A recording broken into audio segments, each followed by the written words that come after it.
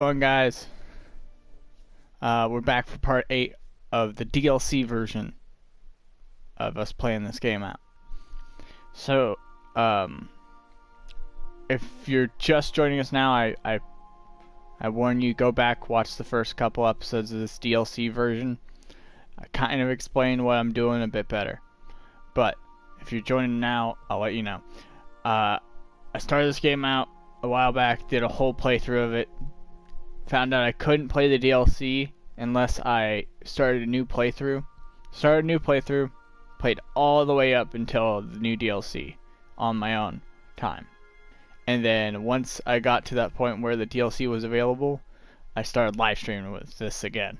And I was like, we're back, guys. We got it. We're back. Anyways, here we are, part 8. Let's go.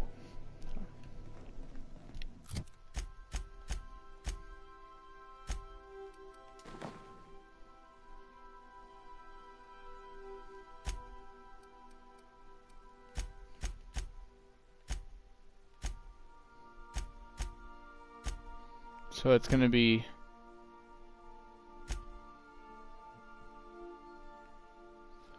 I was gonna see, and this is the thing I did last time. I switched this up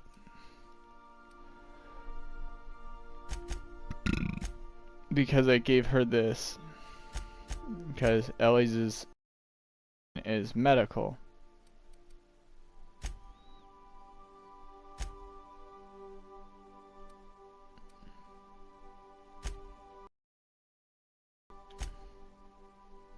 I really don't have anything for medical. Hell, the vicar has a fucking defense outfit on. That's because that actually looks bomb as fuck on him. Parvati has the lock picking on her. I'm half tempted to switch that out for this, and I actually probably will.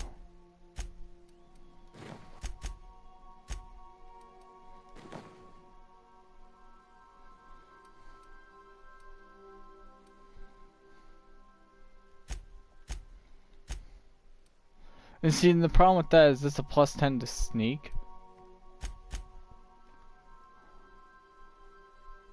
And she doesn't have sneak. Versus Felix had sneak, right? Yeah. Nyoka has sneak? Yeah. So I could have even given that outfit to Nyoka. And dialogue skill bonus could go to Felix? Yeah, let's do that. Okay. So we'll go Felix gets this, Parvati, dialogue bonus, Nyoka, sneak.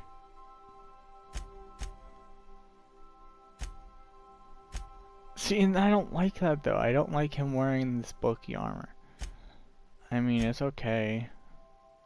Well, yeah, no, that's pretty good because that boosts him up to a 98 on Persuade.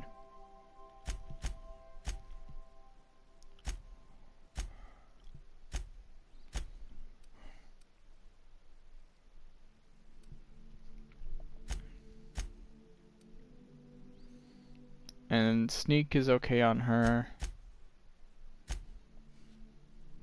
Lie, medical, and engineer for Ellie. I really want to use Ellie more as well though. Her main is medical. Well, that's all she really. That's what her bonus is.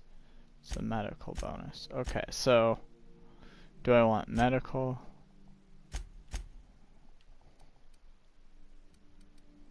Persuade. Lie. So far it's looking like Felix and Nyoka. Engineering and hacking, I believe. So if I need to talk to somebody, it's these two. If I need to go around places and explore, it's these two. And he, I believe, is intimidation. Yeah. So Sam, Felix, and Nyoka. Okay. I didn't realize that till now. Oh, shit! Yeah, boys.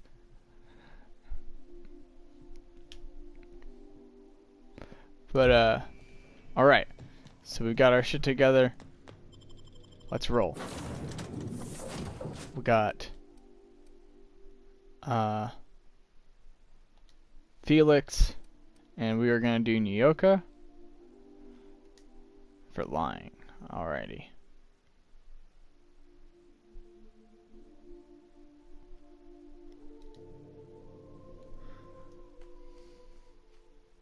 Oh no. I'm dumb. She. My boys. Odd Corner and Dead VHS. How's it going out there? Live stream part 8. So we finished the first DLC. We're on to the second one now. Well, technically this is the first DLC because it was the first one to come out. It just takes way longer for the story to get to the point where you can play this one.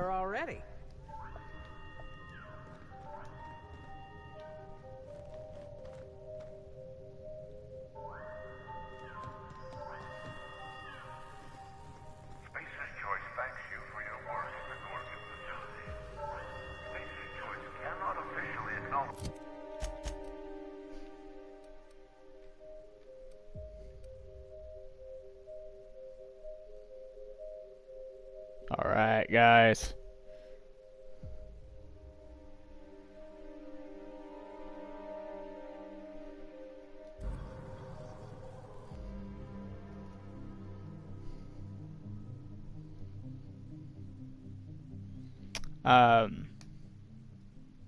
YouTube comments are read aloud, by the way.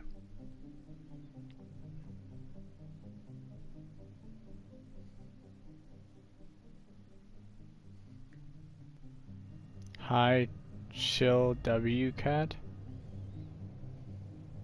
What?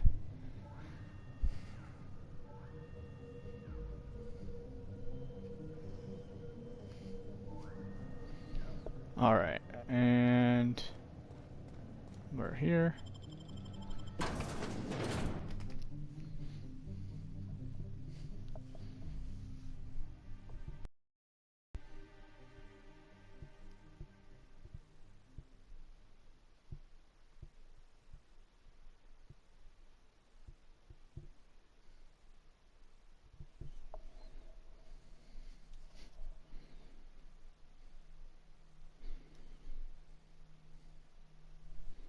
So I ran out of oil today, and my girl got me this new stuff. It's made by this company called Sticky Frog. It's a Fat Panda GMO indica, 73% THC, 0.14% CBD, 5.1 terpene percentage. That's not bad. Alright. What's on your mind? I think we talked to this guy last time, right? Watch yourself out. So, we're supposed to head down this way.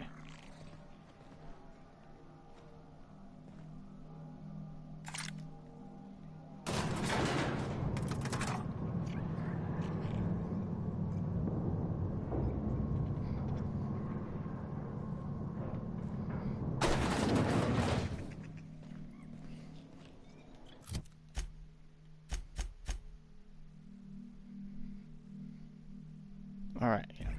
Okay. Interesting little bar, let's check it out. You're a humbug, Trixie, and worse, a thief. I can't steal what's lawfully mine, you tangle-footed dimwit. Break it up, you two. I've heard more than enough of your shit for one day. Bar patron, bar patron, bar patron.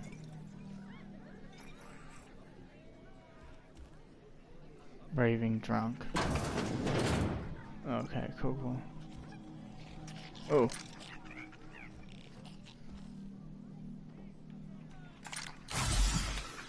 Oh my god, there's sprats fucking everywhere. That's what you get.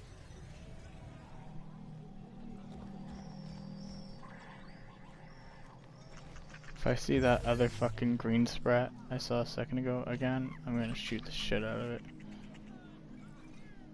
I can hear him too. Just fucking taunting me. I hate sprats. They're the worst part. Because you can hear them. You can hear the little fuckers. But where are they is the scary. Not scary, but annoying part. Oh my god, we're having that lag issue with the controller again. Sorry? Where it pulls to the left. To meet a certain someone about a certain piece of merch.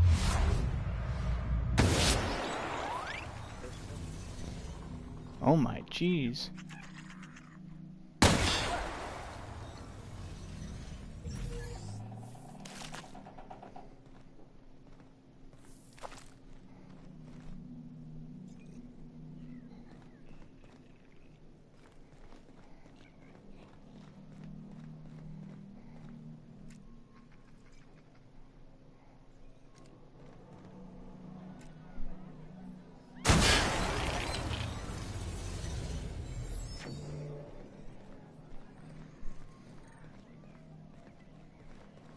I swear I killed most of them.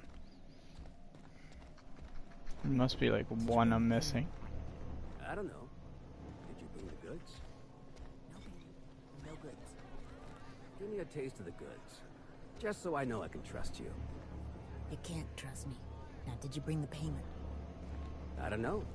Did you bring the goods?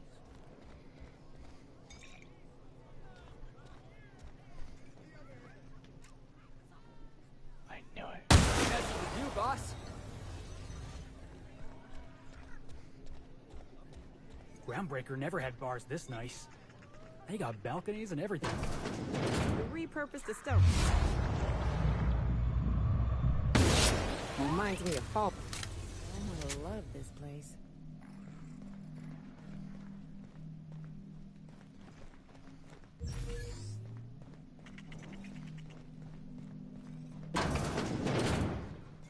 Huh, who's this now? Nah, who am I kidding?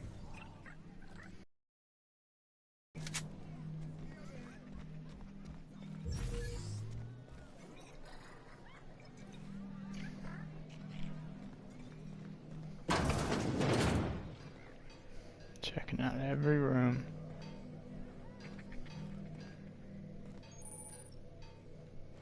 I thought he was dead for half a second.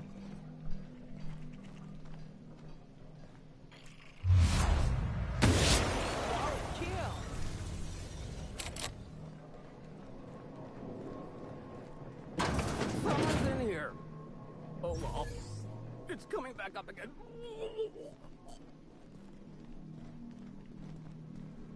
I'm alright. That last one really emptied my guts. No, wait.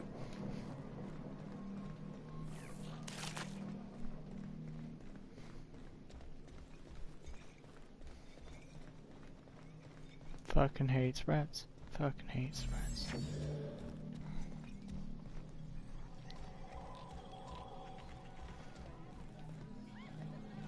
I swear I just saw another one.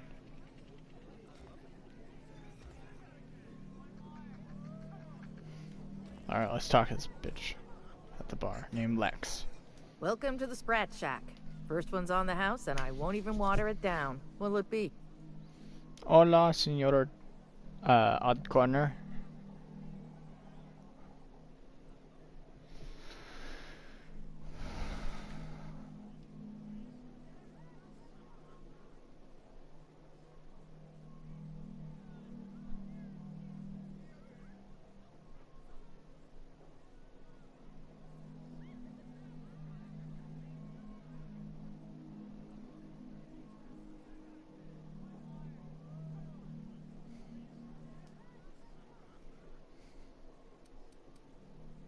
So, you just wandered in for the genteel conversation.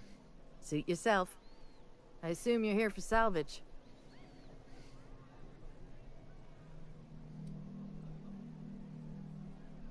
Even if I did, I ain't supposed to play favorites. Most of my regulars are sublight scavengers. They pick over the ruins of Gorgon, spend their earnings at the bar, and head back out the next day. Vicious cycle, but that's life. You're the first new face I've seen in a while.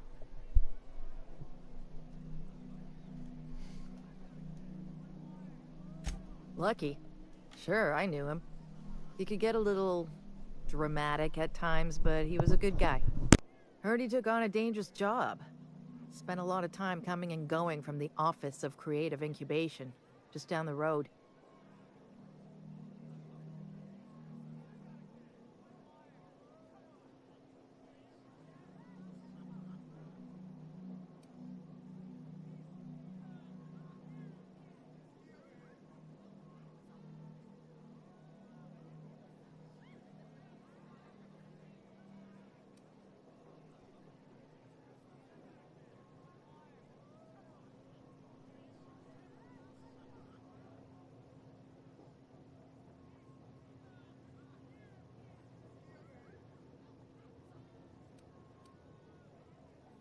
The way he talked about the job, you just knew Lucky had hit pay dirt.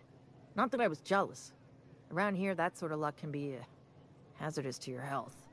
Awful shame about what happened to him.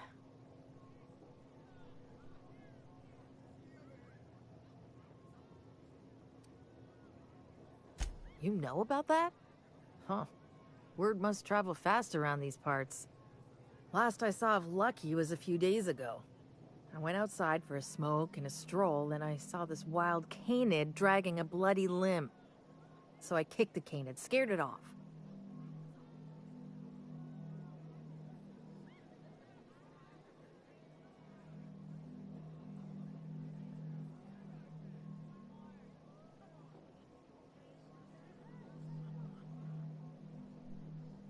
Alrighty. Get this. The canid was chewing on an honest-to-law human arm. Lucky's arm.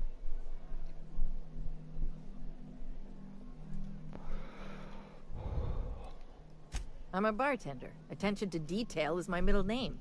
Anyway, the arm was clutching a phonograph that mentioned someone named Alex Hawthorne.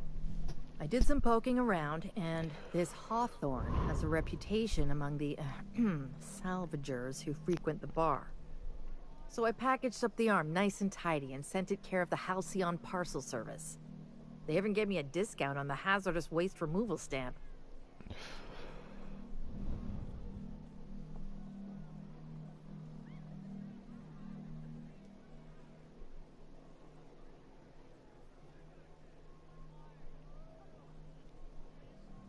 No kidding.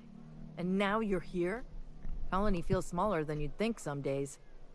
I'm glad I was here to see this, confluence of events, you know? The stars really aligned on this one. And here I am, smack dab in the middle.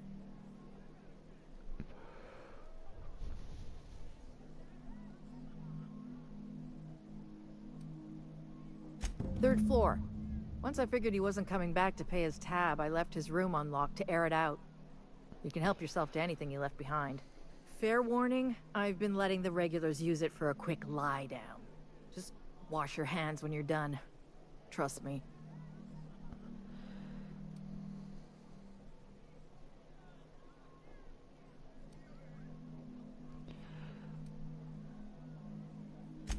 Spacer's Choice used to brew pharmaceuticals in these parts.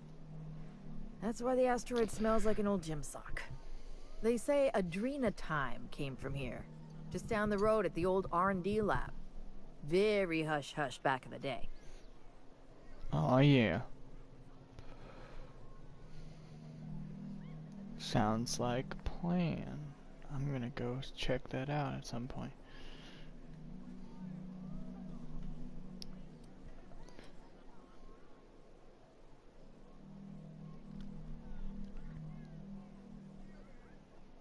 Roscoe might tell you more.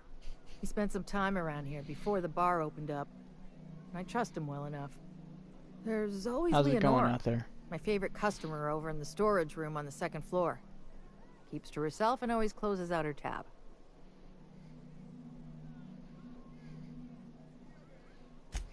He's been here since opening day. I think he told me he was some kind of journalist. He got left behind when Spacer's Choice pulled out. And I guess no one's coming to get him.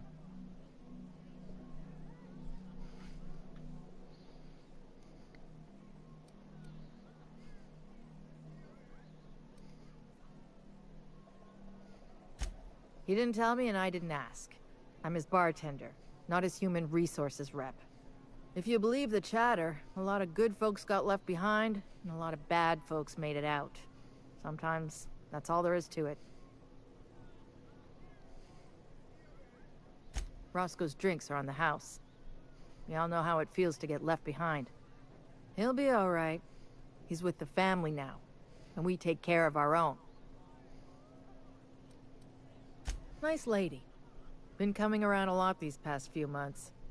She isn't with Sublight, but seems to know the lay of the land better than anyone. She spends most of her days drinking alone. I think she's looking to hire someone. If you're open to a side gig.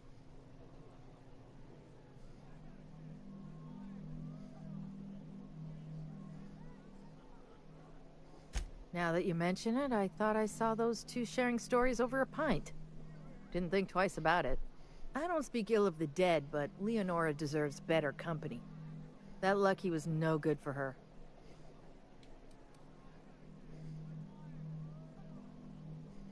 What are friends for, eh?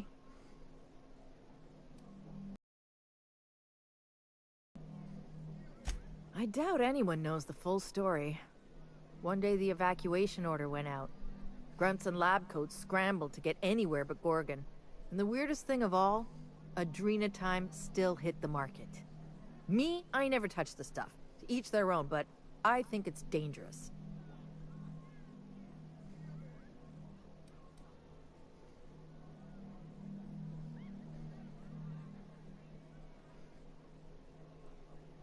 Damn right we are. We've got drugs, scrap metal, prototype weapons, drugs, money, and more drugs. When Spacer's Choice evacuated, everyone dropped their gear and ran. Most of it stayed where it fell, and all of it is up for grabs. Of course, the real treasure is whatever's locked up in the old facility. Until someone figures a way to crack it open, we're just sifting through dirt.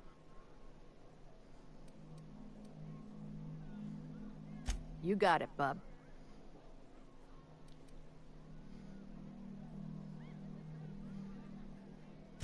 Yes and no. The Sprat Shack used to be a shipping and receiving warehouse during the old Project Gorgon days. When Spacer's Choice pulled their guys off-world, Sublight moved in to salvage what we could, and they put me in charge.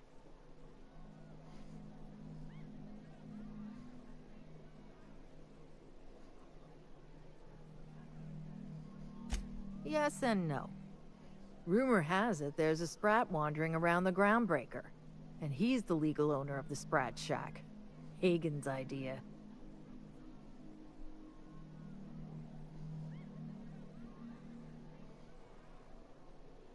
See, Hagen didn't want a paper trail that led back to her, so she gave the bar to the Sprat. If there were any legal problems with this place, the Sprat would do the time. Hey, Sprats can be real dangerous. I once saw a Sprat cross a guy off. Well, not exactly. Guy I worked with choked on a Sprat bone while he was having his usual salt tuna for lunch. Anyway, that's what the paperwork says. I don't make the rules.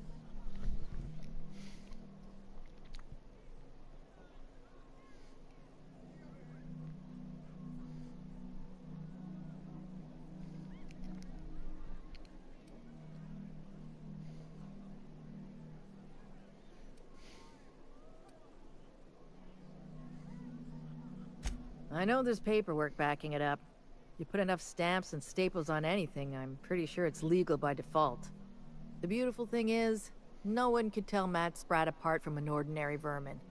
I think that's kind of the point, to send the authorities on a wild Sprat chase. Gotcha. That's kind of fucked up.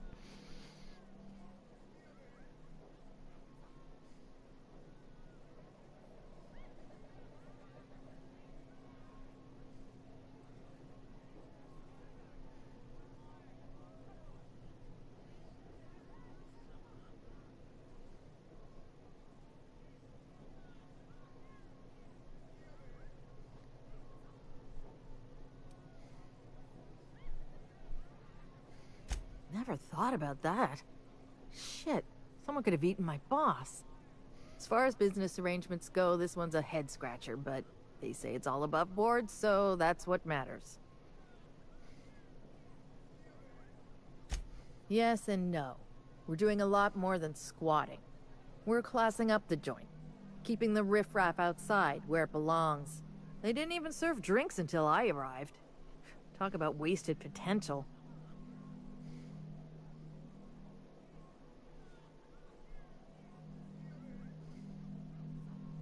Yes. And no. Again, that one was Hagen's idea. She told me that speaking in vague terms keeps you out of trouble. And I don't want any trouble in my place.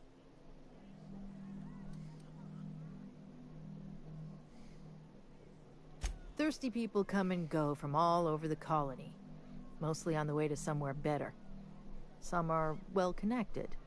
And not everyone pays with bits. That's how we get the unconventional goods anyhow. Sublight keeps us well stocked with the essentials, by which I mean booze.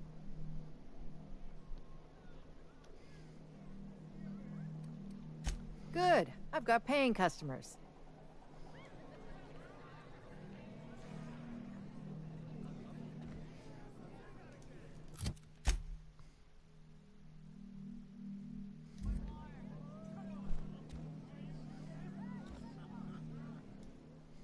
That was my salvage, Trixie. You had no right to it then, and you've no right to it now.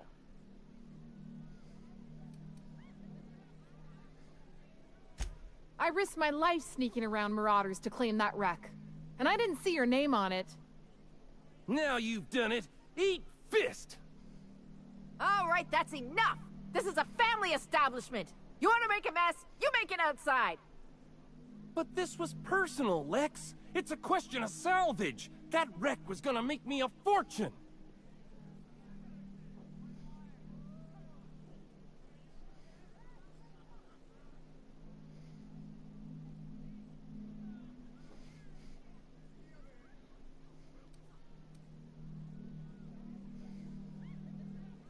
Now you two listen, this is my place. While you're in the Sprat Shack, you'll sit quietly, or I'll forbid you to come here at all. Is that understood? Here, here. Bars are for drinking. The poor decisions that result are better left outside. Fair's fair. I'll have a stout, and we'll settle this later on our own terms. It's no good to leave a fight unresolved. If I don't do something, these two are gonna be at each other's throats.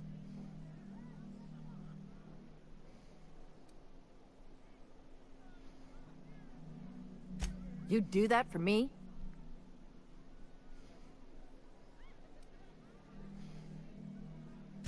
I appreciate it all the same. You'll be paid for your time and expertise, of course. Freddy, Trixie, go on and make your case to the generous stranger. I'll start, seeing as I'm the one who's been most wronged in this equation.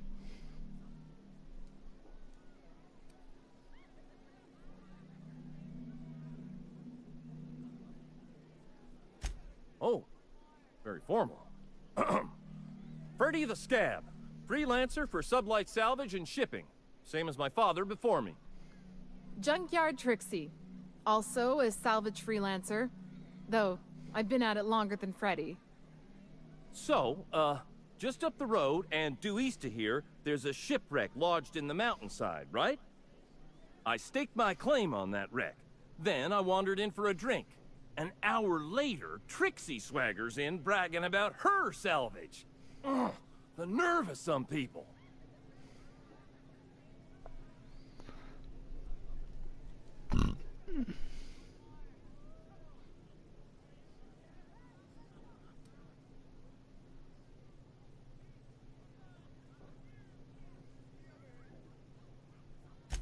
I climbed on top of it and called out in my loudest voice, "Finders keepers!"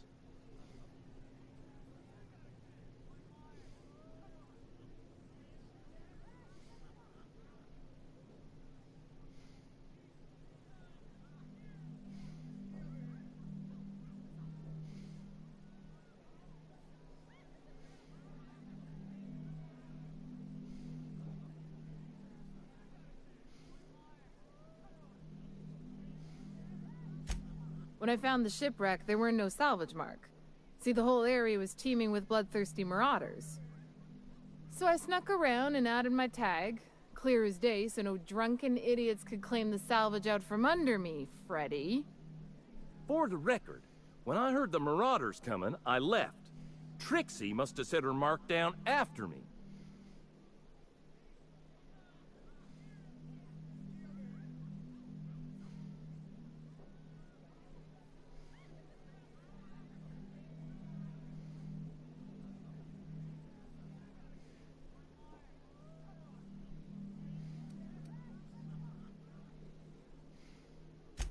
I kept my mouth shut during his story. He should have the courtesy to return the favor.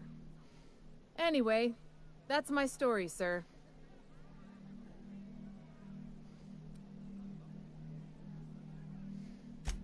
I drew an X in the dirt, with my toe.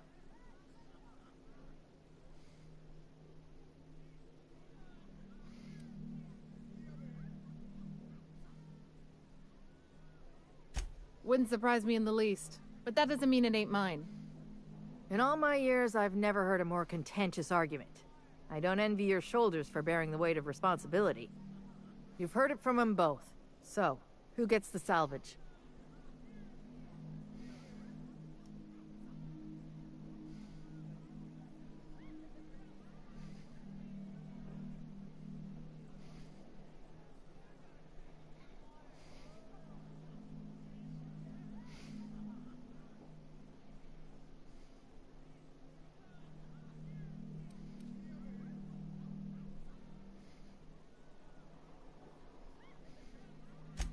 That ain't no kind of fair. He ain't even from around here, Lex. Here's a six-pack on the house, plus your fee. Maybe now we'll finally get some peace around here for a change.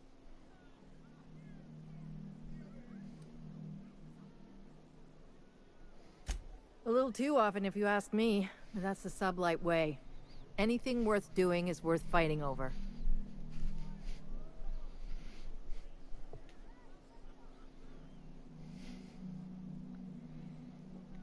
Alright, Come and chat if you're ever feeling thirsty. Oh, boss. I was hoping for a scuffle. I had a bottle ready and everything. Smooth talking, Cap.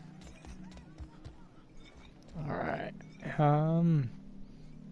So we're going to the second floor right now, because I swear there was someone up here I needed to talk to. This chick. You don't look like one of the salvagers, no? Don't really seem like the type.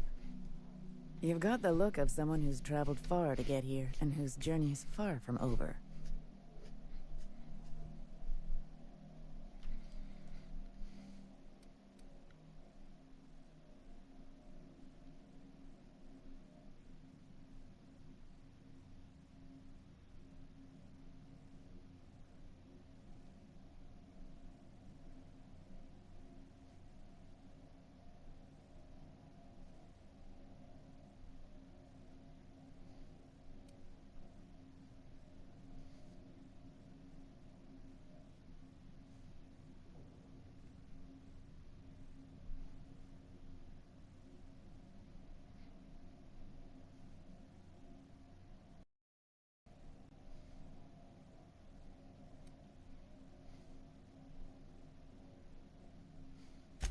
You and me both. I don't know if you're bound for the old ruins, but in case you are, can you look into something? I'd do it myself, but of course, the marauders would eat me alive.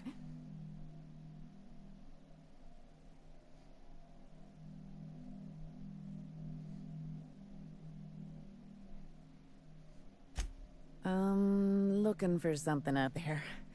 Been paying Sublight to help me, but they haven't made much progress.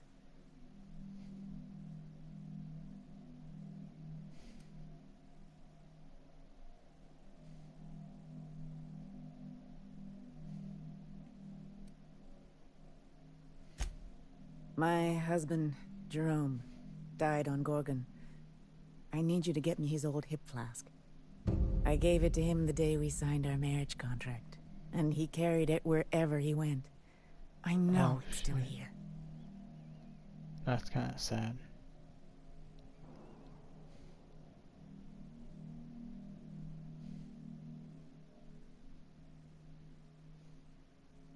No point in denying it, he died on this rock.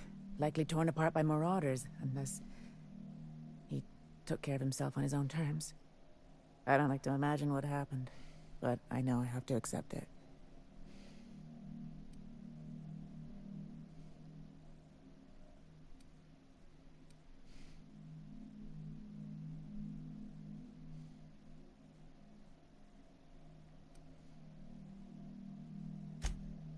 I appreciate it, stranger. I don't expect you to move the stars. Just keep an eye out and think of me from time to time. I don't have much, but if you help me, there's a little set aside for the occasion. Jerome used to drink with his buddies in a small kitchen opposite the maintenance shed. Might be a good place to check first. Yeah? That old flirt? Yeah, I let him buy me a drink or two. He talked my ear off about exciting jobs he'd done. All lies, I'm sure. He fell asleep with his head on my shoulder. That man had baggage like you wouldn't believe. I didn't think anyone could be lonelier than me.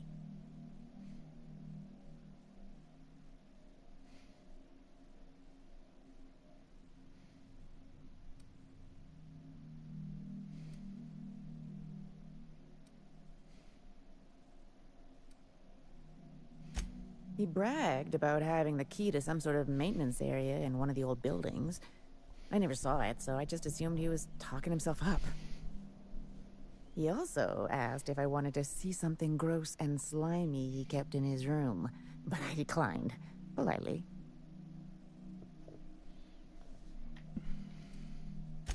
He put on quite a front, but I think he was weary. Like he'd seen too much and had too little to show for it. Guess we were kindred spirits in a way.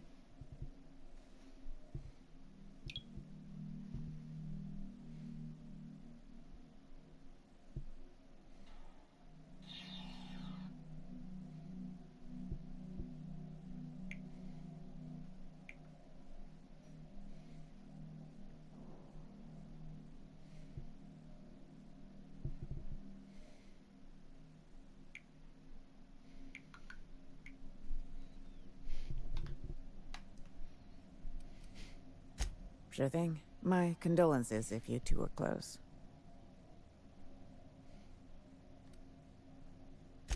The lab coats kept quiet about the project, but the air was charged with excitement. You could feel it wherever you went. They wanted to change the world. A tenfold boost to worker productivity with no side effects? Who wouldn't salivate at the thought? I don't know what went wrong, but when the shit hit the fan, it sprayed everyone in its path, including me.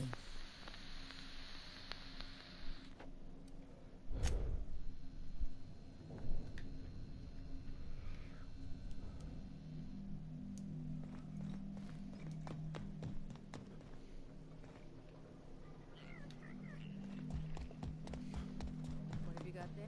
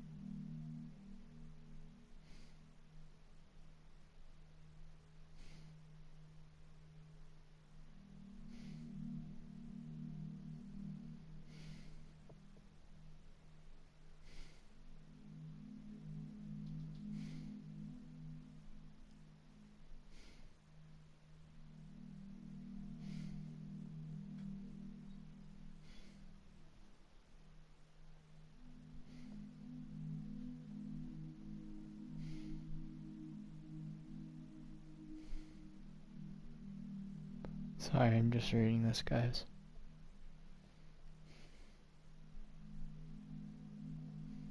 Alright.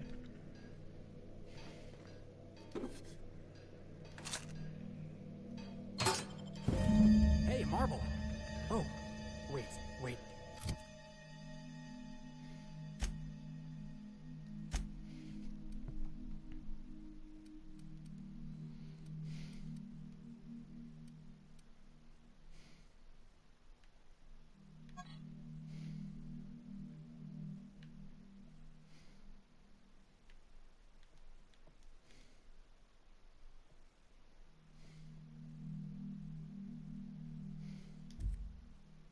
Nope, that's a human eyeball. I really hope this ain't a sign of things to come.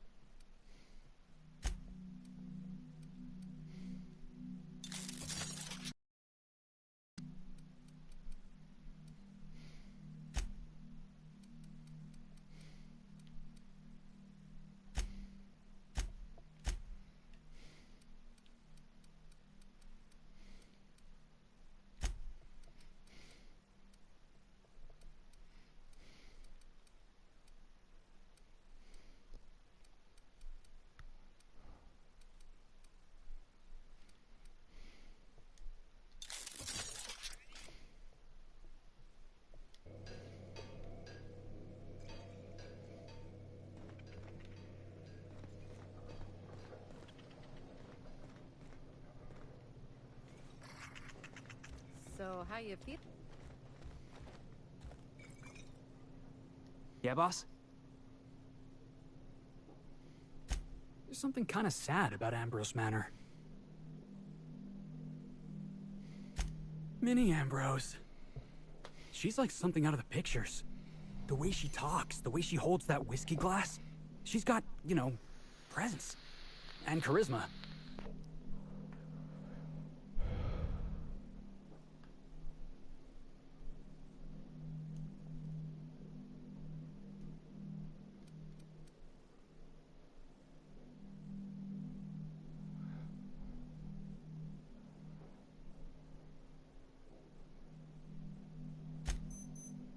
Cause you're my boss? Besides, I start talking about you the way I talk about Miss Ambrose, and Ada's gonna kill me in my sleep. Hey, by the way, I wanted to ask you about this journal we're hunting down. What do you think is in it? Corporate secrets? Map to some buried treasure, maybe? The last will and testament of Miss Ambrose's late mother?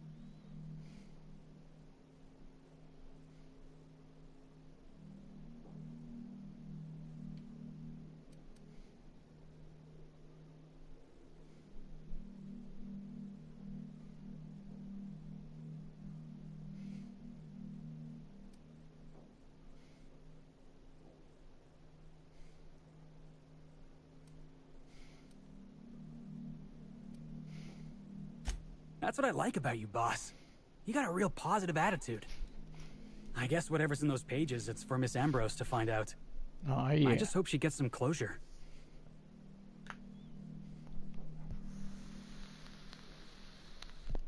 What up, what up?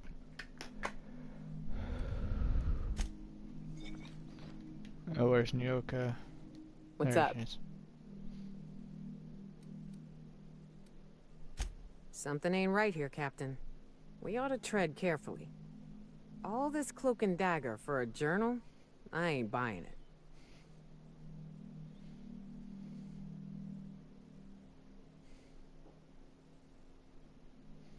Yeah, the whole thing stinks of a cover-up. I'm used to folks leaving their messes behind for all the colony to see. Hell, look at Monarch. So imagine what they'd actually be trying to hide. Captain, it's gonna be bad. Oh, yeah.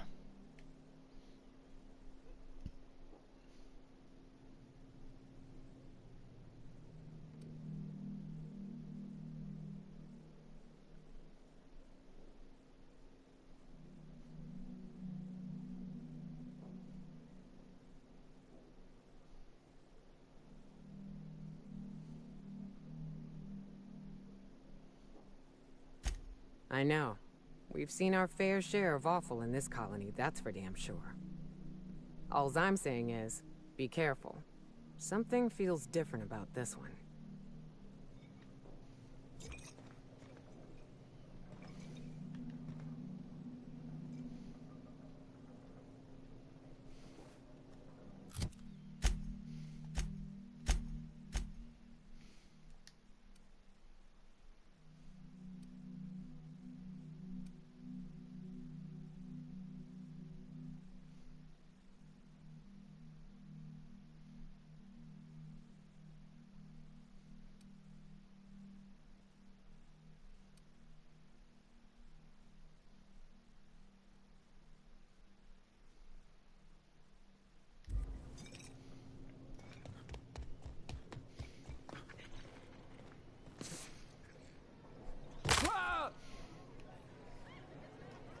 Sorry about...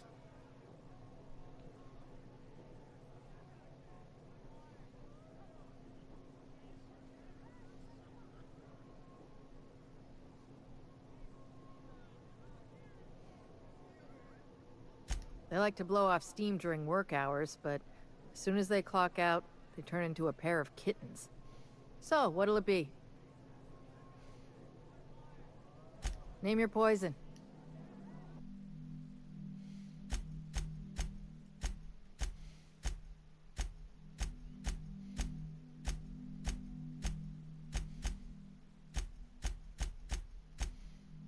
Nope, she doesn't have any quest items. I could definitely sell her some shit though.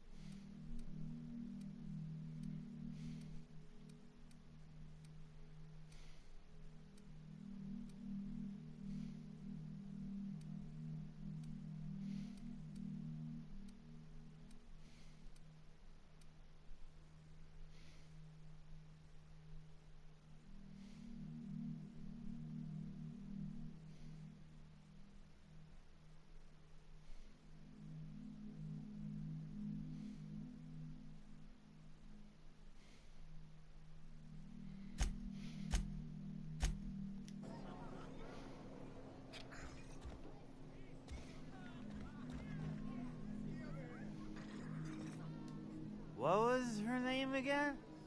Ambrose. Curdle milk with the glare of that.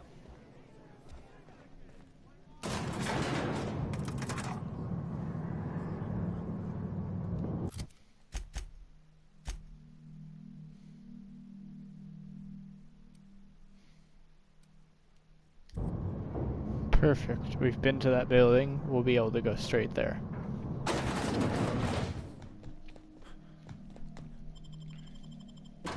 I think after we explore that, we'll call it a good live stream.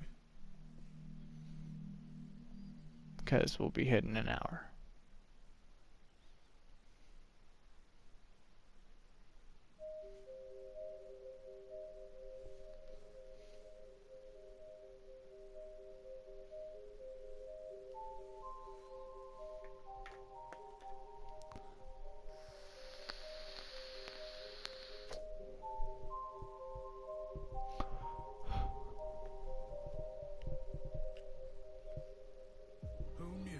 Darkness lurked in the heart of Gorgon. Captain Hawthorne and his crew were about to find out. Whatever's out here, it better be worth I'm not carrying Captain around a man's eyeball. You fucker! He doesn't even... See, that's the problem, is they can't call me by my actual name. So it's like, they have to call me Captain Hawthorne, otherwise, quote unquote, Ada will freak out. So dumb.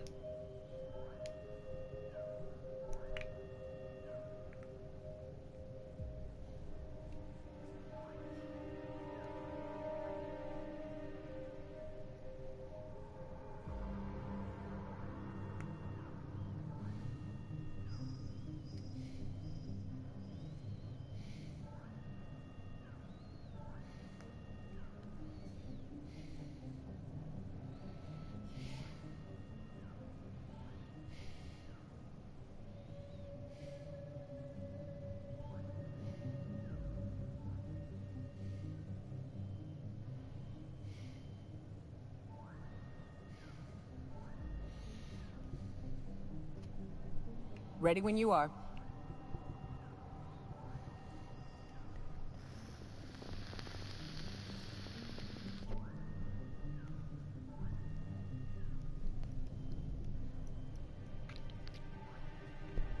Ooh.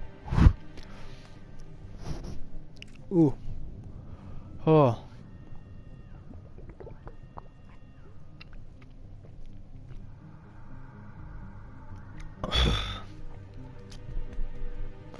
Ah. Rough fate. Alright, let's fast travel to this freaking objective.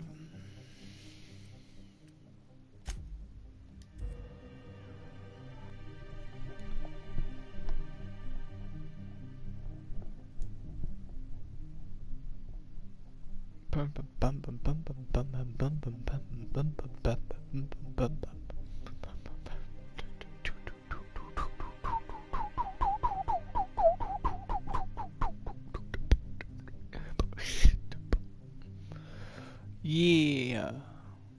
Bum, bum, bum, bum, bum, bum, bum, bum, bum. This should be made into a beat.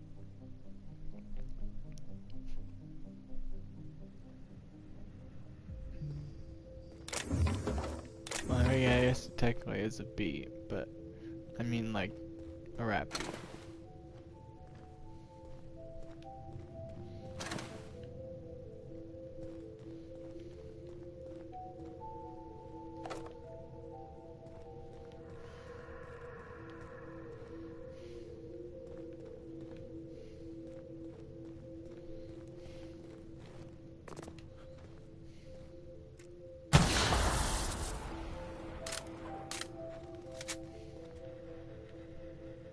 Initiating ocular measurement.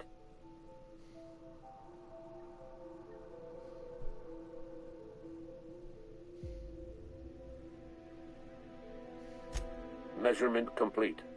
Ocular identification complete. Welcome, Clarence Mostly. Access granted. Welcome to the Office of Creative Incubation.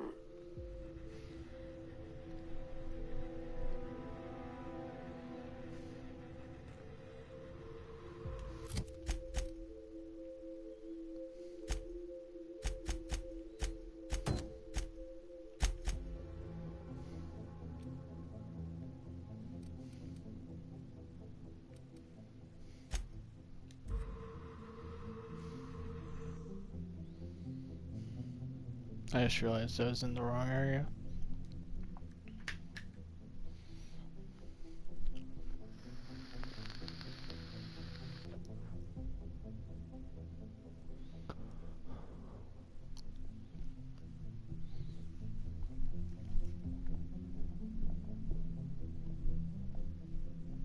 I love the fucking music in this. It just sounds so like... Sounds like it could all be made into a rap beat.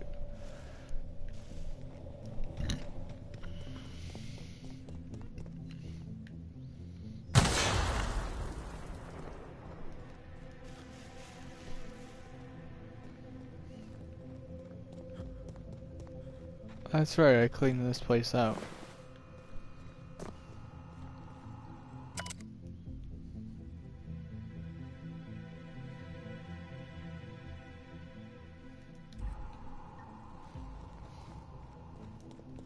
Oh, that's right, I thought Jerome was like one of the Marauders at that point.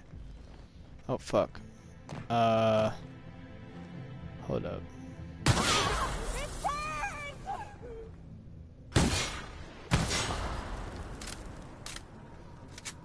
I have to like make sure I blow all those up at the same time and hit my crew with them.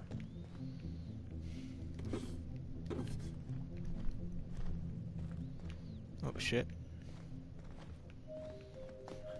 Crew, move Will back do, here. Captain.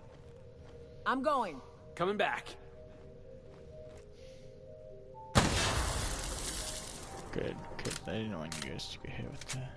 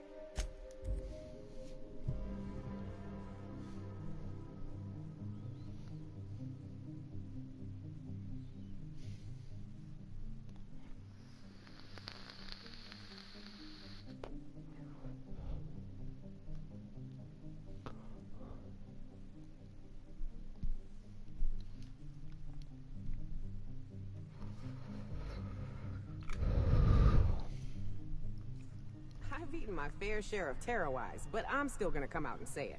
This mission is gross. Who knew what darkness lurked in the... Oh yeah, guys.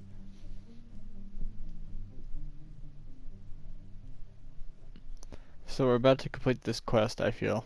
This, like, task based quest. And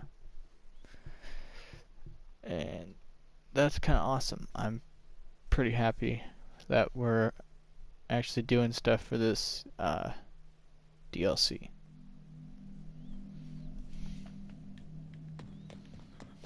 Getting stuff done already. It's kind of awesome, in my opinion.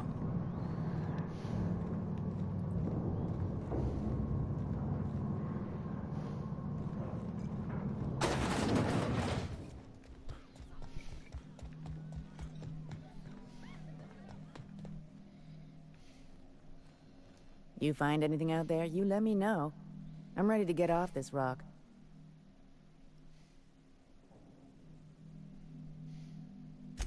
Looking for something out there. Been paying Sublight to help me, but they haven't made much progress.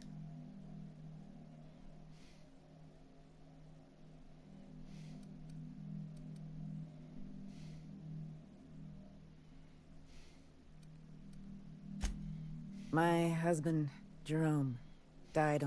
I gave it to him the day we signed our marriage contract, and he carried it wherever he went. I know it's still here.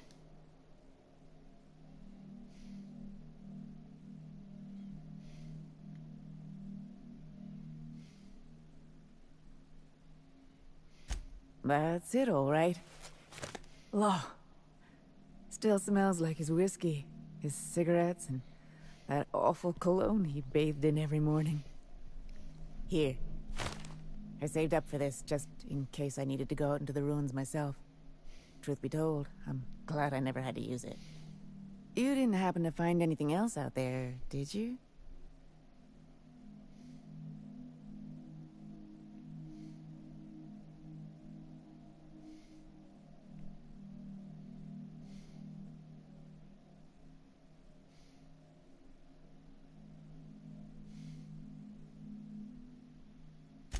A marauder? You're telling me he's been alive all this time? Don't tell me that's the end of it. Was there anything else?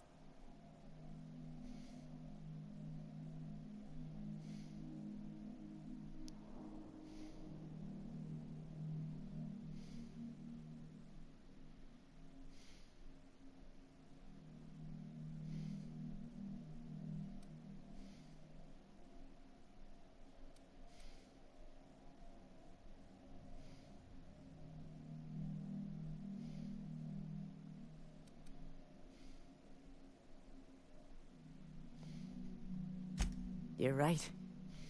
My Jerome deserved better. But deserving isn't the same as getting in this rotten colony. Jerome got me out of Gorgon. I can honor his memory by staying out. Time to hit the dusty trail. Be seeing you, stranger.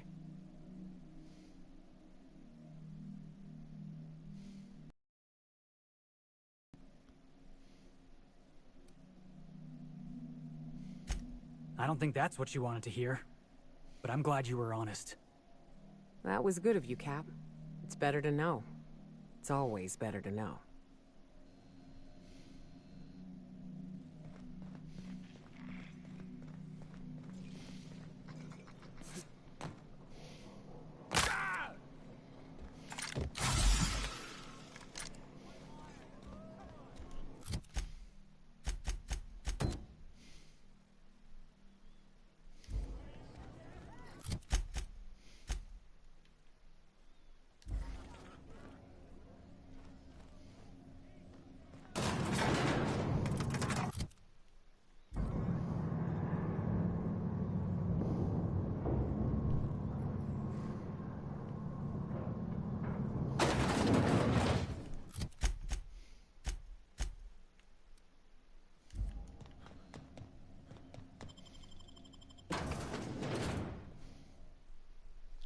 Do.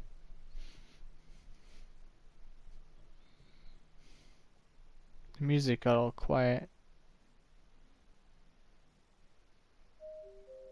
There we go. Here's my tune.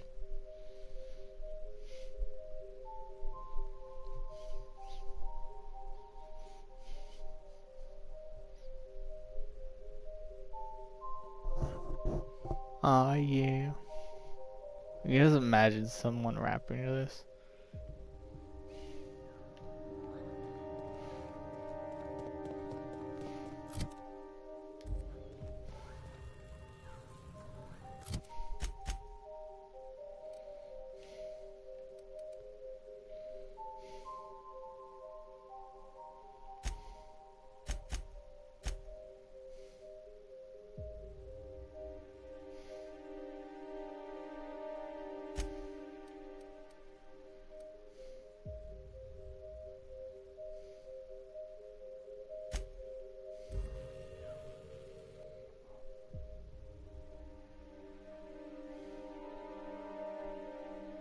This is apparently where I'm supposed to go.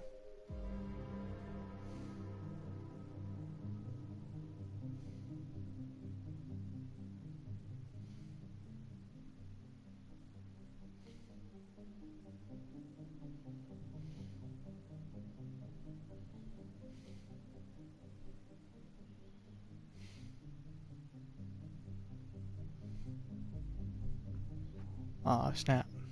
Here we go.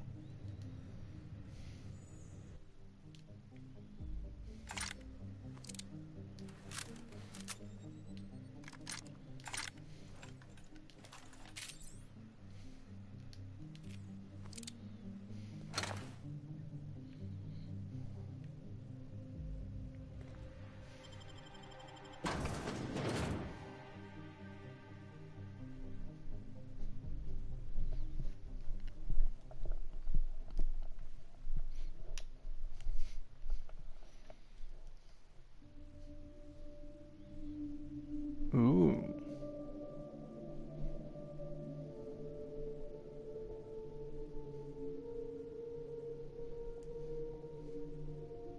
There's some 808s on this. See, like, there's so much shit in this that could be made into beats, I feel.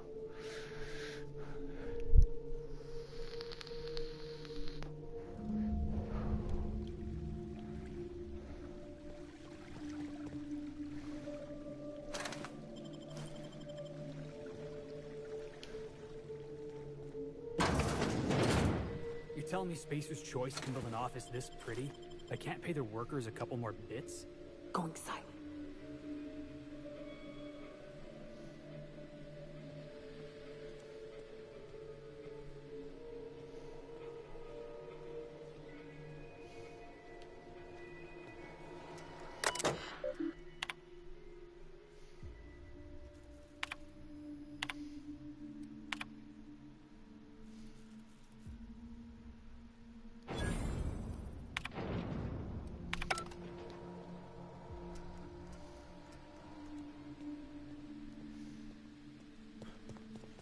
Ah, the Spacer's chosen. Lousiest team that ever did swing a tossball stick.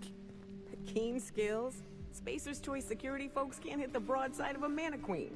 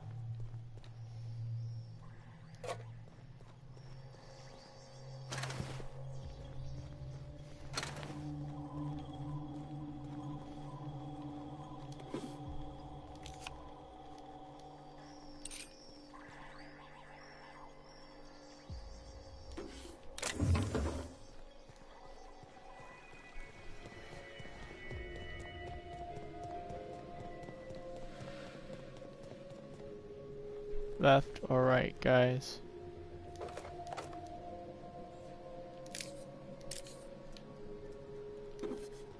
Let's pick all this stuff up first. Make sure we miss nothing on the computer.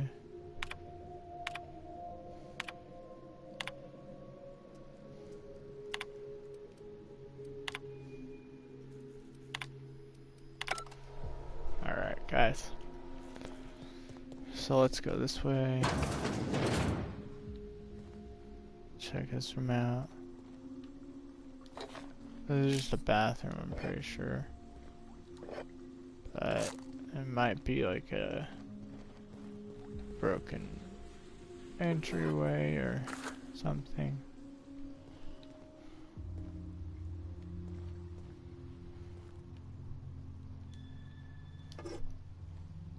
Broken air vent or something. Nothing? Wow. Why was that room locked? Weird.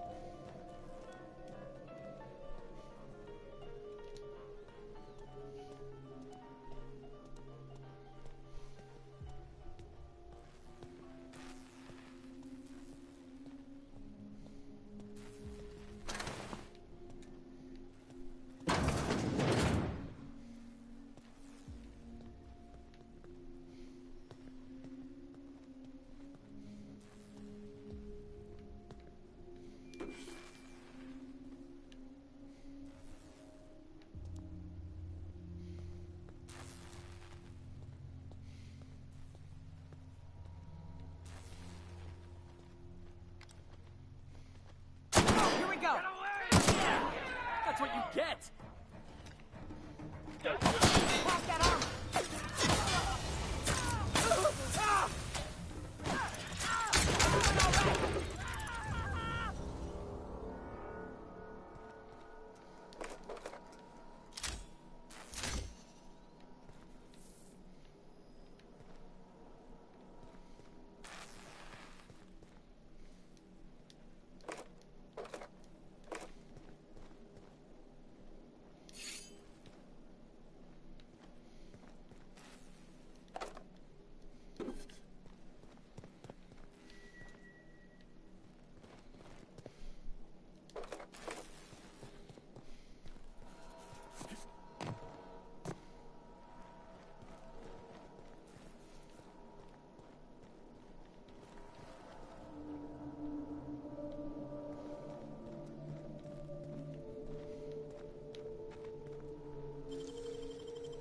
Huh. I would have just broken it.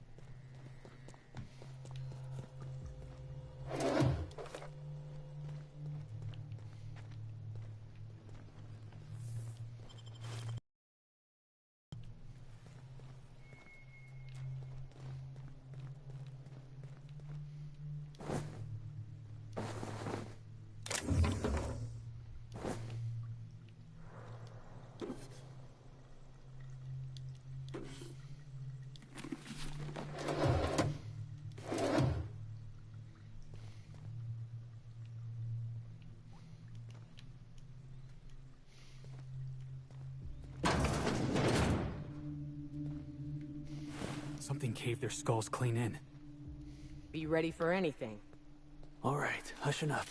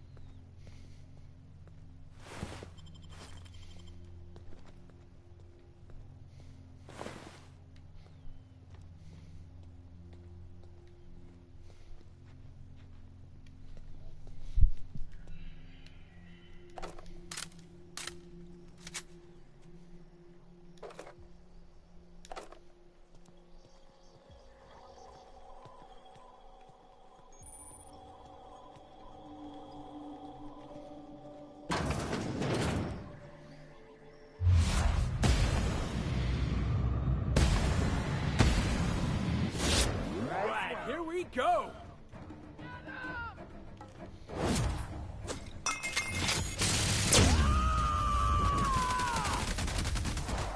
To shreds, you say? Score one for Felix!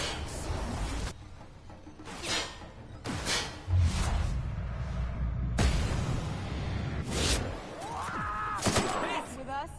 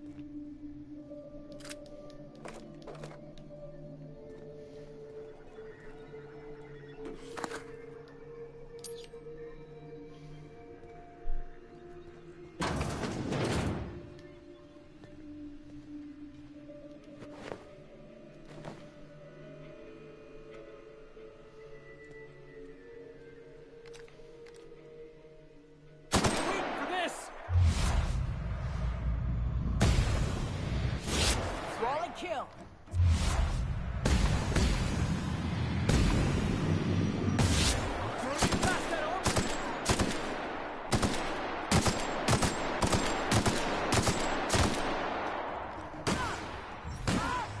Yeah! Now that was fun! Alright. Sweep the room.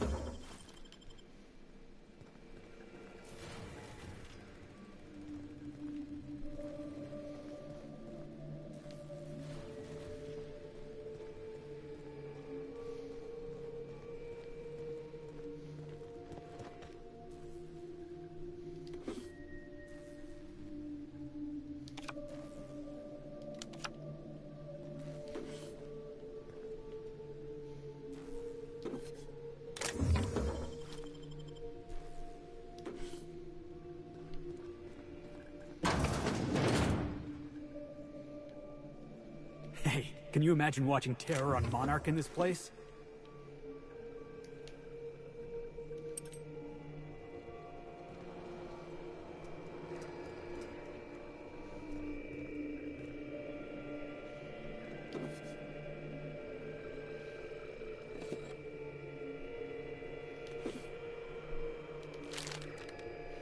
About your test subjects, I assume you're trying new formulations on humans, correct?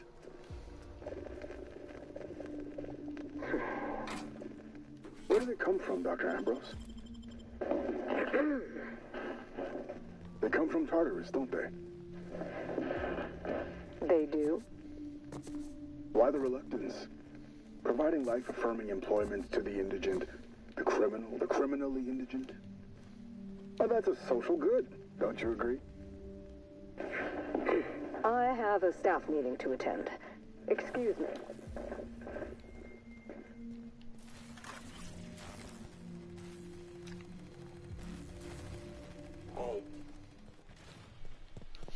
Son of a bitch. Holy shit.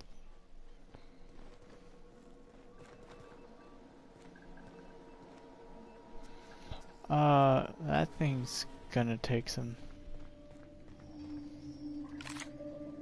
time to kill. But, oh shit. Dope. A little room to repair and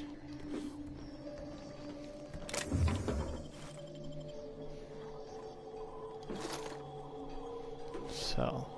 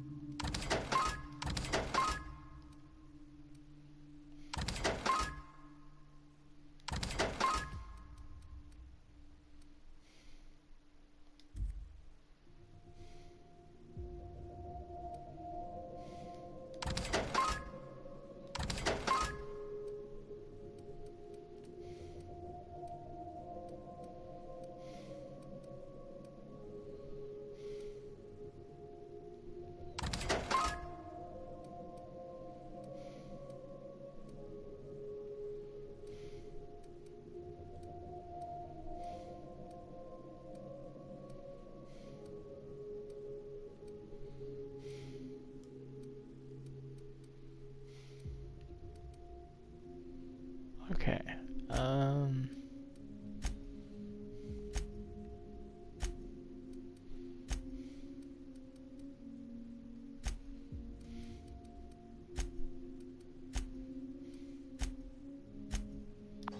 Show your boss that you are.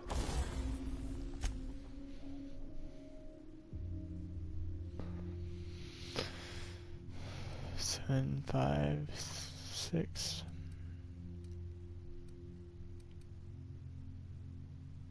Eight, 1, 4.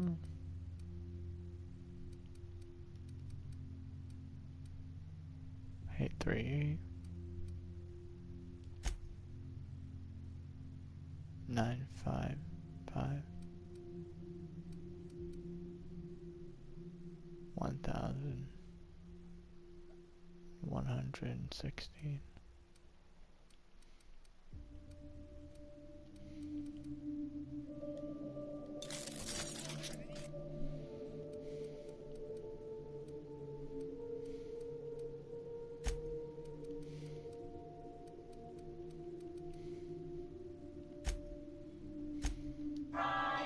Because you take a dream at a time.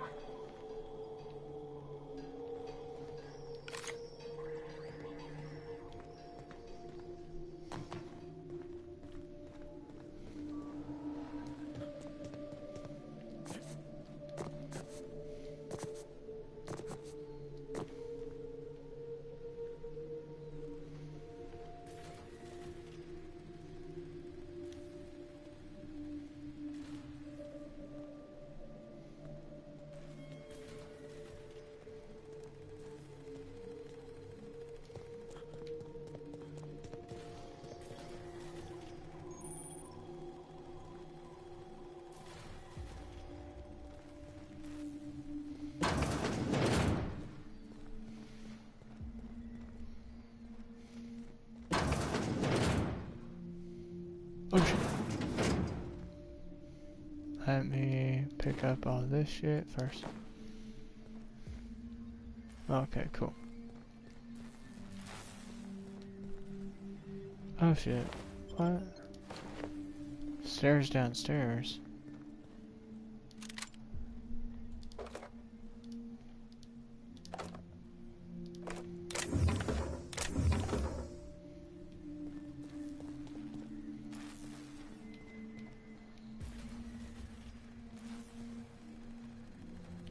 Oh shit.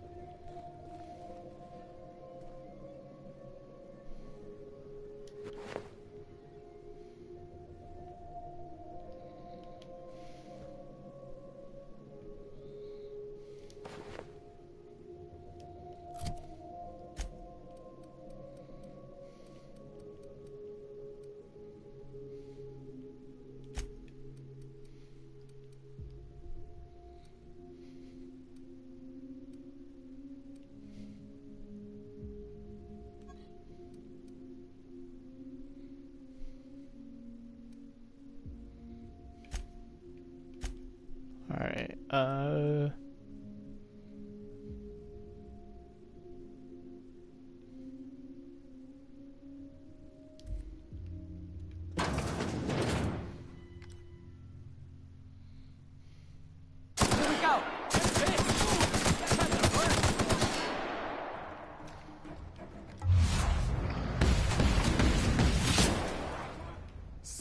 one for Felix.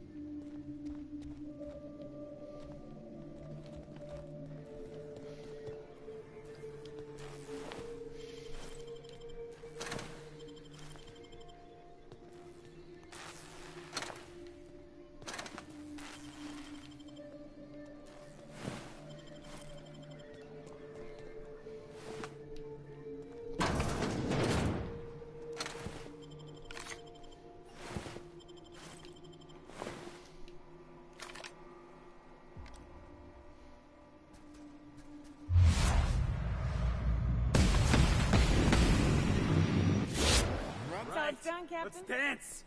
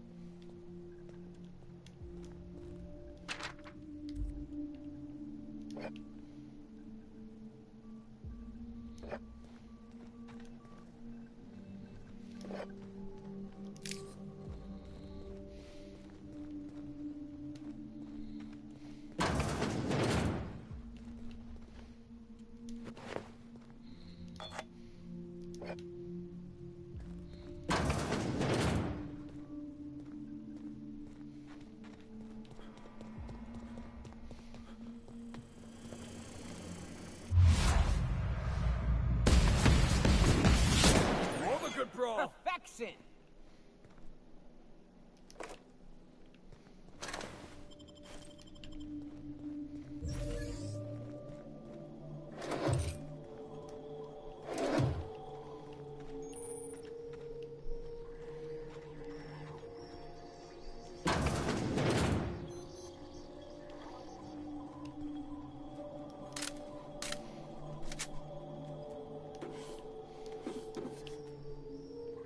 You could fit whole families in here.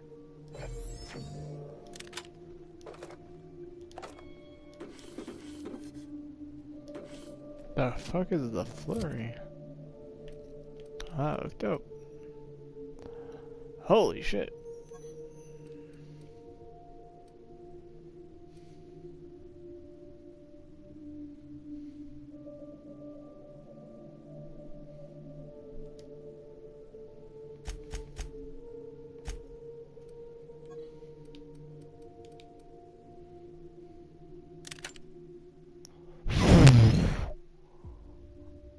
Fuck yeah, guys. Yoga's gonna kill some shit with that. And it looks perfect for her because the whole, like, big ass gun she uses for her side, her ability.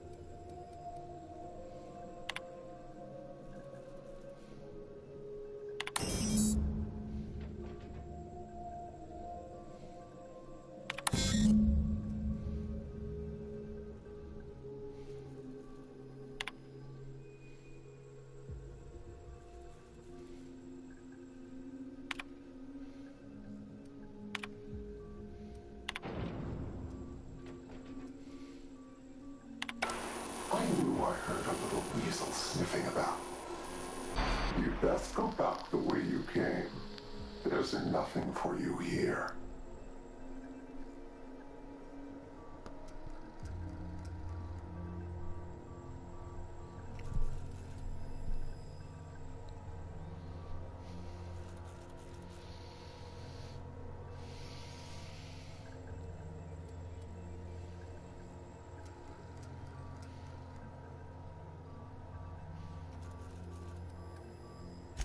I have a message for you.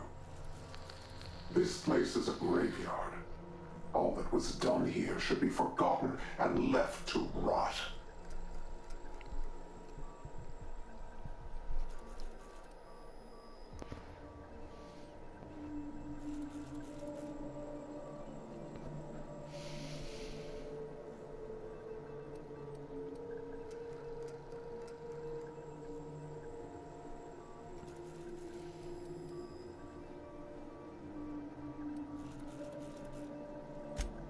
I did. And I am prepared to do worse if you ignore my warning. Gorgon is the birthplace of marauders. We created them here, in this very facility. They are our misbegotten children, born of hubris and vanity. I don't understand. They made Marauders here? How? Marauders were created? Those bastards! They hold no fondness for trespassers. I've placed the facility under emergency lockdown to keep them safe. Let the Marauders die in peace, or I will make certain that you die with them.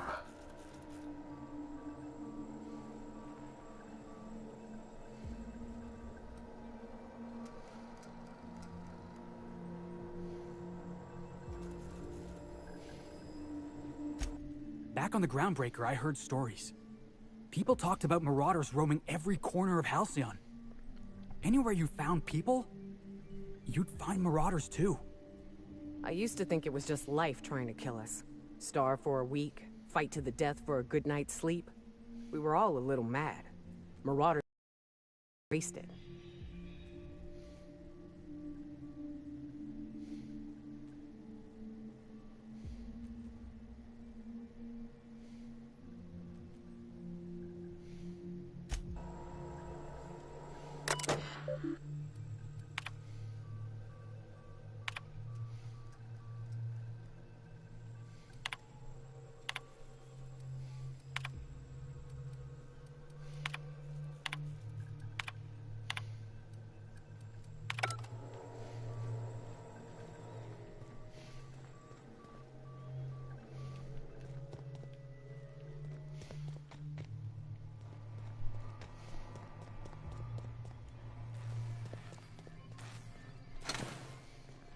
I've seen firsthand what the corporations are capable of, and we're about to dig up their past. We never listened to warnings before. I don't expect we'll start now.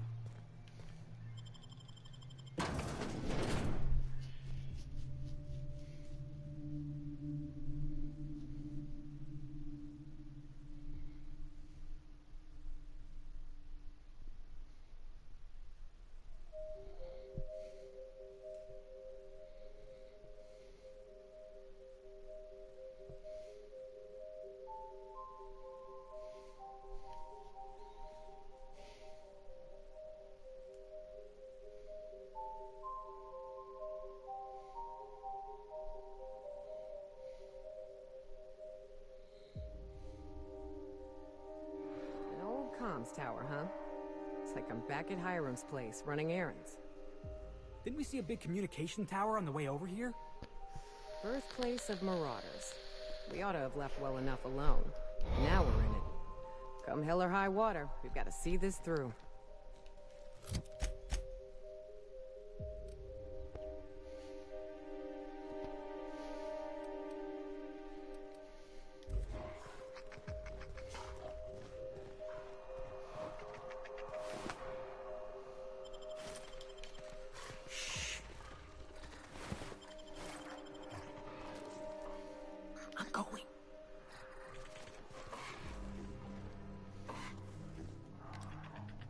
Yeah. Sure.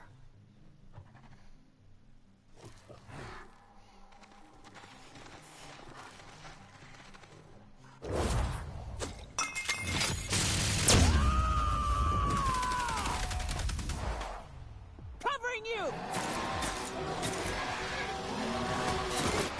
Hey, boss! Watch this!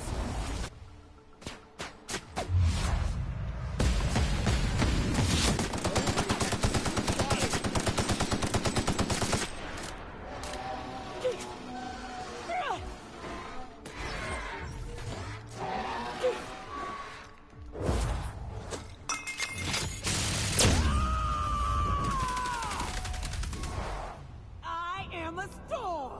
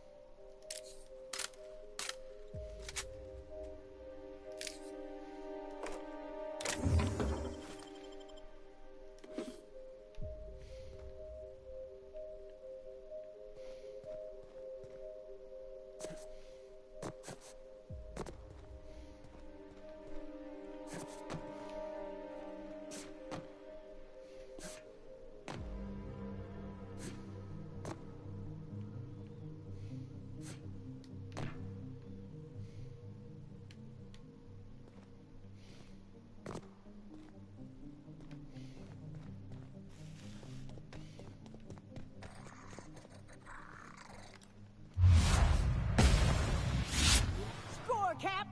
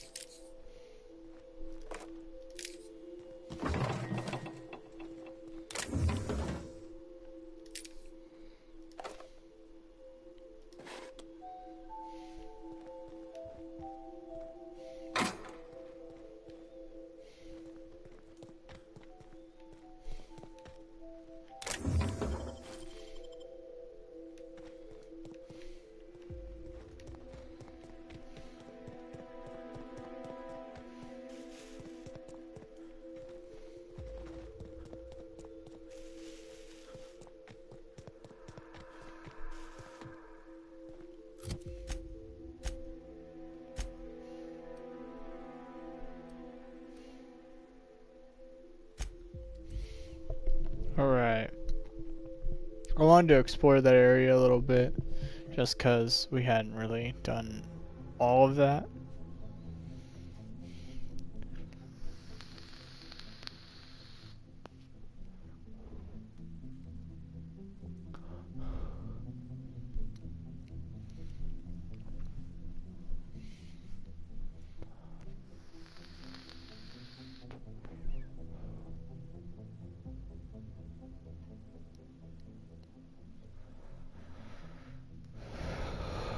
Ooh.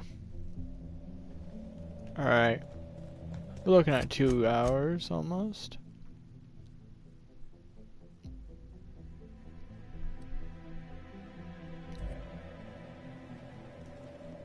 It's on our left.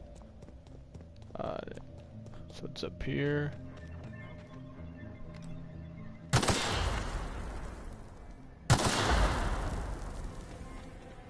Oh.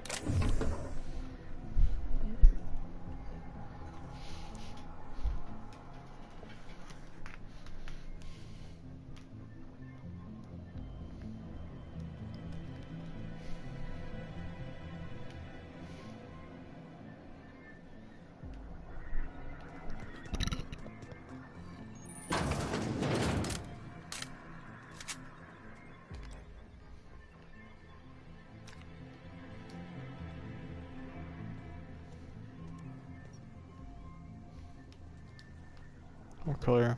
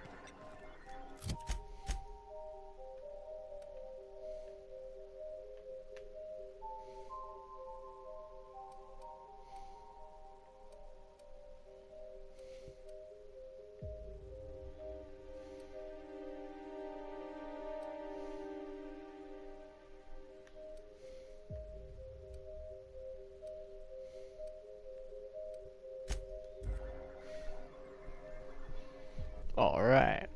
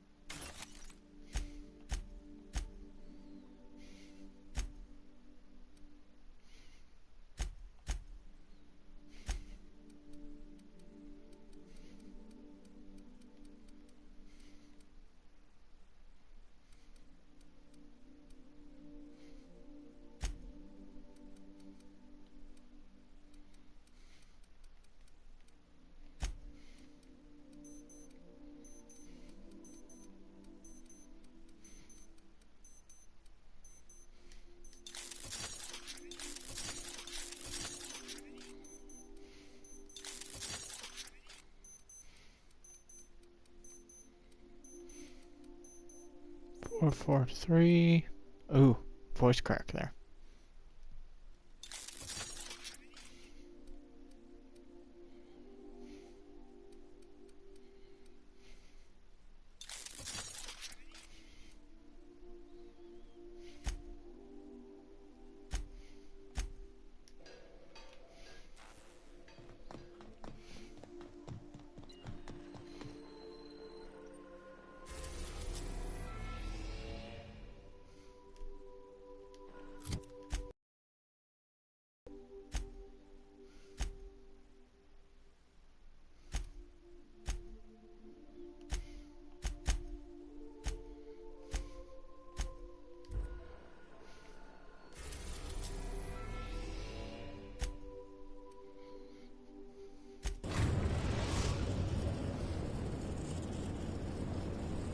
Captain, transmission request from Ambrose Manor.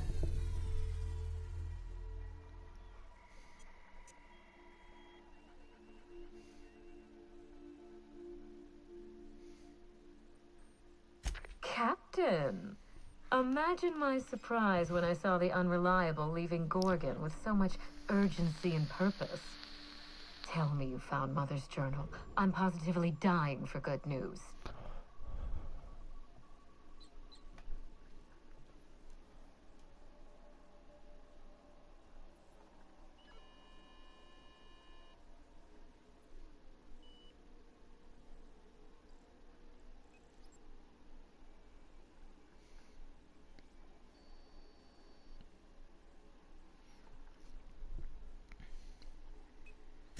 Someone? You mean someone still has access to the facility? Oh, after all this time. Who was it?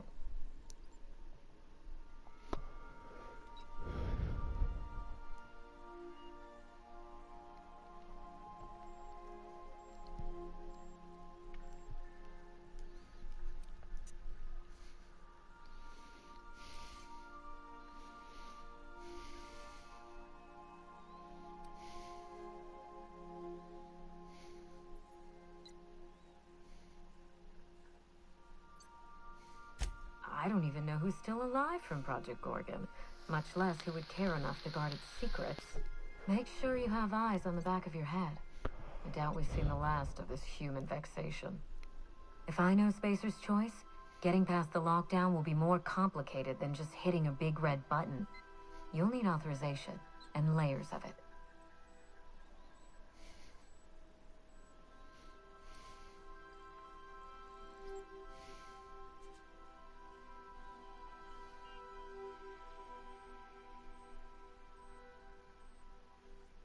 No.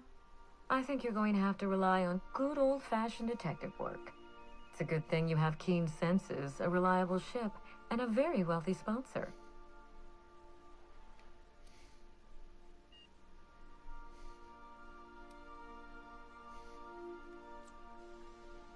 I knew Mother was involved with some important chemical trials, but I had no idea her pet project was Adrenatime. Adrenatime is a working man's stimulant, like a caffeinoid. Very popular at launch, though the marketing quieted down over time.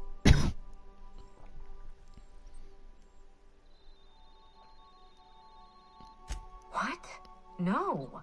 I mean, there's some very morbid wording in the fine print, but I had no idea Adrenatime could make marauders out of people.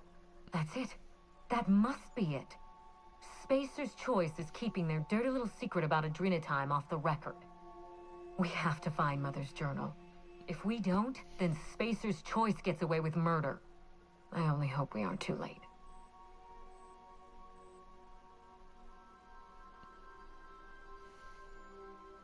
Adrenatime was touted as the working man's best friend. A drug that boosted productivity with no adverse effects.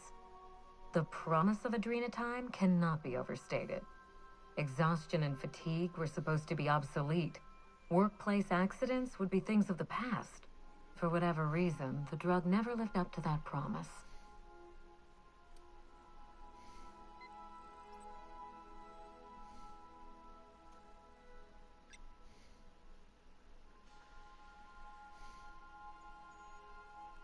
I don't know.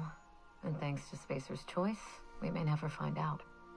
I know that I'd like to see a colony where the promise of Adrena time was fulfilled. And I doubt I'm the only one.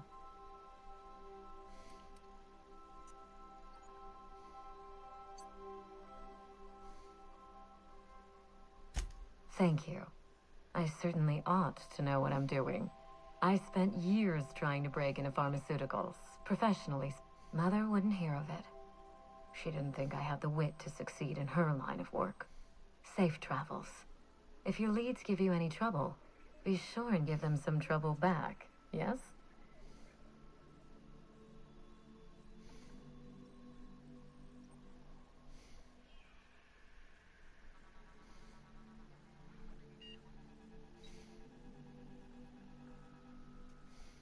Ta!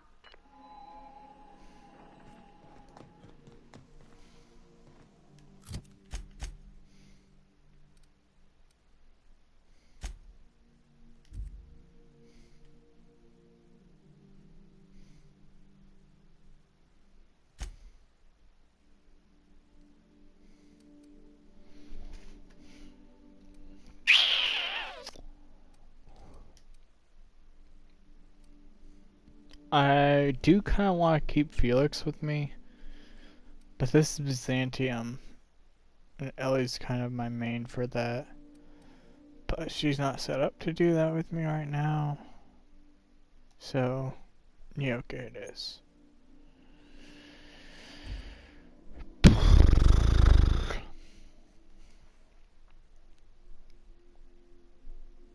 I'd like to have Parvati with me, but her skill set is just not the setup I need. I need the lion persuasion bonus. I mean, she does have the lockpicking outfit. And I kind of want to do a whole move things around. But who would I give the sneaking shit to besides Nyoka? Or him?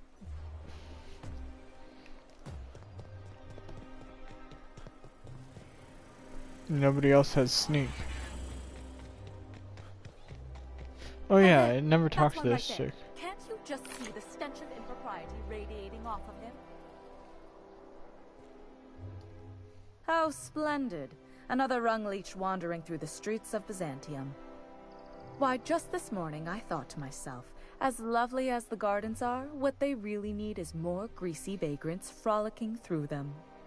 And here you are, frolicking.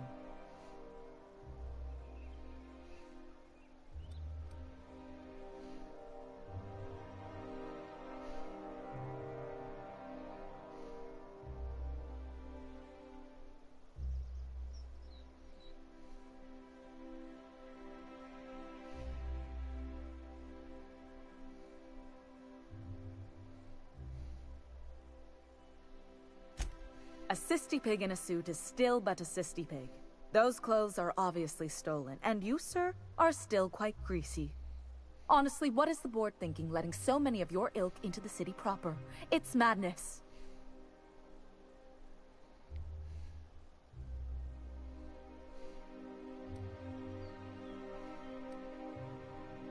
What's wrong?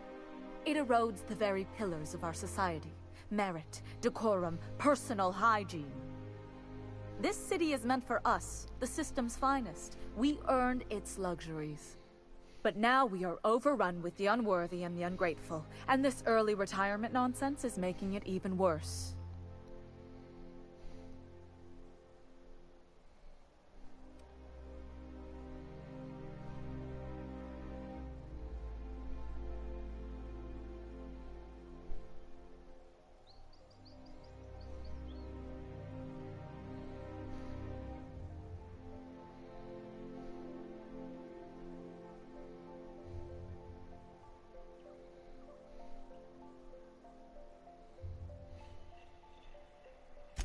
The worst thing to happen to Halcyon. A contest that gives even the lowliest to most inefficient workers a chance to live in Byzantium. By simply winning a lottery, those early retirees get an exclusive district of Byzantium to themselves.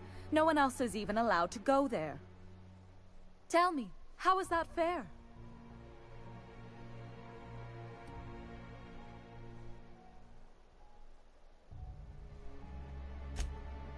Oh, by the law.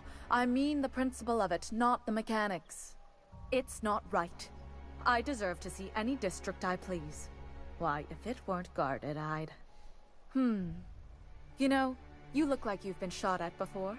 What say I hire you to investigate this travesty, and you get paid to do so? Beats standing around and talking to aristocrats anyway. Yes. Listen to your... What is that person's job exactly? Are they your secretary? Personal masseuse? Or do you just keep them around as a mobile armrest? Well, it doesn't matter. What's important is that you think this is a fabulous arrangement, and you'd be thrilled to lend me your services. Aren't you?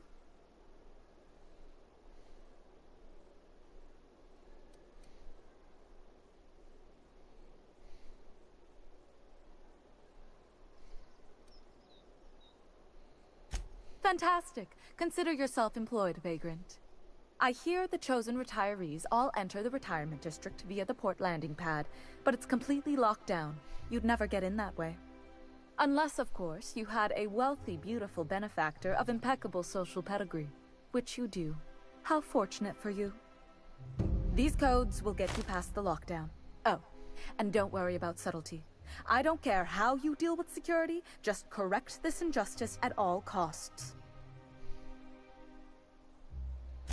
The same way anyone gets anything here, of course. I made friends with the right people. Bits might earn you a place in Byzantium, but that means everyone here has little need for more. Hey, well, how's it going? For favors like this, you need to spend... let's call it social capital. Now, do we have any further business, or are you just here for the repartee?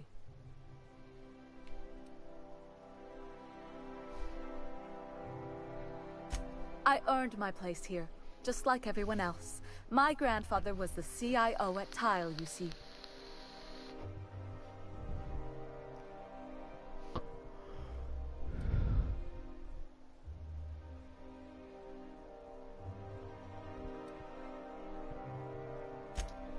Chief Idea Officer. He came up with all the best ideas for their products. You know the font they use for Stogie Slims? That was him. Well, he described the idea of it to their font development team, then picked it from a list of choices, but that's basically the same thing. It was a very long list.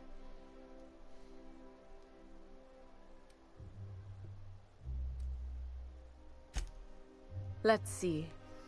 He picked the colors they included in rainbow chips. No one else wanted purple, but he insisted. Everyone loves the purple ones. And you know how the Cosmic Smokes logo has an eye in the middle of a heptagon? He said that one came to him in a dream. He was a true visionary, so far ahead of his time.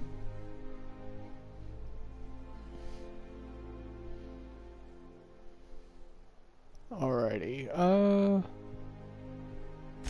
I just told you.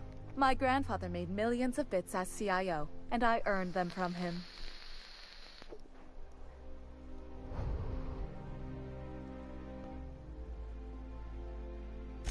Of course it is. Wealth is the most visible, objective measure of success. And success isn't given to you, it's earned. My grandfather taught me that. If you have wealth, you're successful, and if you're successful, you must have earned it. Honestly, it's a simple concept. alrighty. You're welcome.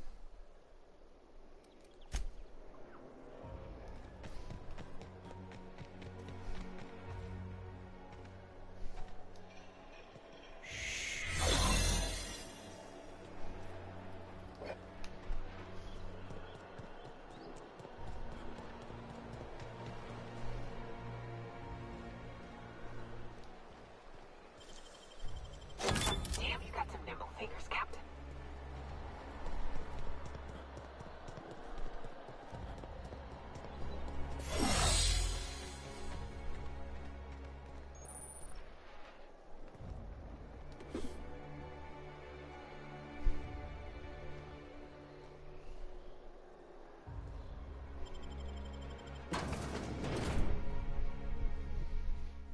Alrighty. Woot woot.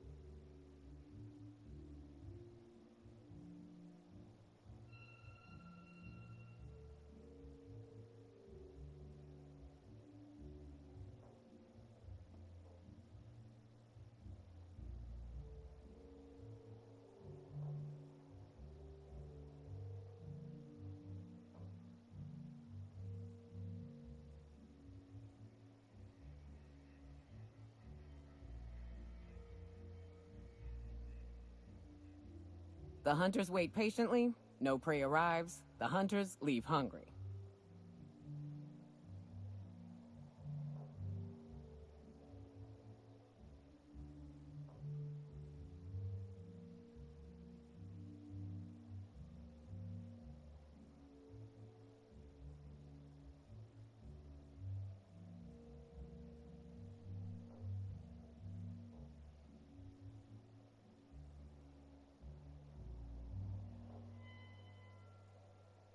Welcome to the Musgrave Family Collection. Still a work in progress. Are you wearing a Jolliker original? I'm impressed. I wouldn't bring a Jolliker anywhere near a Canid. If you're here for the annual Canid review, I'm afraid it's already over. Only thing going on behind those doors is good, old-fashioned lawful behavior. This greeting constitutes your confidentiality agreement. You hereby agree not to disclose the location or existence of these events. Thank you for cooperating.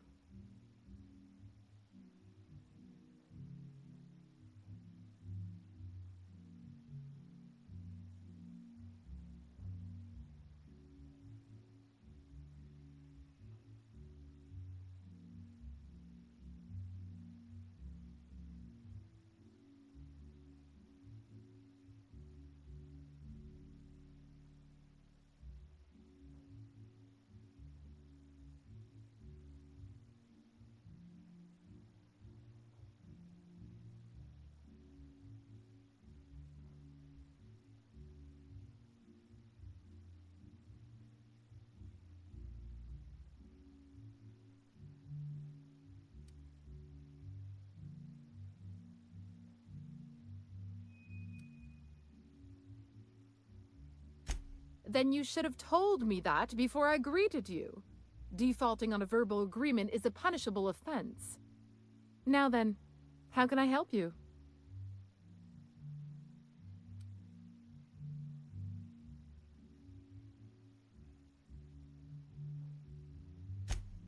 We find that our clients enjoy the appearance of participating in illegal activities. Secrecy contributes to a feeling of indecency. The Musgrave Family Collection was intended to be a gallery of fine art. And here we are, using this place to practice semi-legal Canid shows. Scandalous, isn't it?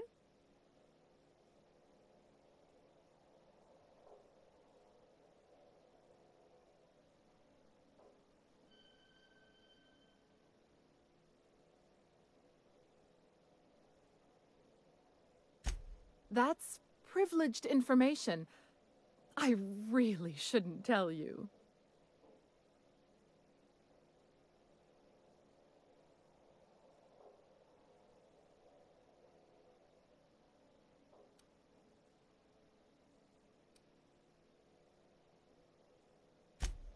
That's a fair point. All right, I'll tell you. But just keep this between us.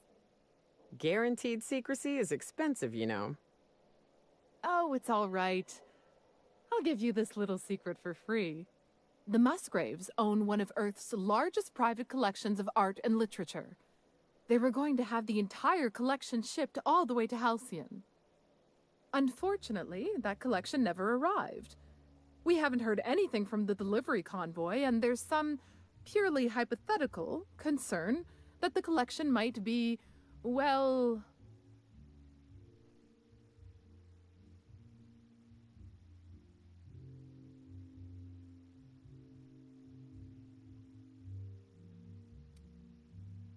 I was going to say indefinitely delayed by unforeseen and unknowable circumstances, but yes. Let's go with that. Anyway, that's as much as I can tell you. Will there be anything else?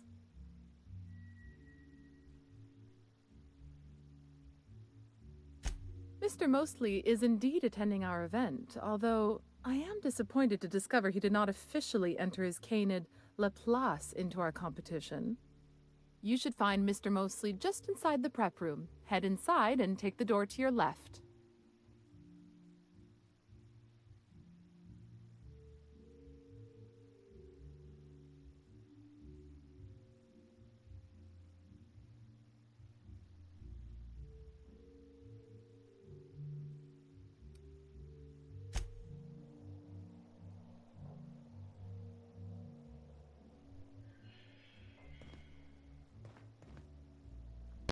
It said take the door into my left. I'm gonna take it into my right.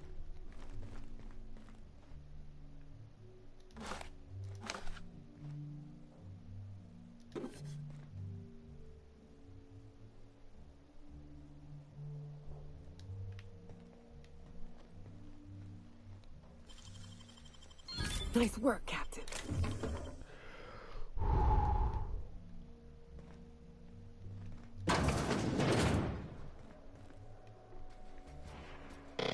Just between the two of us, I hope this doesn't become a tradition. Not looking forward to the next annual Canid review? Not looking forward to the Canids. Odious things. I don't know why we let them prance around the city.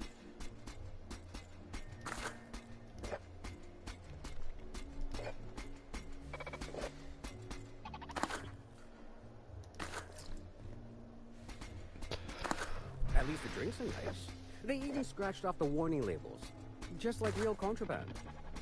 I suppose if we're being generous with our definition of the word drink. Don't you ever stop complaining?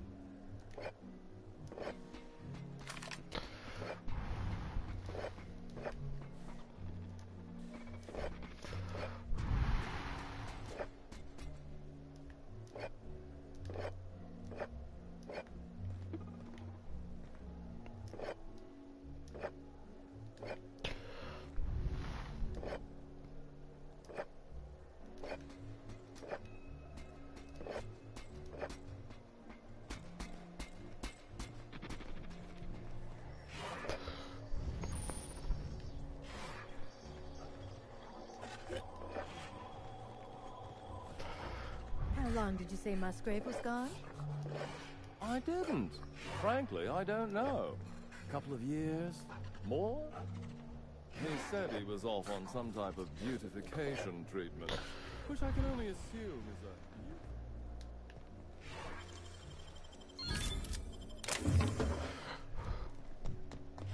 Do you know what I'd like to see?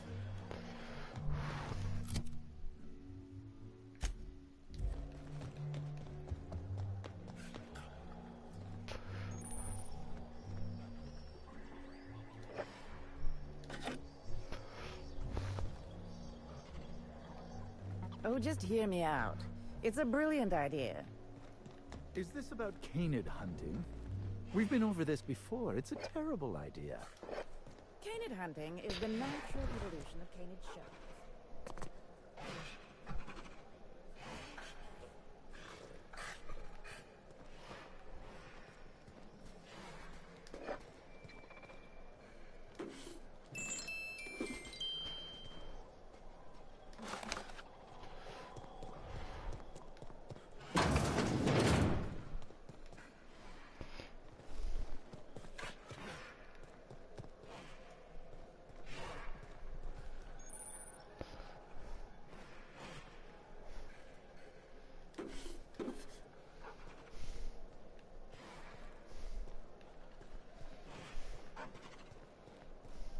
Come now, Anubis, you must perk up.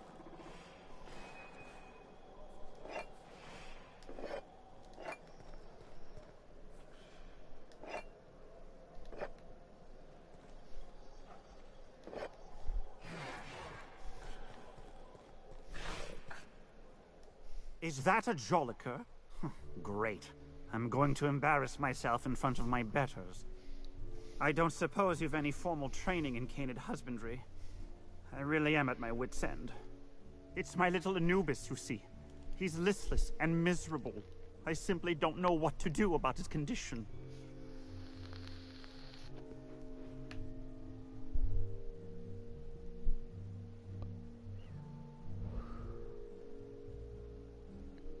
You must understand, Anubis is a very picky eater. He dines exclusively on Terra 2 Saltuna, none of that rubbish from Monarch. Unfortunately, we've had a bit of a shortage lately. He's so miserable without his Saltuna.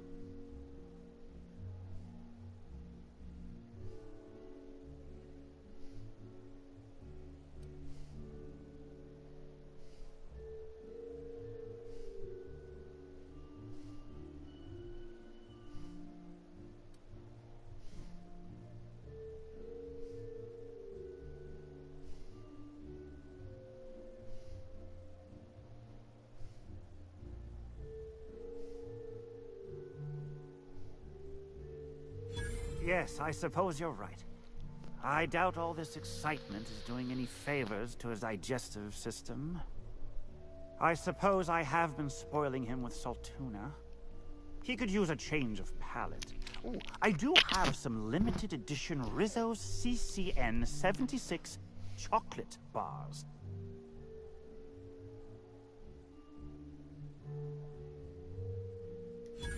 Really? I had no idea. I suppose I'll just treat him to some Spectrum Violet then. You've been a world of help. I'll leave a good word on your permanent record.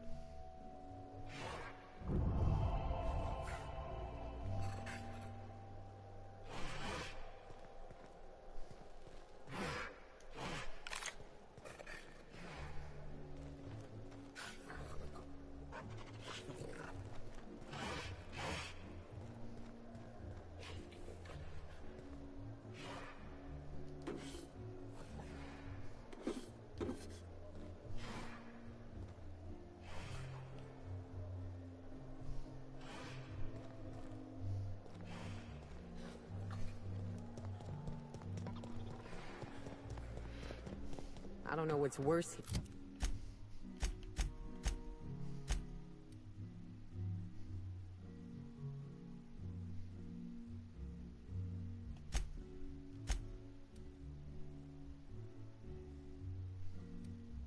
I remember there was an armor that gave us better distance. The leashes or the folks holding them? I object to it's the impropriety. Since when do you care about impropriety? Not now, please. I'm a little too busy, you know, being the master of ceremonies. I just don't think we should be letting the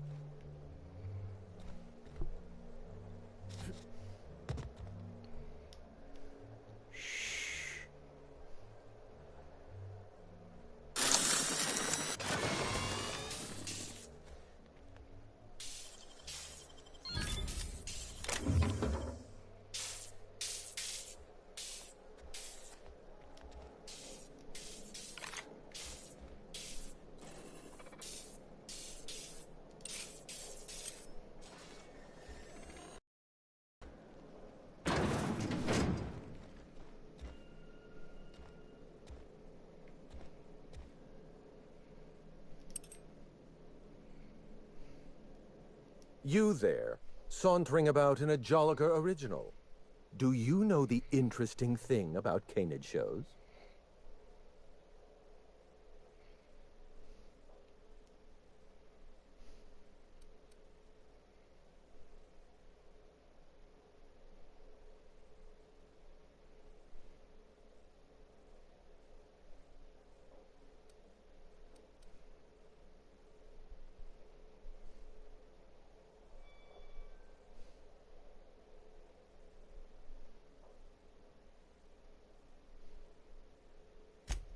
So am I. Canids are a fascinating species, biologically speaking. Mathematically speaking, the interesting thing about Canid shows is this. They're an exercise in futility. Winning is predetermined. Over time, the inevitable trend is that the race goes to the swift. Time and chance are just statistical outliers. In other words, if you put enough Canids through enough trials, the one with the most optimal attributes generally wins. Exercise in futility.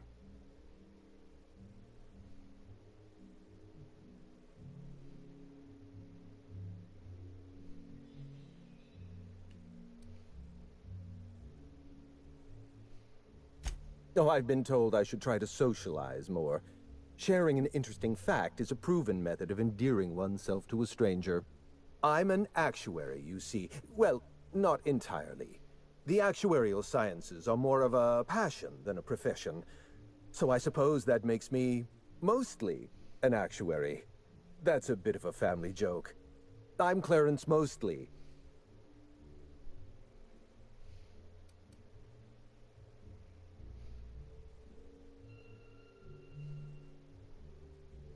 Yes, that's us. Mostly oak trees, too. My grandfather invented them, you know. Well, no, he didn't invent mostly oaks, but he did purchase the naming rights back during the terraforming days. It's essentially the same thing.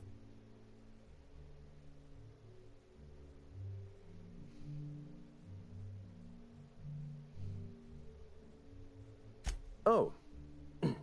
Then you're not here about my monograph. It's true, I was involved with Project Gorgon, but that chapter of my life is long since closed. Listen, I don't know what you want with Gorgon or with me, but let me give you some free advice, Let the past go. Live in the moment. Enjoy the party.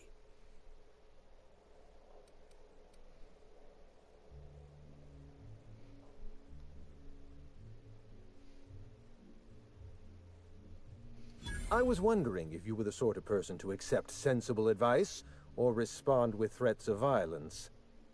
Thank you for resolving that ambiguity for me. Lifting the lockdown won't be easy.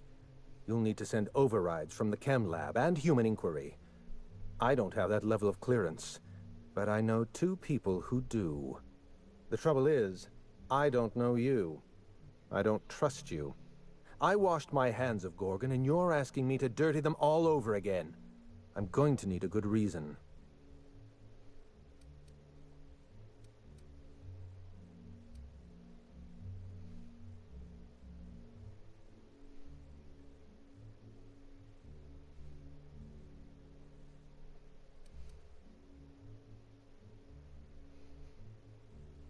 Yes, the birthplace of the Marauders.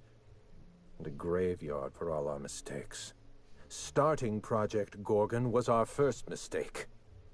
Trying to bury Project Gorgon while it's still very much alive and clawing its way back to the surface, that may be our last mistake.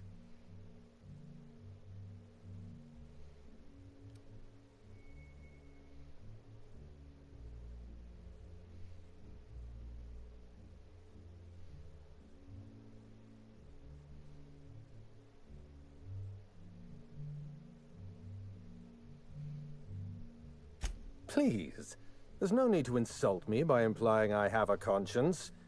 It's my reputation that concerns me. I want a favor from you. Do something for me and I'll do something for you. That way we don't have to rely on mutual trust. A grand prize trophy to the Canid Review. I want it in my hands. Get me that trophy and I'll give you the remaining researchers. Names, Locations, as much information as I have.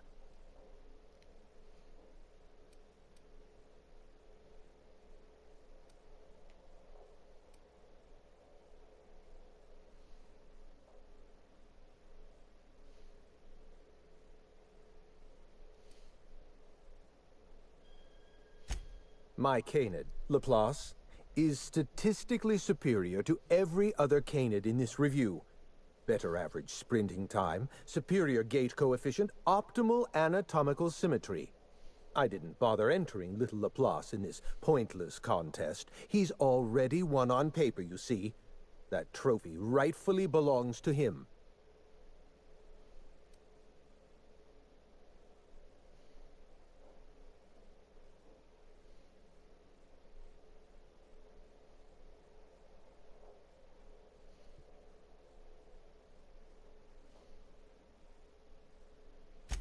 Oh, you're much too kind.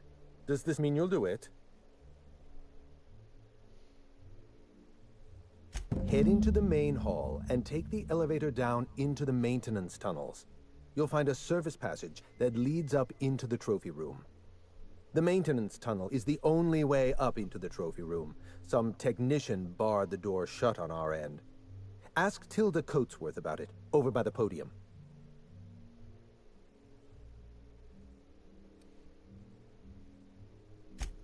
What's on your mind?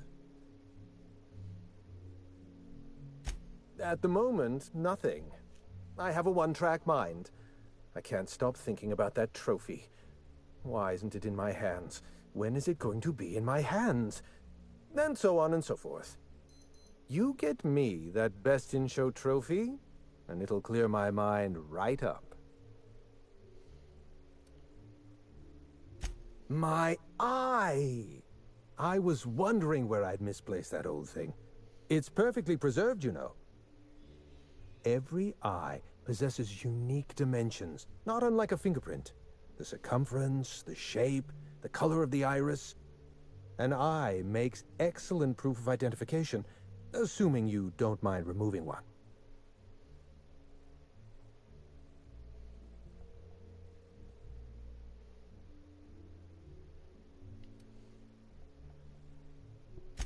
Well, that's rather responsible of you.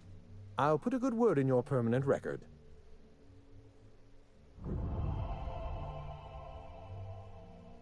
I'd rather not get into the details. If Spacer's Choice ever asks you to test out their new model of monocle, just say no. What's on your mind?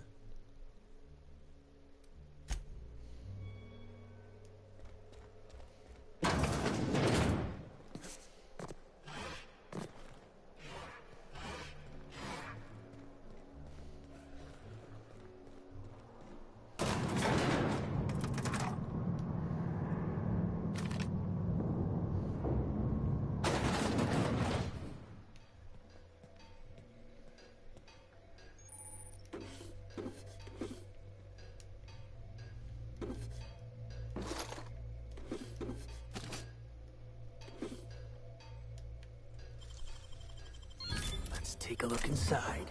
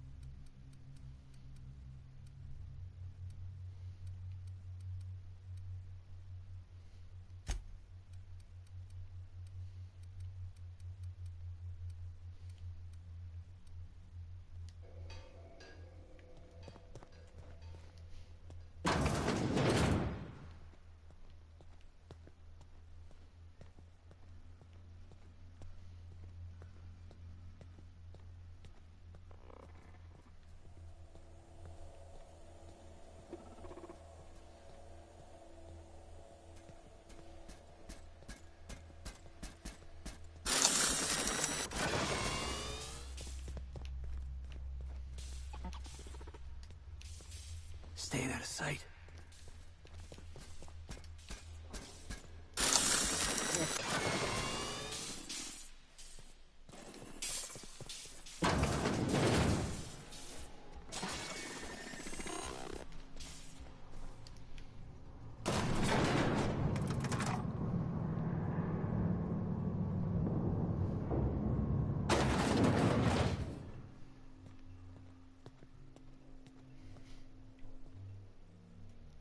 Wow, that trophy's real gold?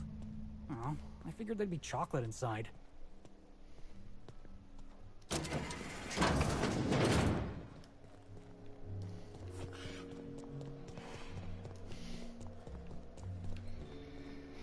You'd only be letting them live.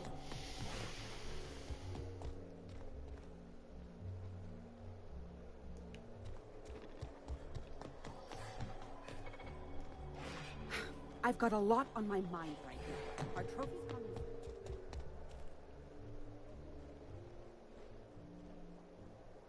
Jolliker's outfits have been linked to a 12% increase in mild to moderate neck injuries as a result of so many heads turning.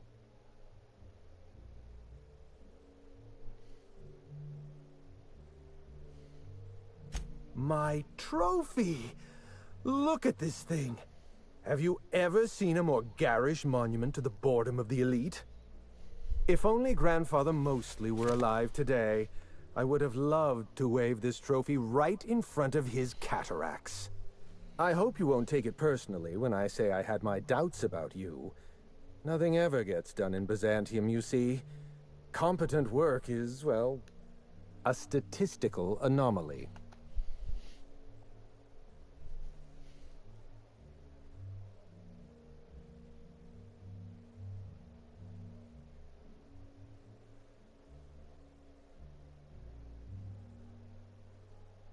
Lifting the emergency lockdown requires overrides from the Chem Lab and Human Inquiry. Access to those facilities requires authorizations from 2 senior-level researchers. Marion Blakesley, Jasper Lowe. They went into hiding after the project collapsed, but I've managed to calculate their last known whereabouts within a reasonable margin of error.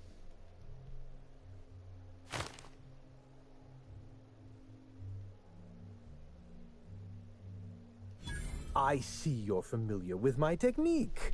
I'd love to show you my numbers, but there aren't nearly enough napkins in this room. After the project shut down, I had to keep my mind occupied. I worked on my actuarial tables, calculated the average lifespan of a Spacer's Choice worker, that sort of thing. I realized some of the researchers had to be alive. I ran some numbers, did a little research, and concluded that the 2 most likely survivors are Marion Blakesley and Jasper Lowe.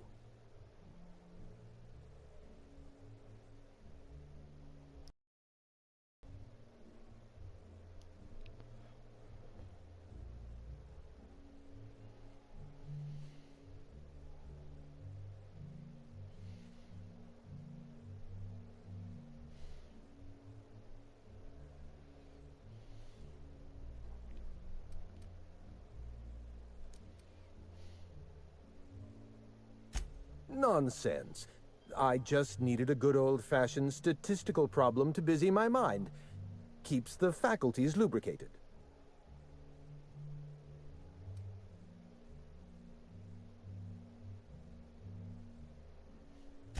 As far as I know, Jasper Lowe and Marion Blakesley are the only 2 surviving researchers with high-level clearance.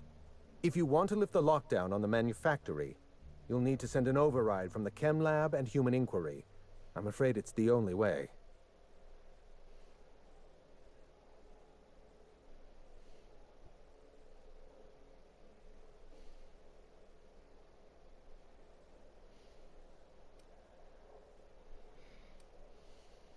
I'll tell you what I can.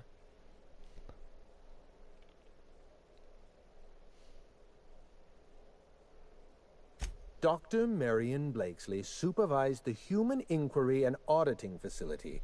Live subjects, measuring tape and syringes, that sort of thing. Someone sabotaged the facility.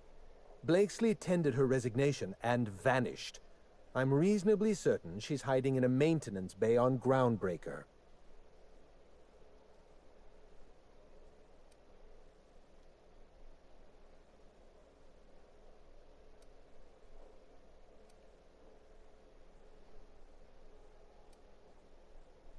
Well, with Spacer's choice equipment, who even knows?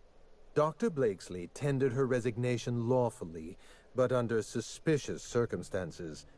If you want to know more, you'd best ask her yourself.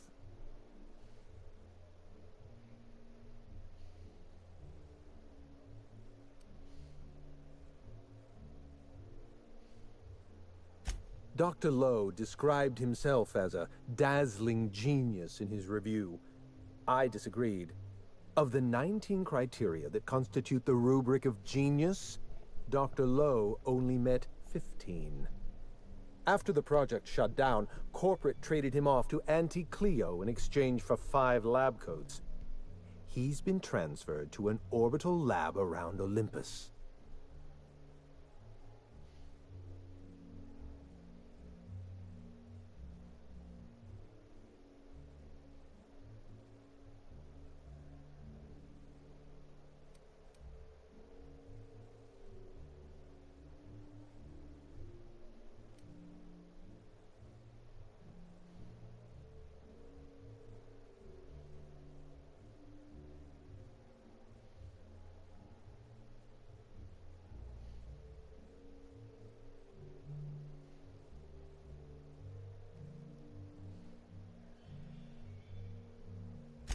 Our office gave Dr. Lowe and his team every opportunity to develop a drug under perfectly reasonable guidelines and generous deadlines. Dr. Lowe failed to meet our requests, and largely succeeded in using our supply of drugs to get himself higher than the mortality rate of a line worker at a Saltuna cannery.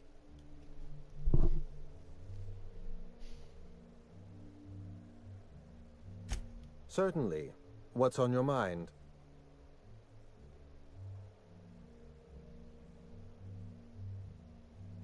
Let's try to keep it down, shall we? At least pretend we're being discreet. There's not a lot about Project Gorgon I can tell you. I know that's not what you wanted to hear, but I closed that chapter in my life. I've moved on.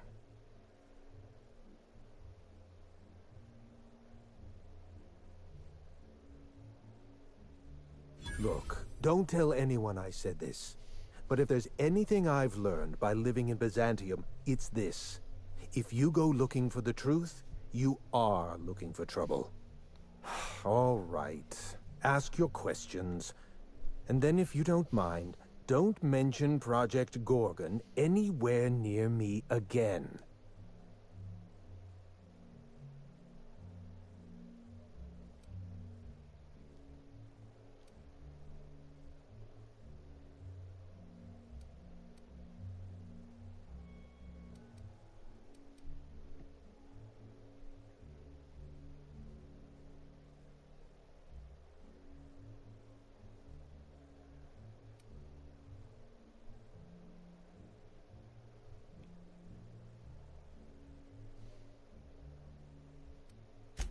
Minnie Ambrose.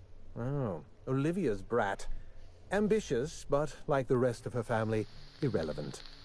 She tried following her mother's example, failed, and if she ever tried again, I couldn't tell you. The name Ambrose doesn't mean anything to me anymore, or to anyone halfway respectable. The Ambroses are, how do I put this politely, obsolete.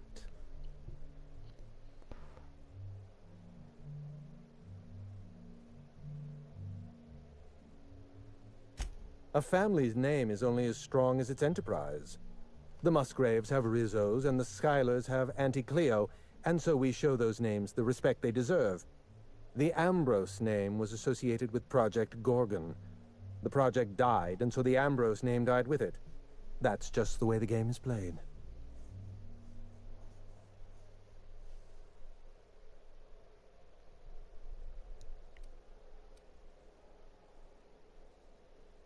Project Gorgon was designed to change the life of every worker on Halcyon.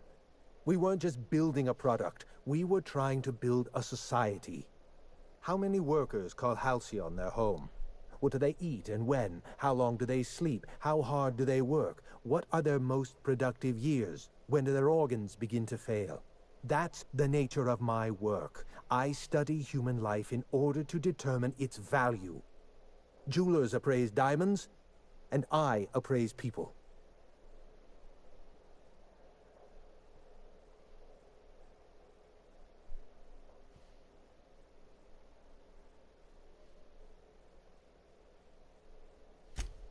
Of course you can. You can break the entire universe down into numbers and statistics. Human beings are as much a part of the universe as weather patterns and orbital mechanics.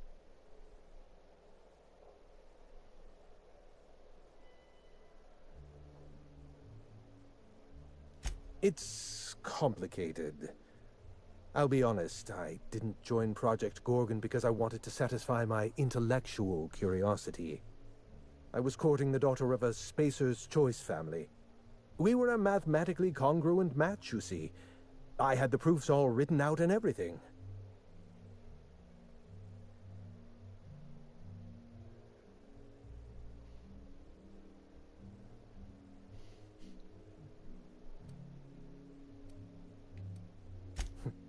Everything. Every project has a margin of failure. We expect setbacks, complications, delays. Project Gorgon experienced a cascade failure. One mistake precipitated another, and another, and another. The labs failed to develop a safe drug. Human Inquiry failed to perform their tests responsibly.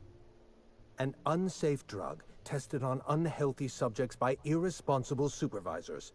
That's Project Gorgon.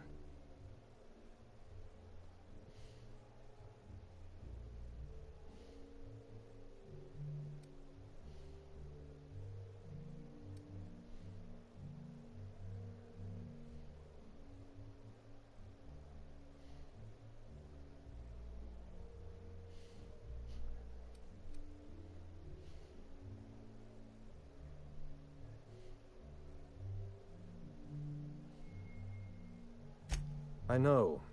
Project Gorgon was a failure of leadership.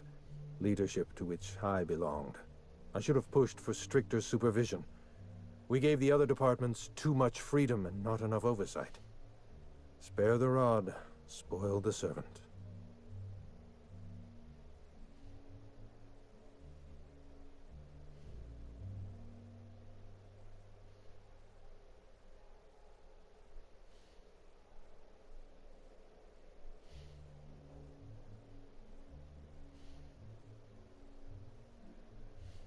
Anarchy is not a crime.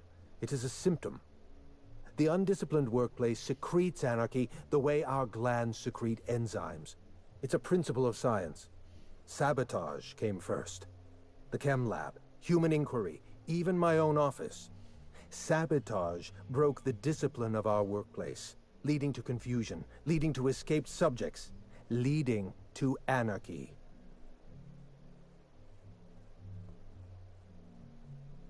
No one appreciates the value of good data. The holistic surveillance device I wear is an invaluable tool, gathering data on all my day-to-day activities. My former colleagues can go into hiding and live in ignorance for all I care. I prefer the self-examined life.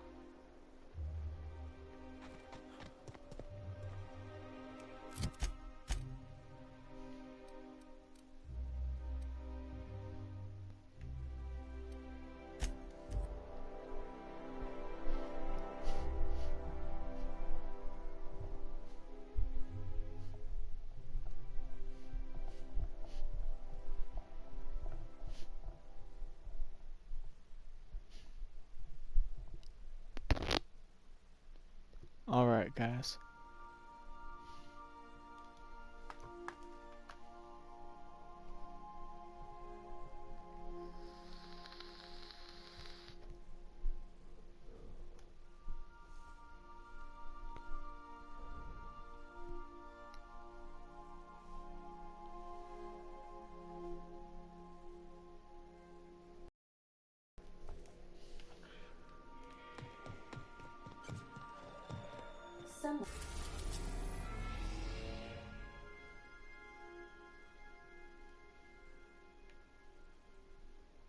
One has.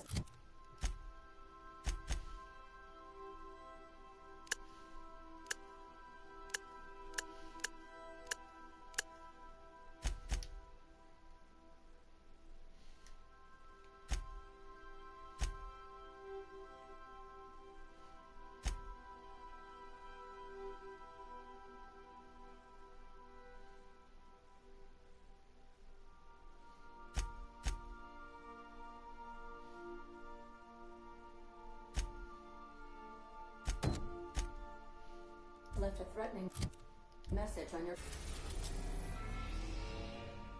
terminal, Captain. I was unable to trace its origin.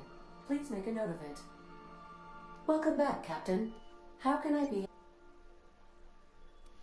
I request you do not.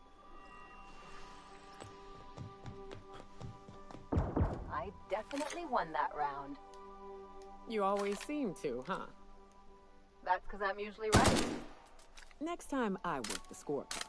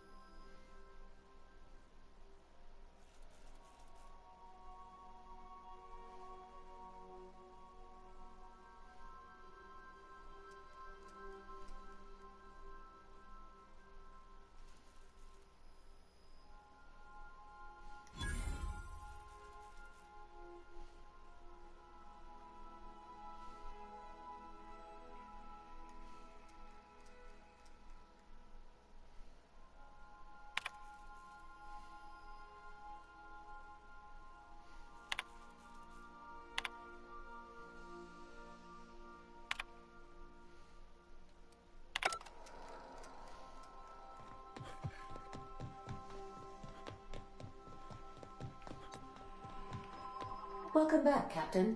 How can I be?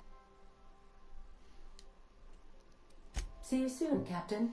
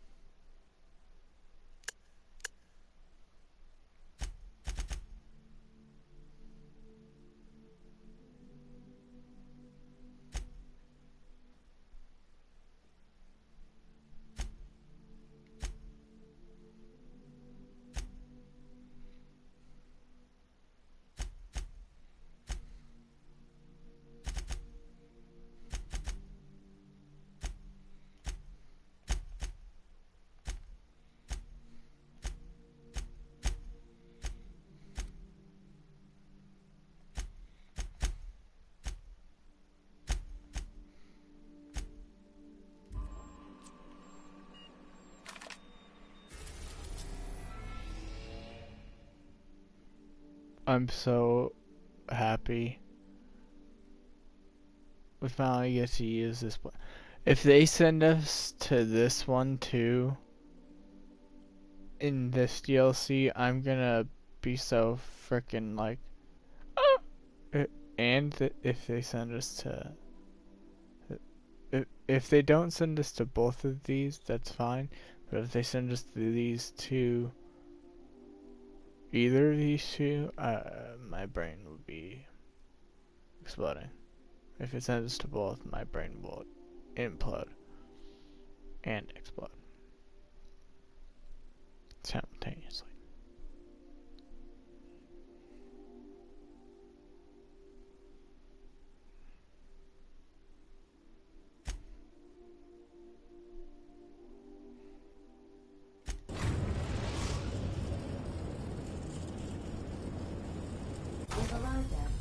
Olympus Orbital Pharmaceutical Station.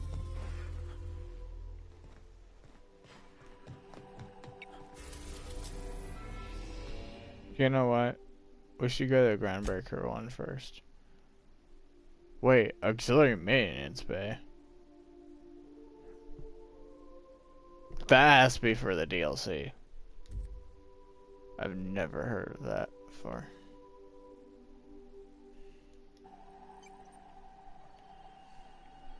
Welcome back, Captain. How can I... What part... So you can't tell me about dick about this area.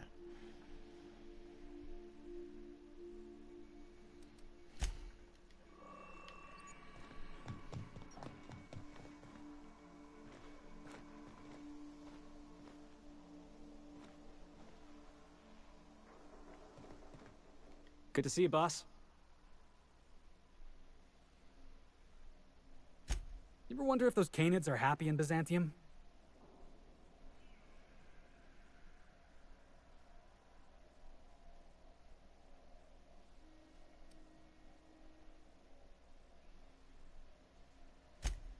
I don't know what pensive means, but I've been thinking.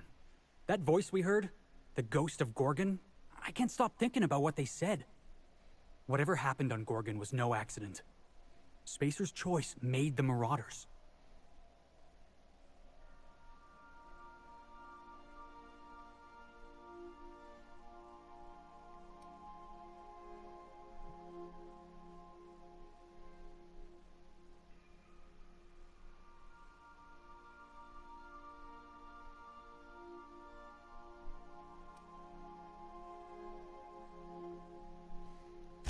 You ever get the feeling we're uncovering some sort of conspiracy? Spacer's choice made the Marauders. And then those Marauders ended up in every corner of Halcyon.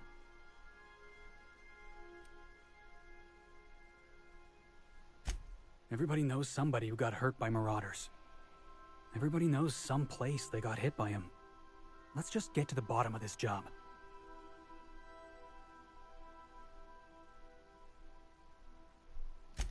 You know me, boss.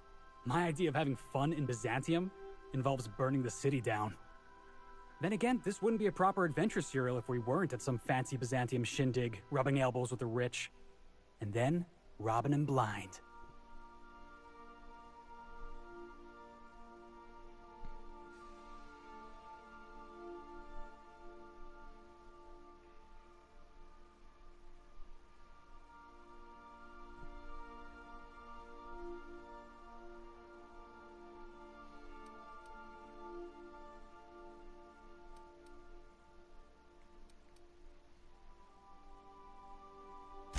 Yeah?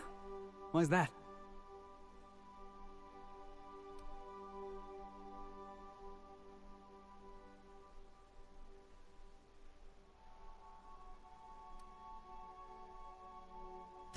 Right there with you, boss.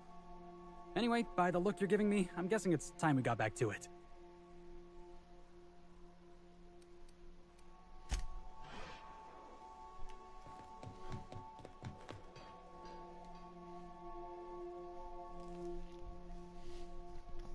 I could probably spend years fixing... You want to ask? It sure is lonely out here, on the edge of the colony.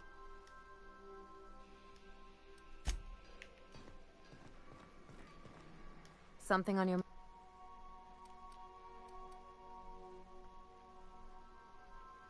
You know I've got no...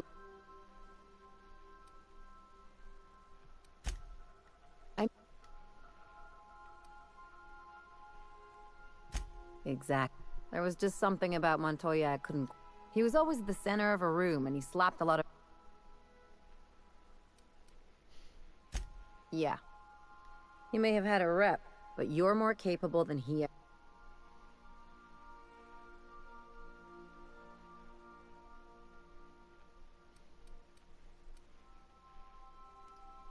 Hey, I only throw in with winners. What's on your mind?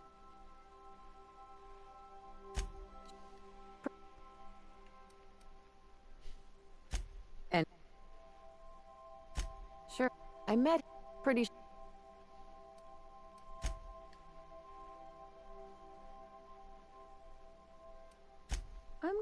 There was just... He was over...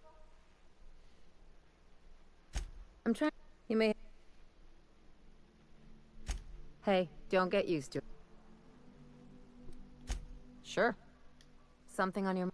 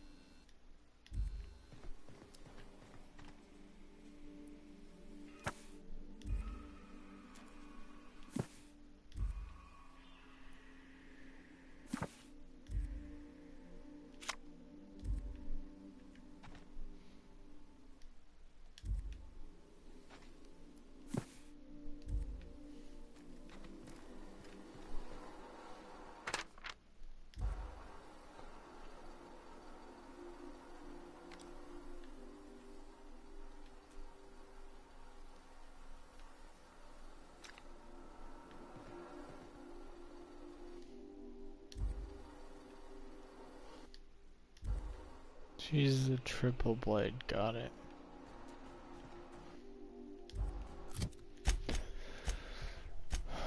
So,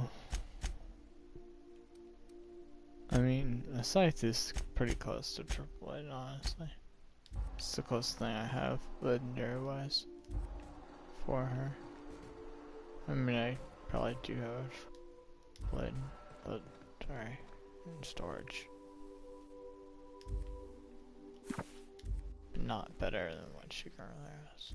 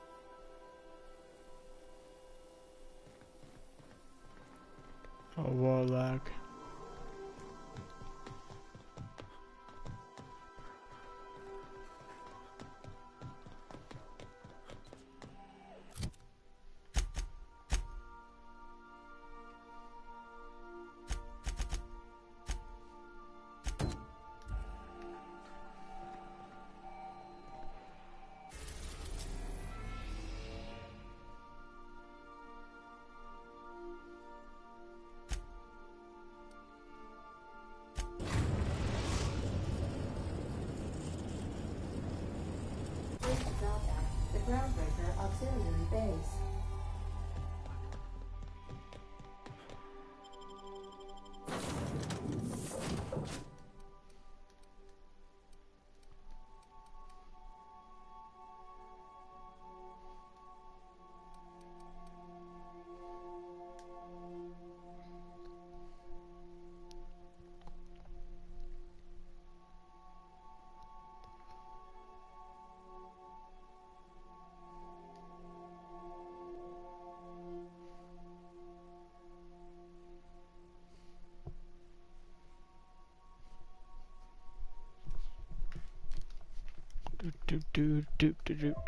Boom, boom, boom, boom, boom. Alright, guys. Whew. What time is it? It's 5:30 in the fucking morning. I should have gone to sleep. Oh wow, fucking go. Honestly.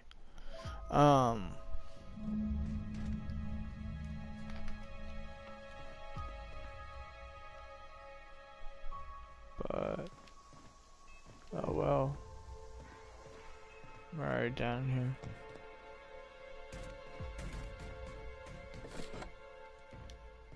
Entering quiet mode.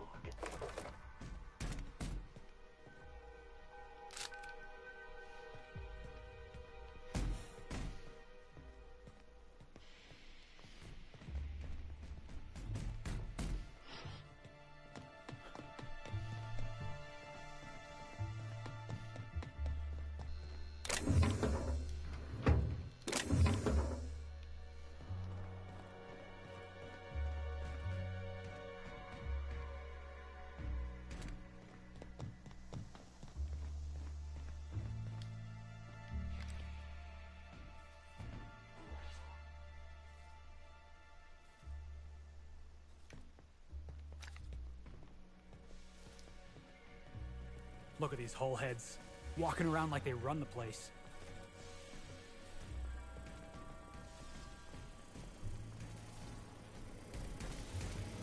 Hey you, over here. Chat. Whoa, whoa, whoa, it's Riz. Oh, fucking damn it. Every time. So, hey, you're trespassing, and I'm armed. Maybe take a second look at your life choices, pal.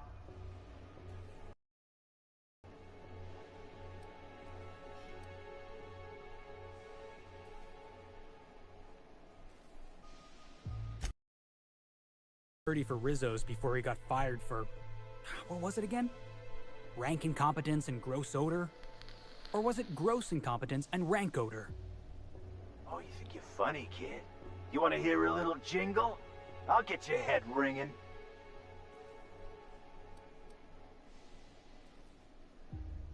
Ah, come on, boss. I was just having a bit of fun at this idiot's expense. That ain't a crime, right?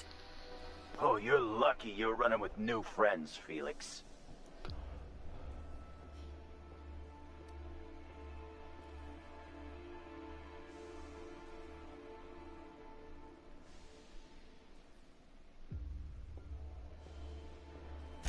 What, you gonna report me? I don't work for them no more. I'm with the Gardeners now.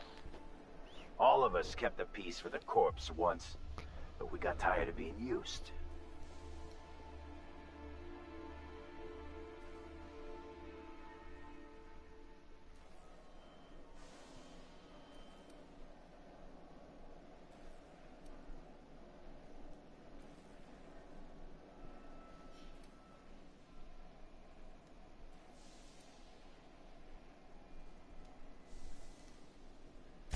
Yeah, he quit.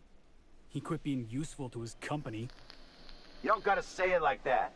I'm a hard worker. I did my job. Ah, Jimmy. You gotta stop telling yourself that. Breaking down and blasting holes in a vending machine ain't what loyal company fellas do. Hey, I couldn't take it anymore. I hear that slogan in my sleep. In my sleep! There's a whole bunch of us fell on hard times, one way or the other. So we decided to, you know... Band together with your fellow workers and seize the means of production? What? No, We're working private security for this crazy hermit lady instead. Anyway, Blakesley's given us standing orders to strongly discourage anyone who tries to come in. I like to, extrapolate from there.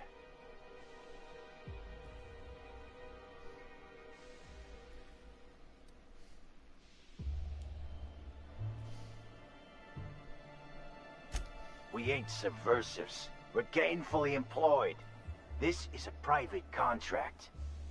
You guys actually got hired? I don't believe it. Who's the contract for? For Marion Blakesley. Dr. Marion Blakesley. Very legitimate. Thing is, she don't want visitors. Miss Junlei can't get too mad if we rough up some trespassers. Especially if I was nice enough to warn him first.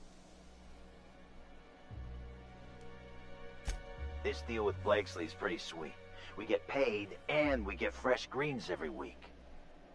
My gums never looked healthier.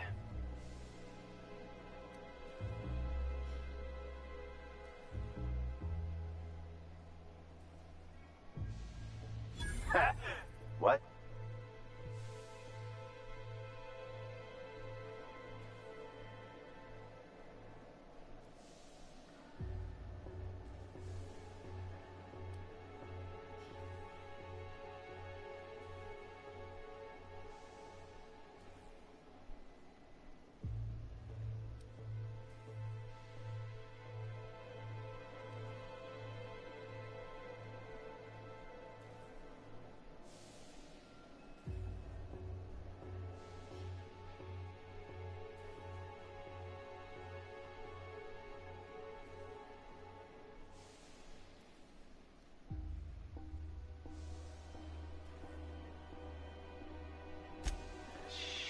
Insurance, you said? Fine, I guess. Look, we won't give you trouble, but I can't say the same about Blakesley. She's got some crazy setup in there, so if you get shot, don't come complaining to me. This one's clear, guys. Nice going, boss. Some days, it's like... This must be a step up from horseback, huh? Doesn't look like either of us are sitting pretty in Byzantium, big shot. Come on, you two. We're all gardeners here.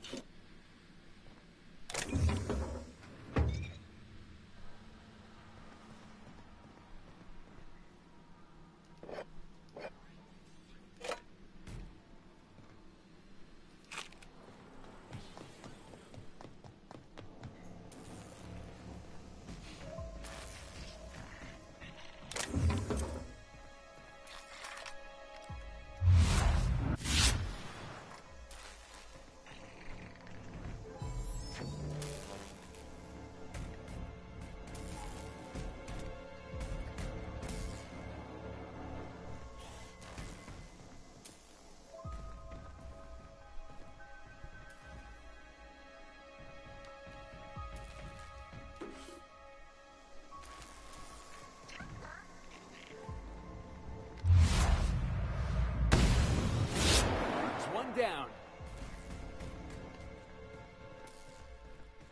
You gonna shoot or what? Just wait.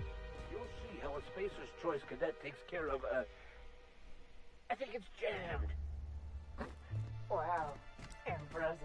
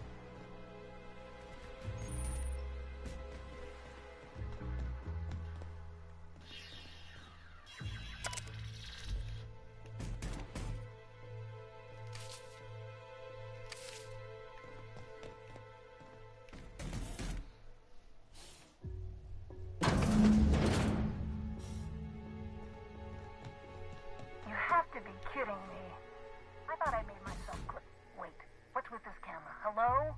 Damn it. Look, I get it. Some people need things spelled out for them. I'm sure one of the automechanicals can explain.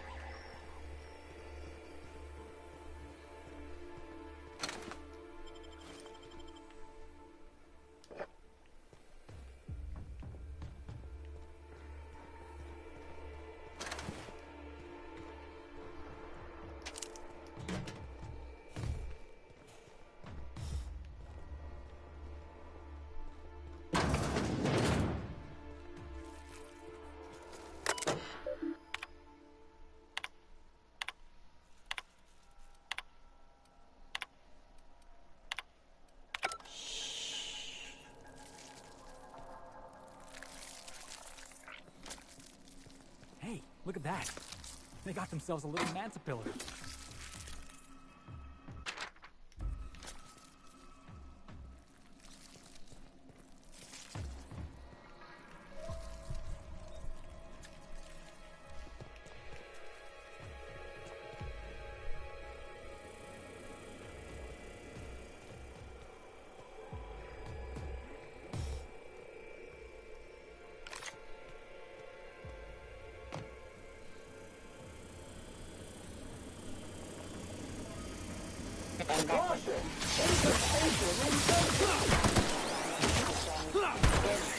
And maintenance job fulfilled.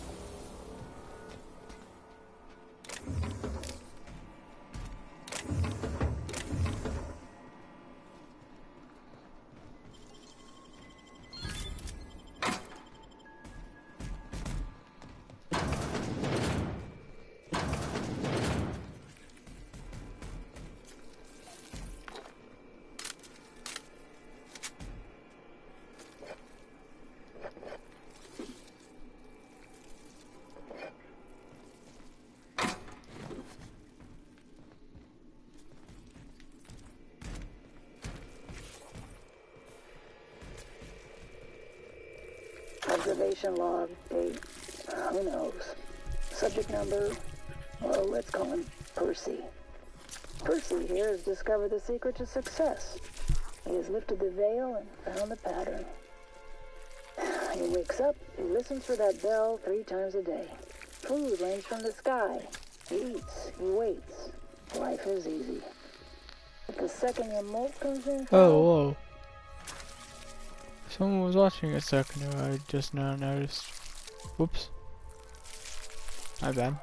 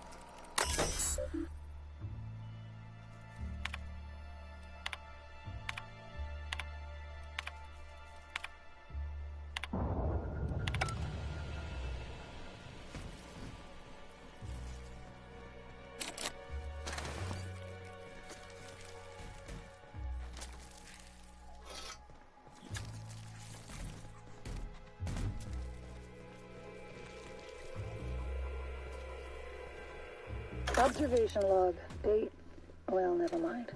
Hybridization efforts have proven successful, and the nursery's yield is improving steadily. Meanwhile, the psychological benefits of gardening are difficult to assess without a control group. Subjective reflection suggests minor gains in memory retention and contentment.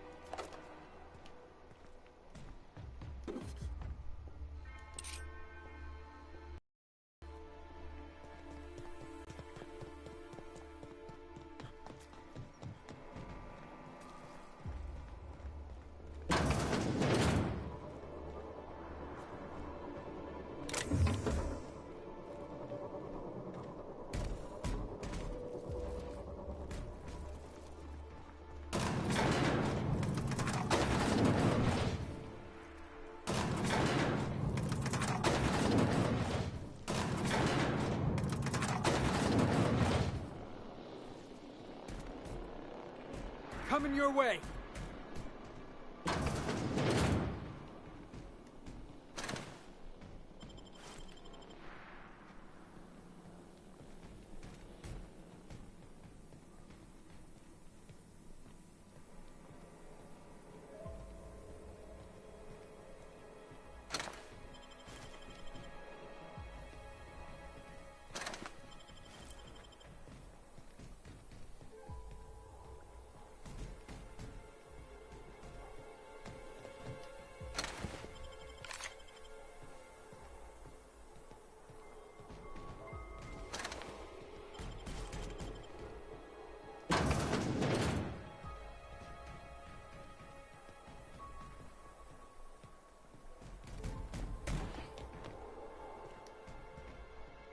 You hear that? Sounds like it's coming from the other side of that door.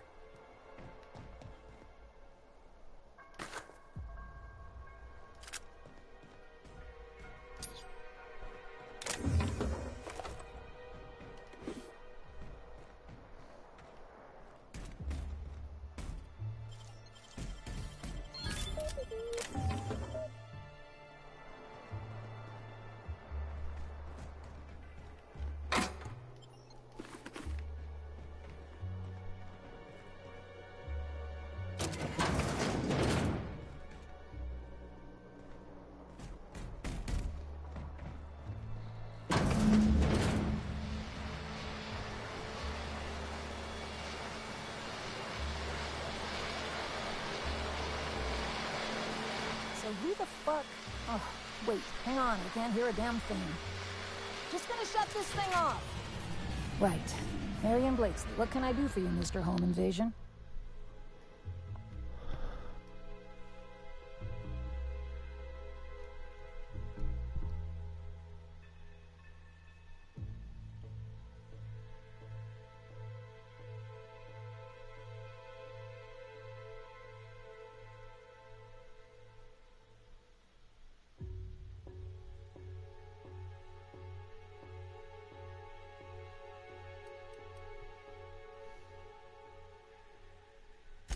Oh, sure.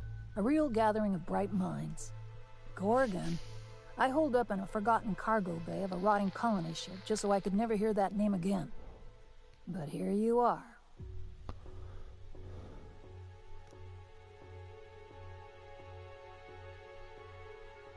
That bastard. Is he still only mostly worthless, or has he achieved mathematical perfection in that regard?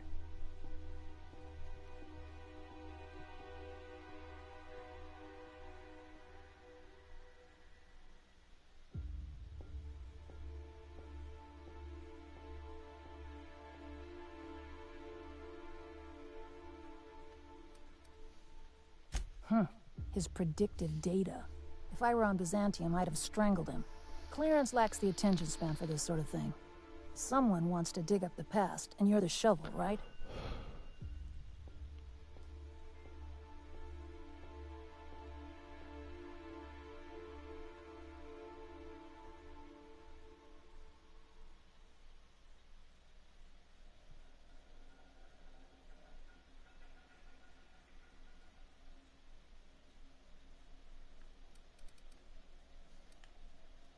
Why? Are you worth threatening?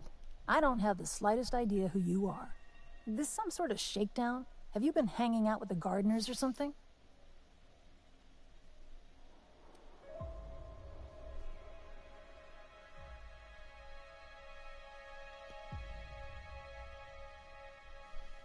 My days are strictly regimented.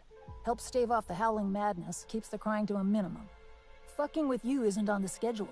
You came here, pal.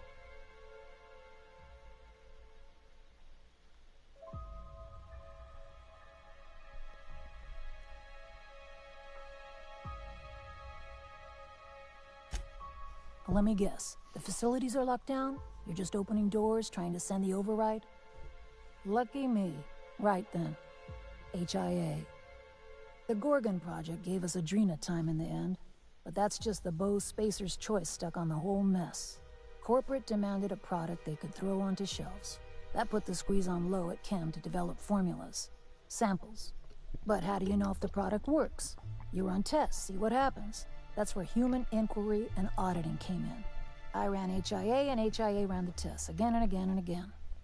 And what happens is a whole lot of wasted time and even more bodies.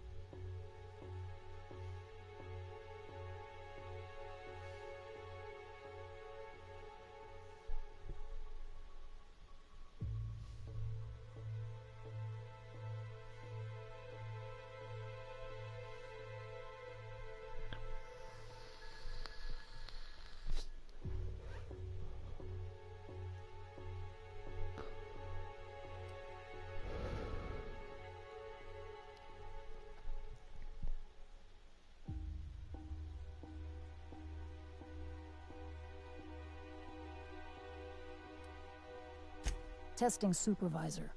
I designed the initial testing regimens, managed the staff, made sense of the test results.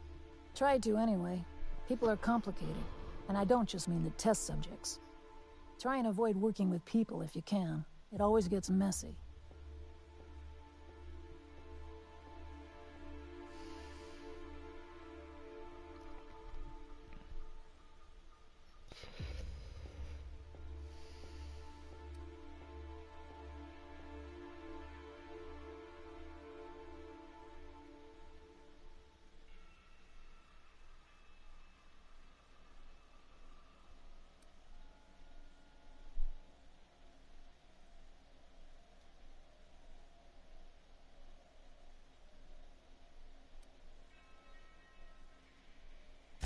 You've heard the adverts, right? Work day and night, still feel refreshed the next morning. Now, what we tested for was dexterity, efficiency, compliance. The traits of a good employee. Numbers never came out right. I could have pumped gallons of those chemicals into every living soul in this colony. Wouldn't have changed that. What we got was marauders.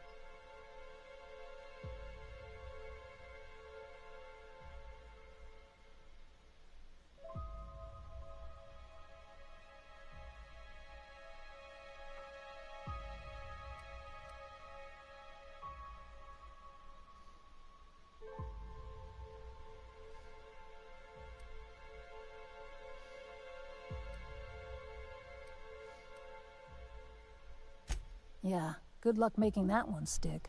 It's in the fine print, you know. Whatever was in those chemicals, it didn't matter what tests we ran. We kept getting the same results. The proto-adrena time solution was both monstrously addictive and had catastrophic effects on the psyche and intellect. A real boon to the colony.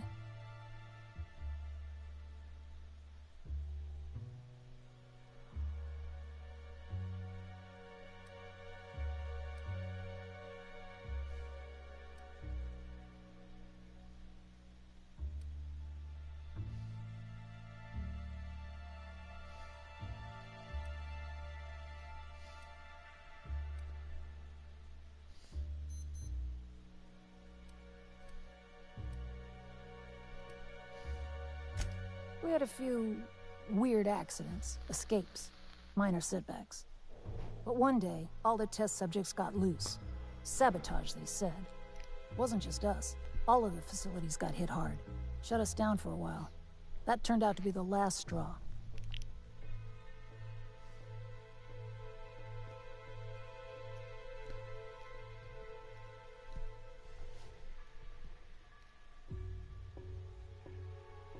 Nah, didn't much care by then. Don't care much now. Spacer's Choice wasn't getting much use out of us anymore, so they shuttered the project, kicked Adrenatime out the door. And I came here.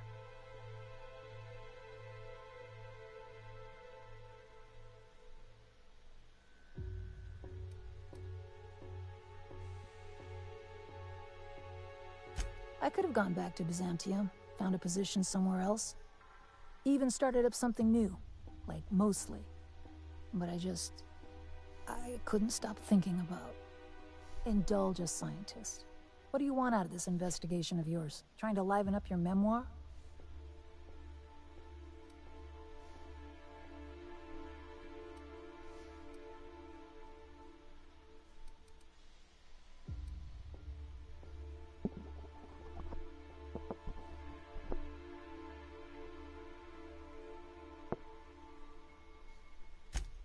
Really?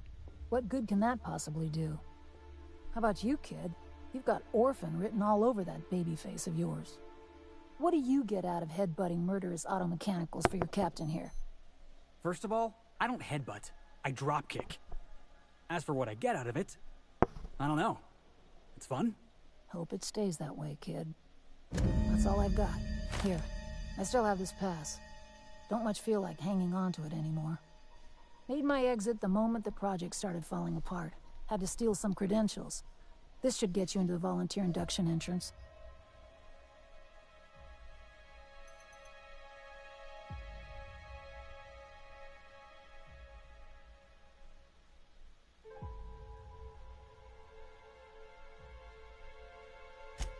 Please, I just messaged people with fake demands for their passwords. That's when they didn't just leave codes written down on pieces of paper. If I couldn't talk my way out past a simple facility lockdown, I'd be working for Rizzo's.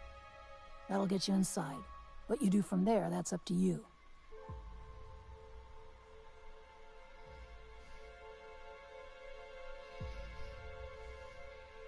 Come on, I've left it behind me.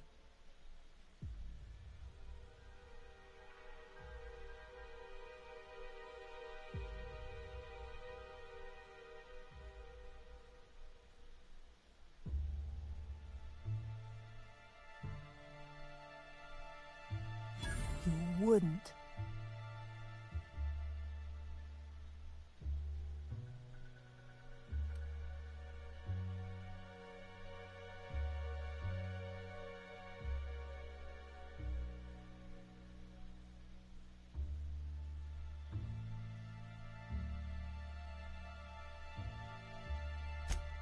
Damn it.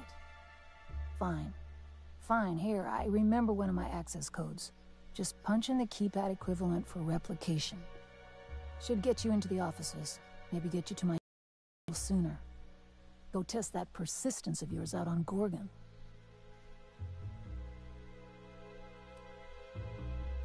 Yeah. I'll make sure the auto mechanicals don't bother you on the way out. Sure, take it. Just drowning in dining options down here.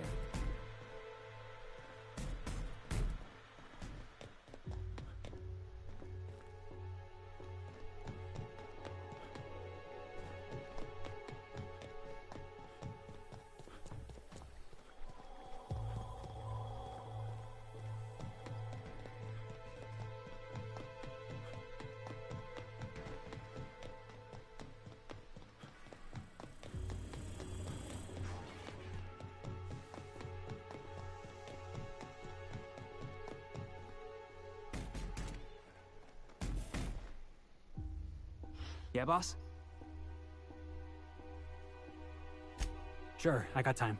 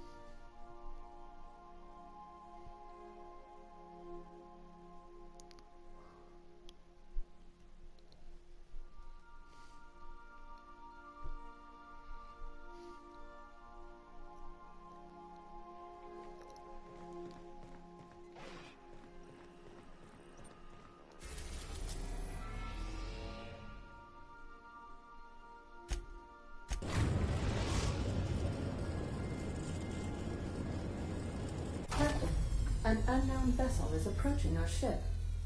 Their intentions are currently indeterminate. Once I deduce their intentions, I will play one of two audio signals. A cheerful fanfare if they are friendly, alarms if they are hostile. Their intentions are no longer unknown.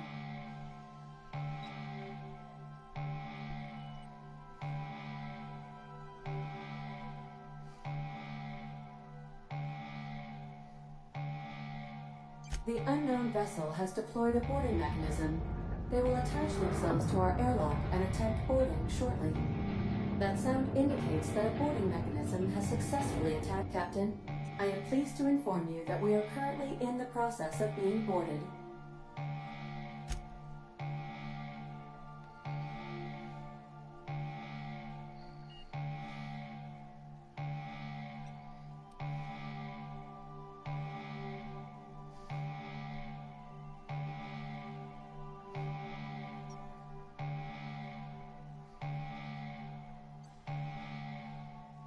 I have been programmed to simulate joy and excitement at the opportunity to test my limited defensive capabilities. Captain Hawthorne installed a lethal shock trap on our airlock in the event of an invasion. I am prepared to deploy this trap at a moment's notice.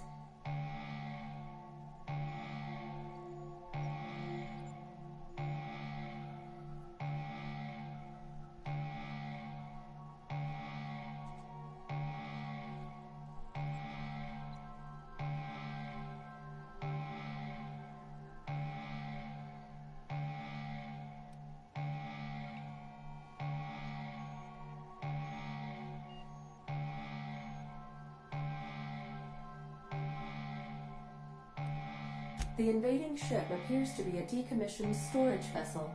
The crew are either pirates or freelancers. My opinion of their competence is low.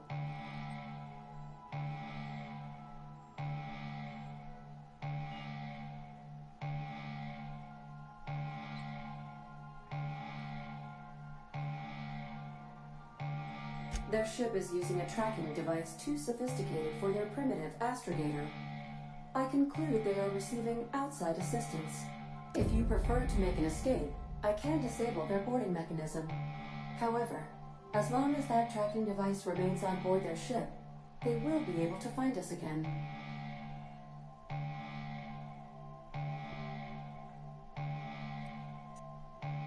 Yes, Captain. I am capable of deploying the Unreliable's articulated thrusters to dislodge their ship from our own.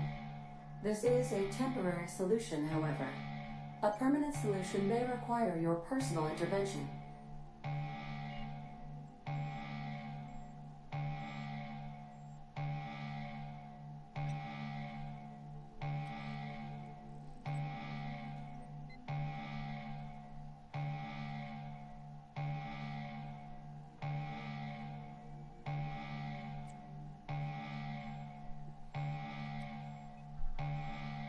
Understood, Captain. I will be deploying the Unreliable's lethal deterrence system. Please approach the airlock and enjoy the show. Now initiated. More welcome protocol.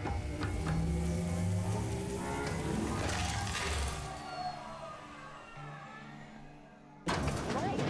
Did she do that again?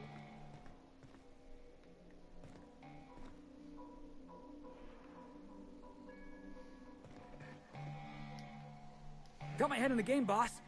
Maybe we can talk when we're done here? Invading foreign threats detected.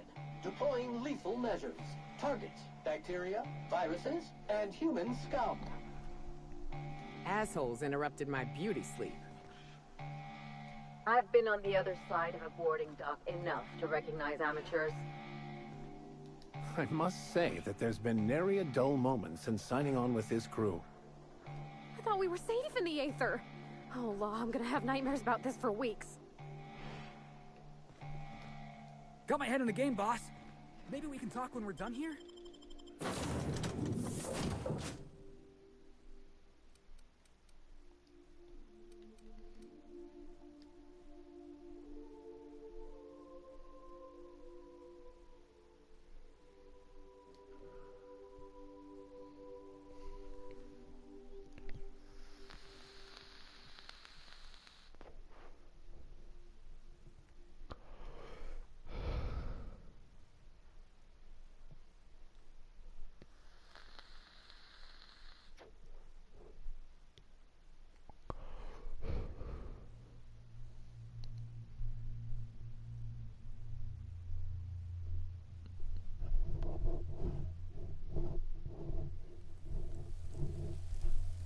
It looks like my hat's not like centered.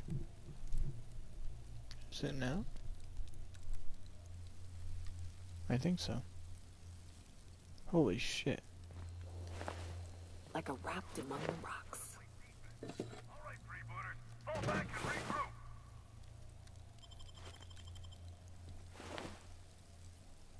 Oh shit, they're not marauders.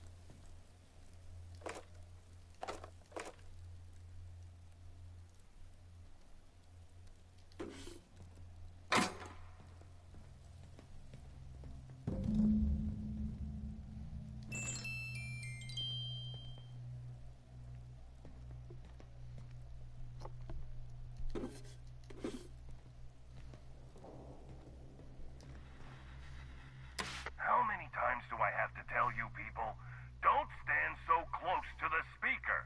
I can hear you breathing.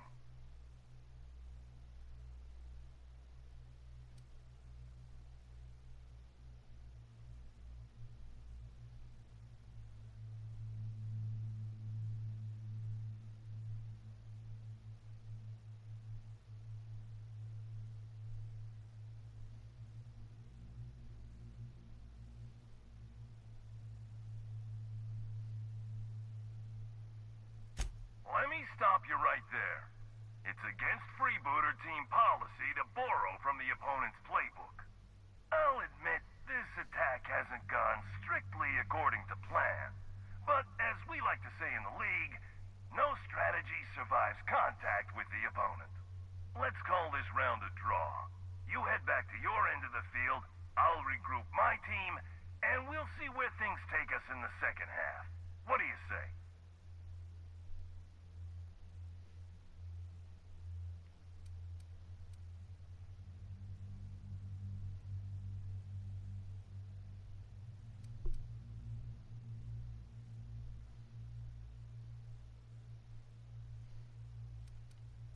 Of course we're playing tossball. We're the freebooters. Tossball is what we do. Tossball and piracy. Here's the problem. I can't let you live, but as long as you're on my ship, you've got the advantage over us. So, we're at an impasse.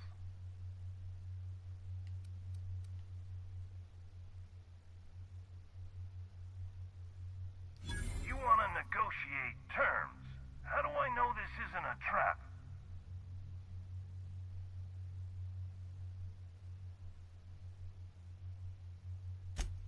A meeting between coaches.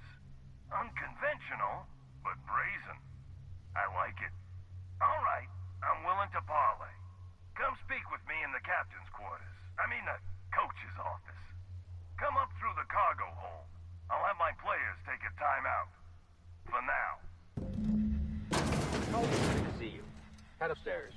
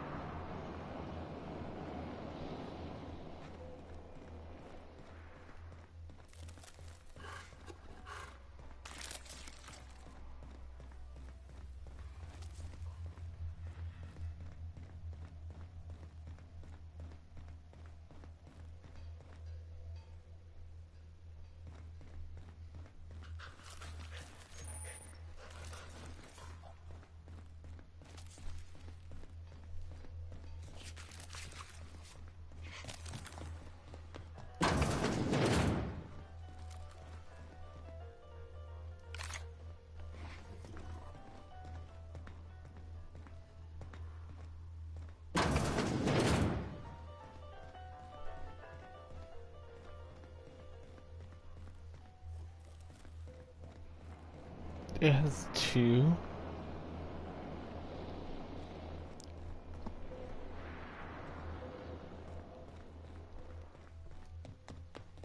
If you got a big ship, then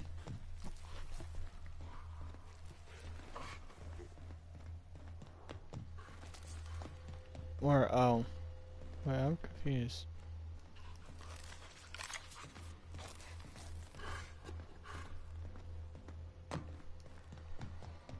Oh, that's right, that's right. So, came up staircase, got here, found it. Captain Hawthorne, I'm ready to talk when you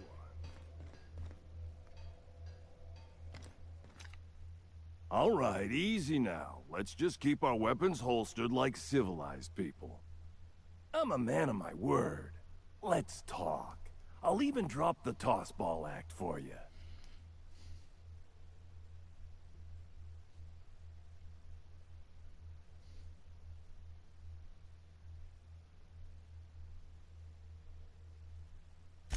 My team and I were contracted to apprehend the Unreliable, eliminate its crew, and dispose of the captain.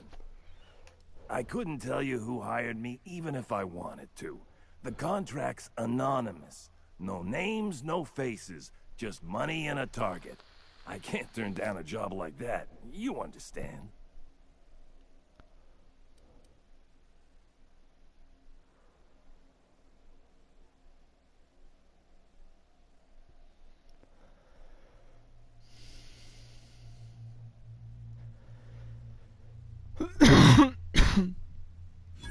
You're a recruiter? Good law, why didn't you lead with that? If you're willing to recommend me to Groundbreaker, I'm willing to forget I ever had a contract on you. What do you say?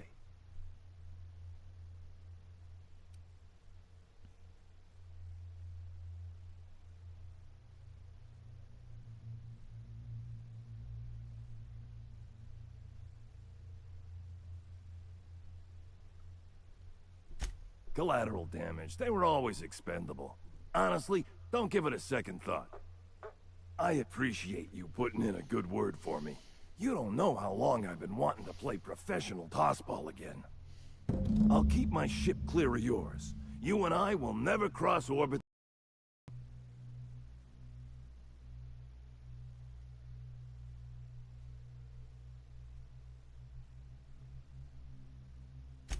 I got no reason to come after you. Use my credentials to get inside the cockpit and take our tracking device. Our astrogation terminal was tracking your ship. Don't ask me how. Never had much luck with computing devices myself.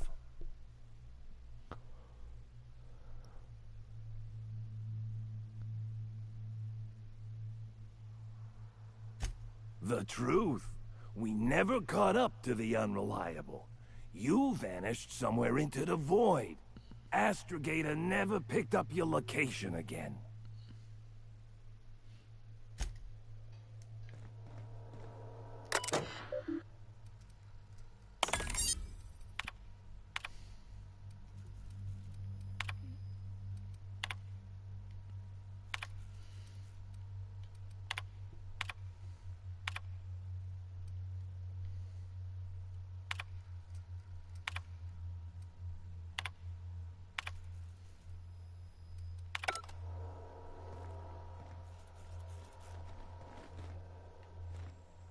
I'll keep my ship clear of yours.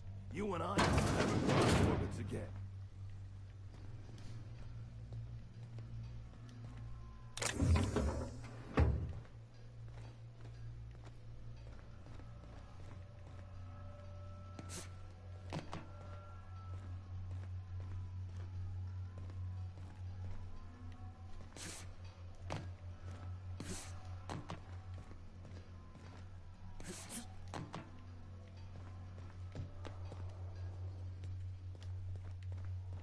Is that an ability or something I just don't have? Like a double jump?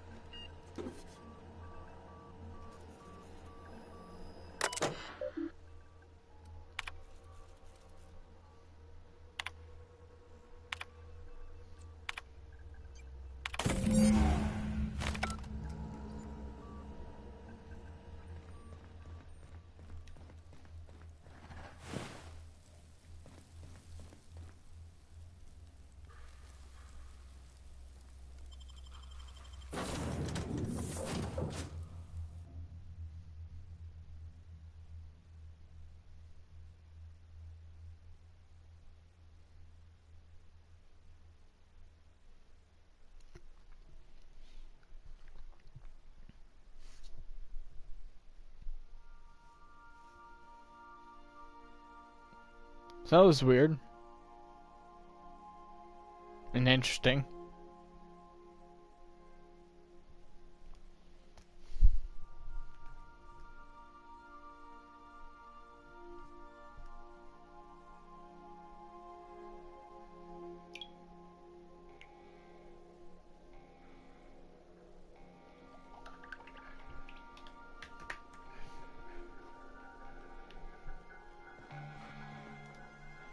Got my head in the game, boss. Maybe we can talk when we're done here? Assholes interrupted my beauty sleep. Welcome back, Captain. I understand you have resolved your differences with our former boarding party. Are you ready to depart?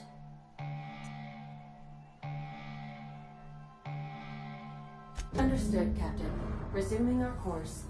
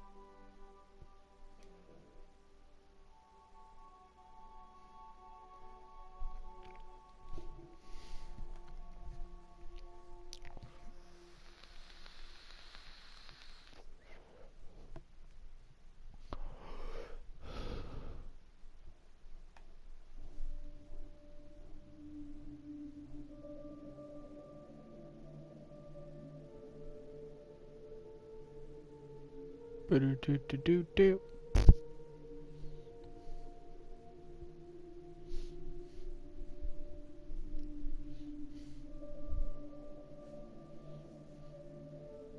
I love that you see my boys' comments the whole time. They're just like they're like the 2 comments by Dead VHS and the 3 by Odd Corner are just all sitting there.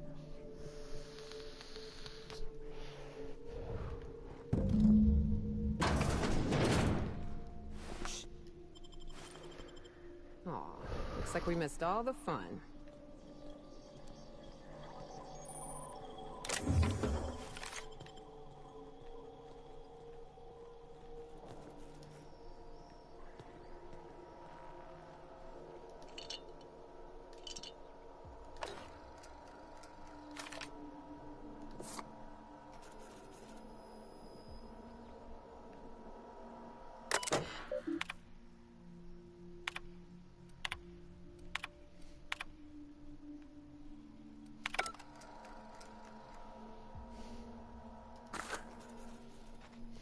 Everything's going to be okay.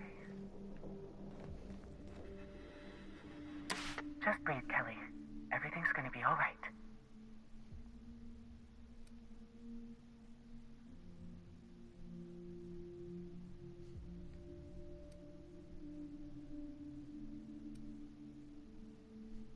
Ah! Stop making that noise. They'll hear you. Who's out there?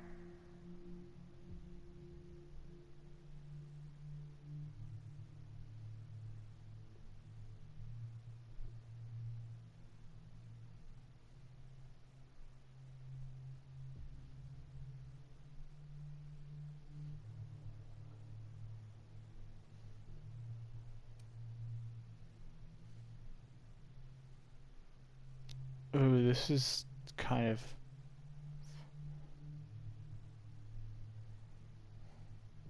You say that, but I'm pretty sure I can hear the automechs. I can hear them right now, clamoring through the vents.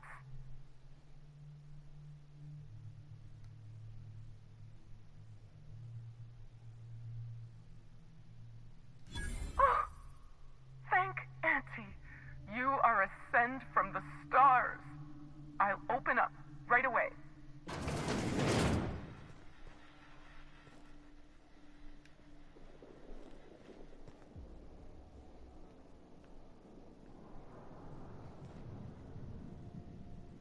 Let me just catch my breath. I swear, my heart's trying to punch its way out of my chest.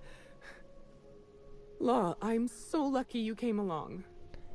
I know it sounds crazy, but a little while back, I'd been gearing myself up to take a long walk off a short turbine platform. Then the security mechanicals broke out into a massacre, and I realized I really want to live. How can I help you help me get out of here?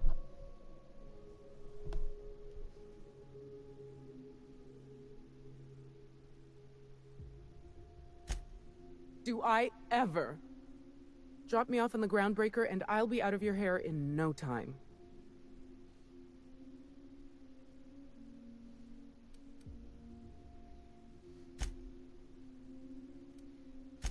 I'm Kelly Marine, the receptionist. And before you ask, I wasn't manning the visitor's desk when the mechanicals went haywire, because no one comes here.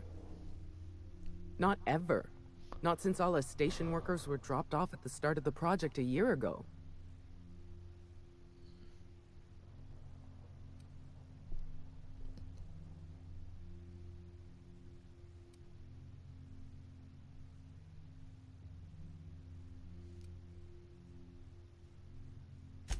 Project's on a yearly rotation cycle.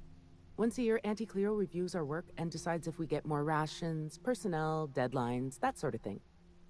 At first, I thought it was an honor, getting assigned to a lab up in the ether high above Olympus. But I didn't know what it'd be like, day in and day out.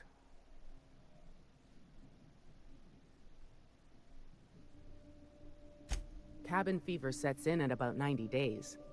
Auntie Cleo's official term is contagious irritable claustrophobia, and it ain't covered by the company's medical policy.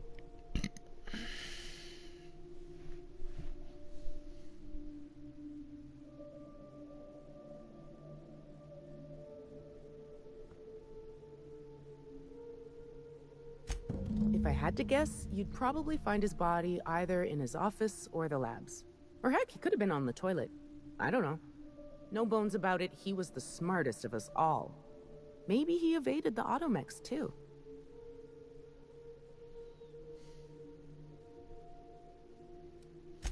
Like what?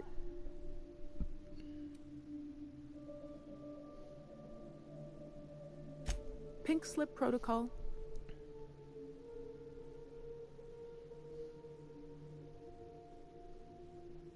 How should I know? I just monitor the front desk. Well, except for the last couple of days when I've been hiding out in here. If you work at OOPS, you're doing research and development. If we're not researching or developing fast enough, the protocol's there to put the fear in us. Somebody messed up. When one of us makes a mistake, the whole facility pays for it. I know it sounds harsh, but it was in our contracts and everything.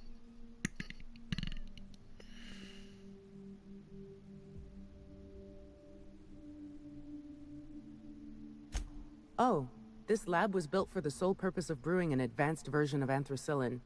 Dr. Lowe was spearheading the initiative. Science stuff isn't really my area, though, so I don't know more than that. Just a feeling I got. Every day was the same as every other day. I felt like I was stuck in a circle, you know? Started imagining what it'd be like to break that circle. Station goes in a circle around the planet, so what if I just dropped off the edge? But after what I've seen, after what happened, I don't want that anymore. I want to live. Do I ever? Drop me off on the groundbreaker and I'll be out of your hair in no time.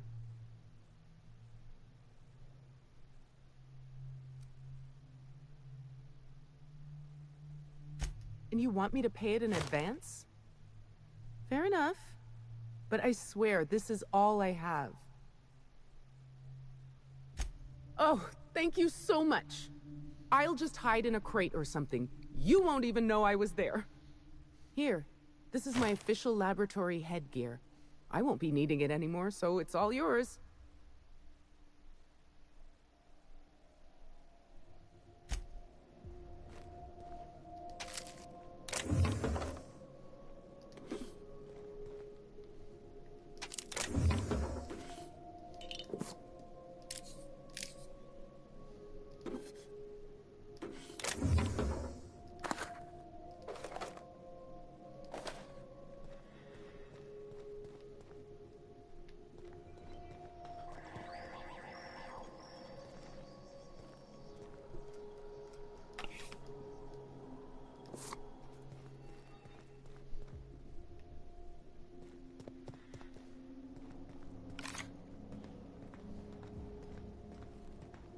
take back what I said.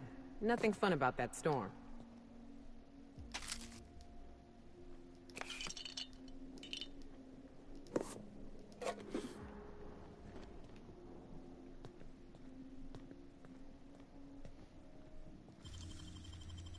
Easy.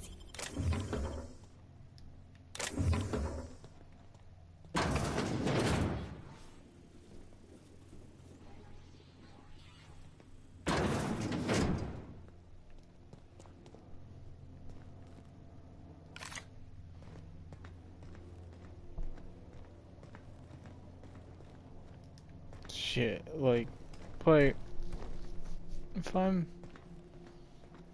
trying to save this guy, I gotta take these things out.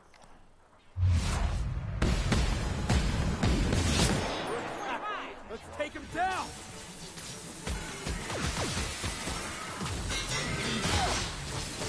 Ain't happening. Watch this!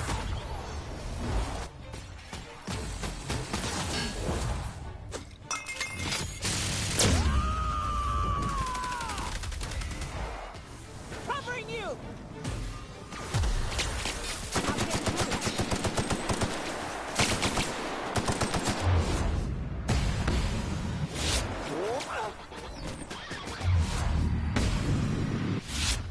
And we're alive.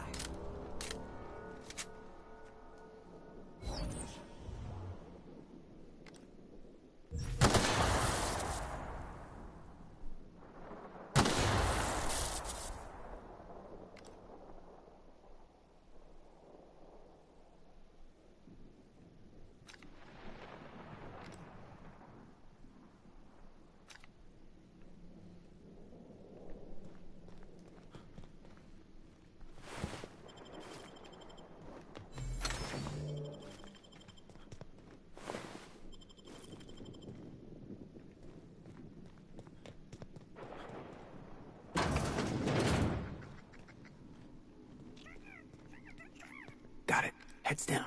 Where are you coming?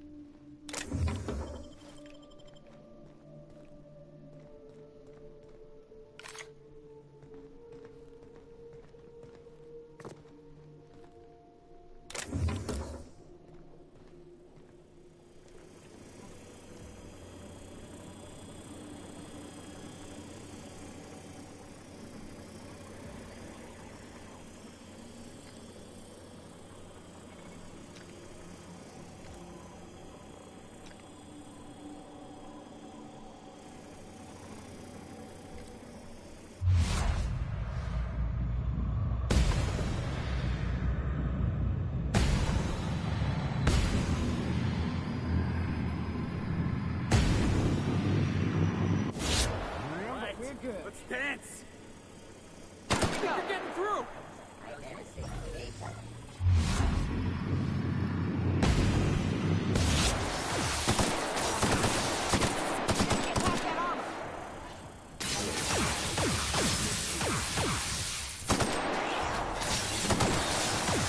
My time to shine!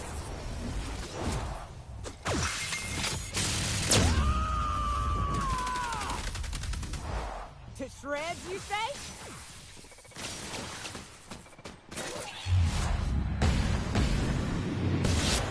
Get through.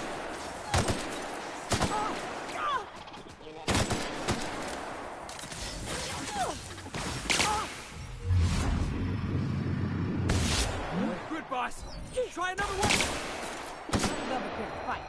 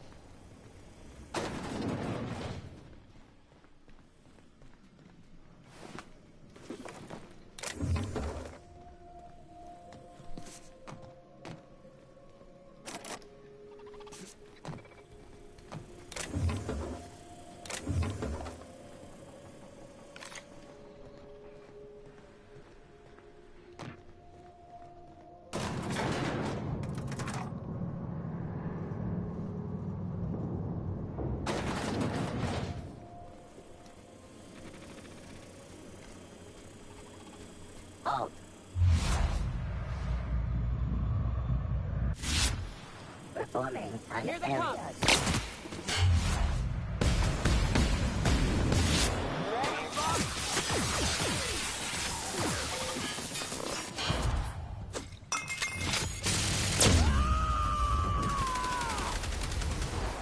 I am a storm!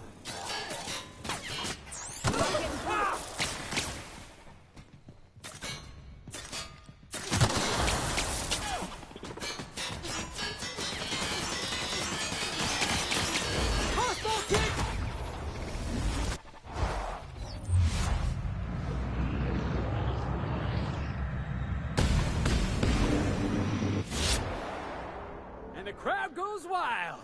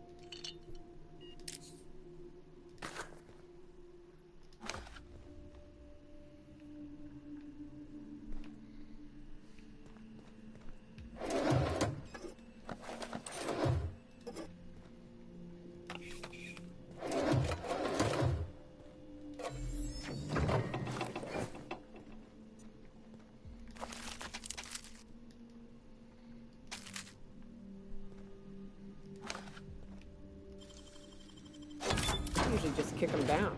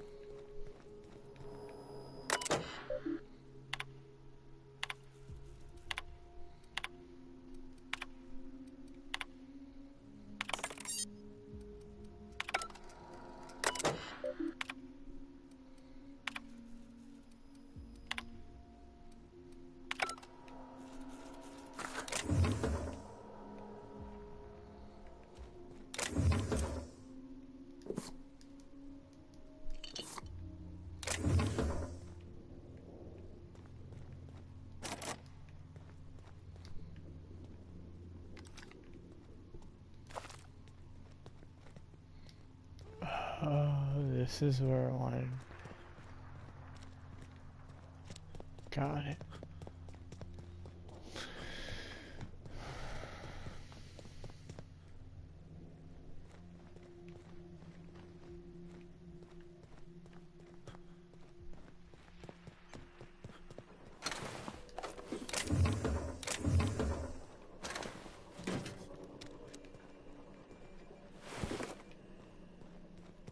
That won't do it all. You imbecile.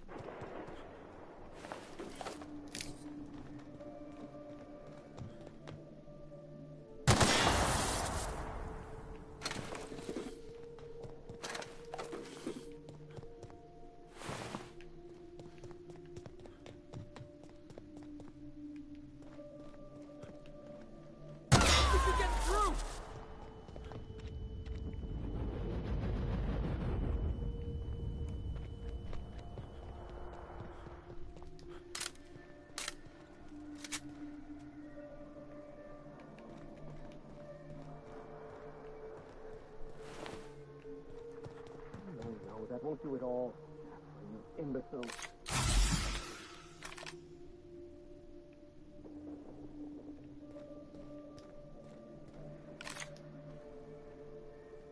I'm moving.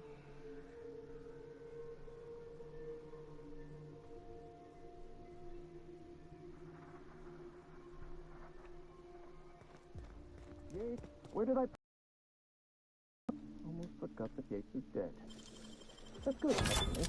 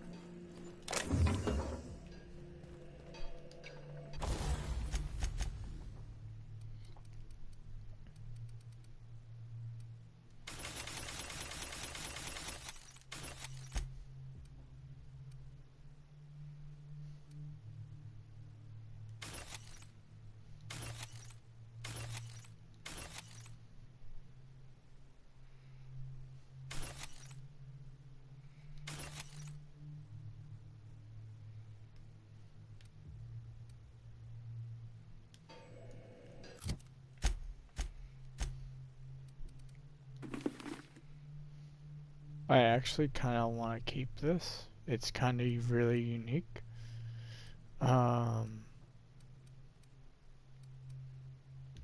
Anyways, let's continue to go through these items. Break down that, break down this, break down this.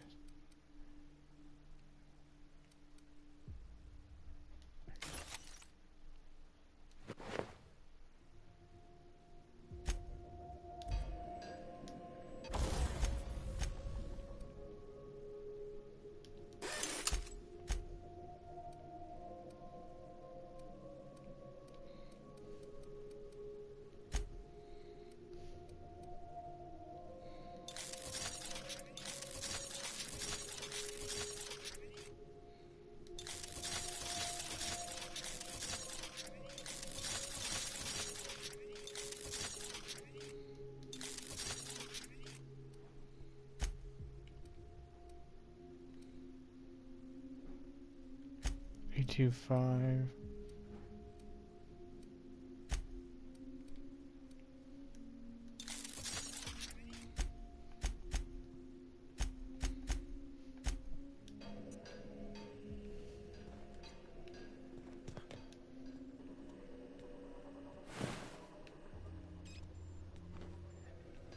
That's good, actually.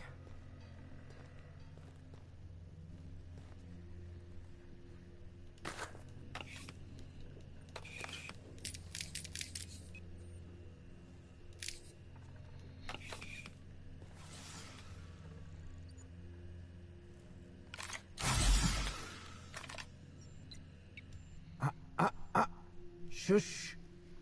No talking. Concentrating. Damn it. I almost had it. The formula was in my mind, and I almost had it. I was so close to a breakthrough, I could practically taste it. You really did pick the worst time to manifest.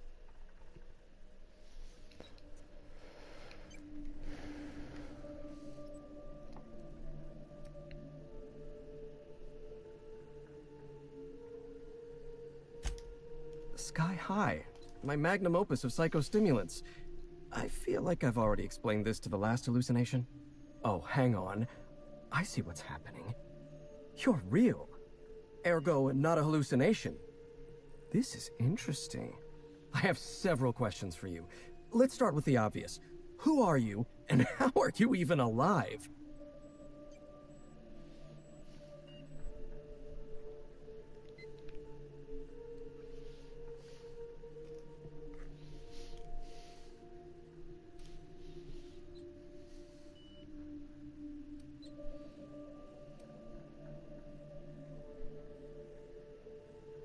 All sorts of things. Science, mainly. A little bit of research. If you're talking about all the dead bodies, that'd be the Pink Slip Protocol. Right. That answers that. Next question. Do you come bearing fresh pharmaceuticals? Hey, I'm sorry about your friends, but more doses ain't gonna help. Look, we all know you're here to interrogate me. If I'm going to go through this ordeal, I'm not doing it sober.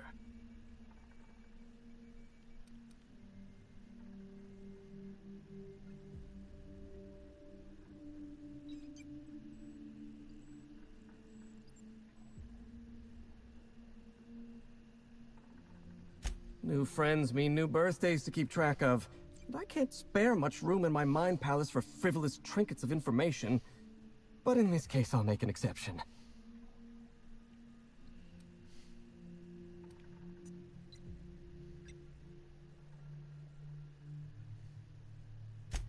You mean my inhaler?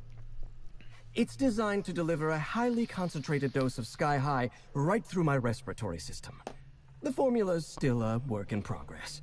Clears my mind for a few precious moments. The rowdy tenants of my mind palace stop their chattering, and in that silence, I experience clarity. Inspiration through inhalation. That's Sky High. Or it will be, once I perfect my formula.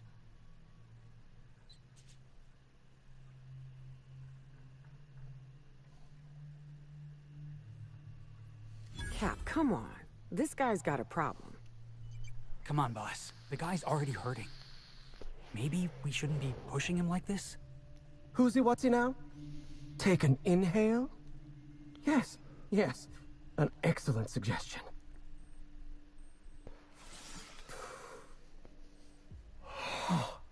Much better.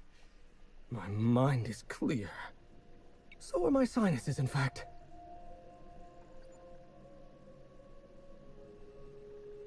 Auntie Cleo instituted the Pink Slip Protocol. Fancy marketing term that translates to, we're not satisfied with the quality of your work, so we're revoking your lifetime contracts.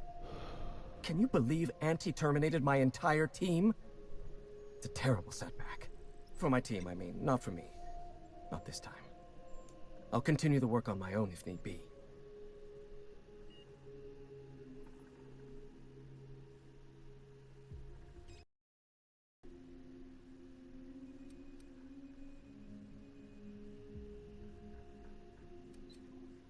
I'm, working on the task that I was hired to perform. I'm fulfilling my contractual obligations. Auntie Cleo wants us to develop Anthracillin Plus, a new and improved version of the original Anthracillin formula.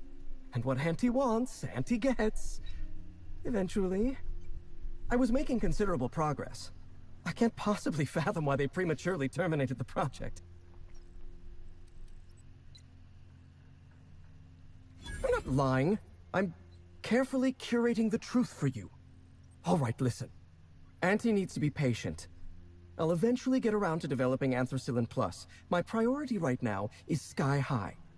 Once I perfect my formula, I'll be able to keep my mind functioning at peak performance without any pesky distractions. Like feelings.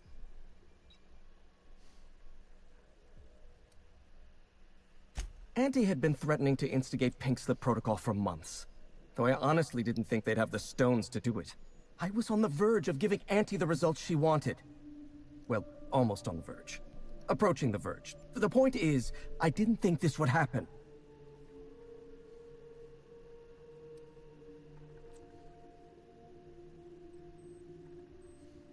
Bureaucratic procrastination and some incompetent saber-rattling. Before I was traded, I worked on Project Gorgon. I lost that team by attrition. Management turned the screw on my team. Forced me to fire 1 in 10 researchers. The few of us that remained were overworked and exhausted. We didn't have much of a security detail. I don't know how the Primals got loose, but my team didn't stand a chance.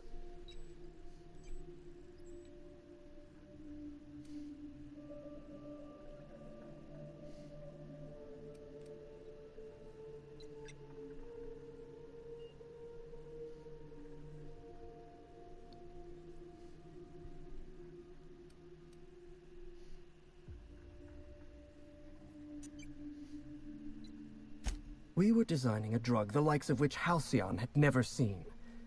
A veritable panacea that cured lethargy and guaranteed a lifetime of productivity. I was overwhelmed, overworked, frustrated.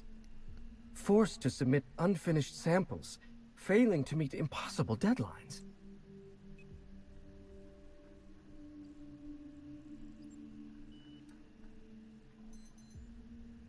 The only people I knew were either struggling with the same problem or causing it. I started self-medicating to enable my genius to perform at a greater capacity. To forget, to endure, to feel nothing. Project Gorgon was in its final days when the Primals attacked our lab. It wasn't long until Spacer's Choice authorized my transfer to this facility.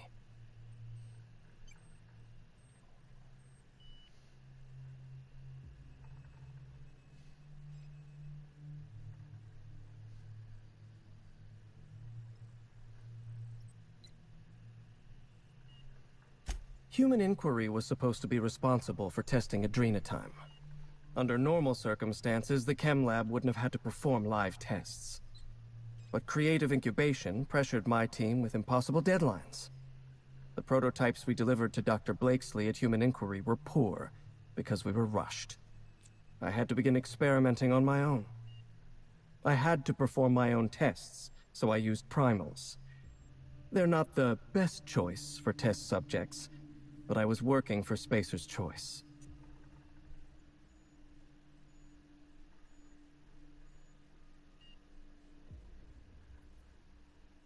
Whoever reached greatness by coloring within the lines. And besides, my lines often move around on the page.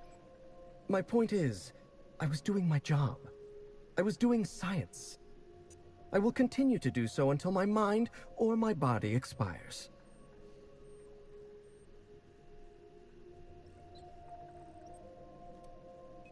Auntie Cleo wants us to develop Anthracillin Plus, a new and improved version of the original Anthracillin formula. And what Auntie wants, Auntie gets. Eventually. I was making considerable progress. I can't possibly fathom why they prematurely terminated the project.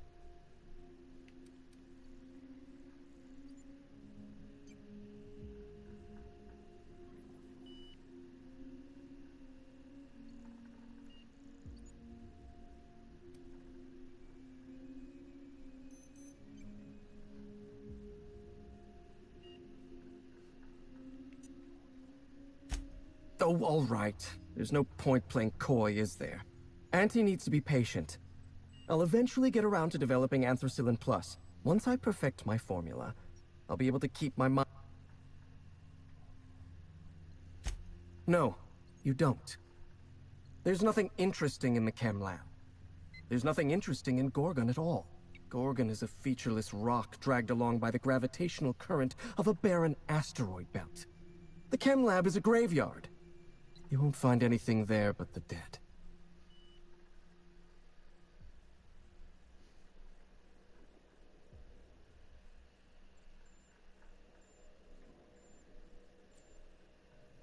Well, it wasn't me. I've been stuck in this place for ages.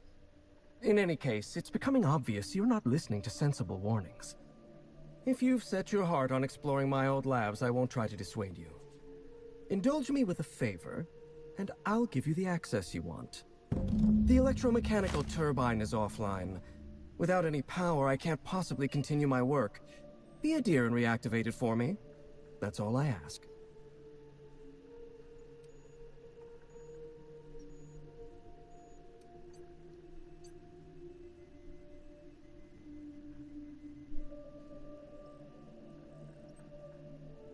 Not that it's any of your business, but I don't get to quit.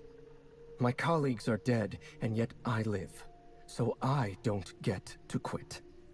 Take the elevator to the storm platform at the top of this facility. Reactivate the turbine, and I'll give you the access you want. Of course you do. Well then, let's hear them.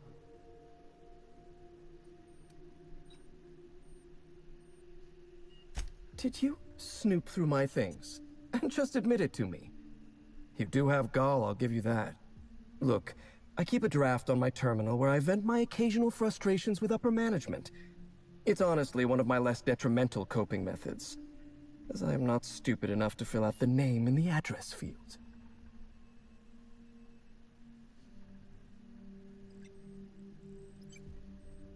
One thing at a time, my chatty accomplice. Turbine repairs first, interviews later.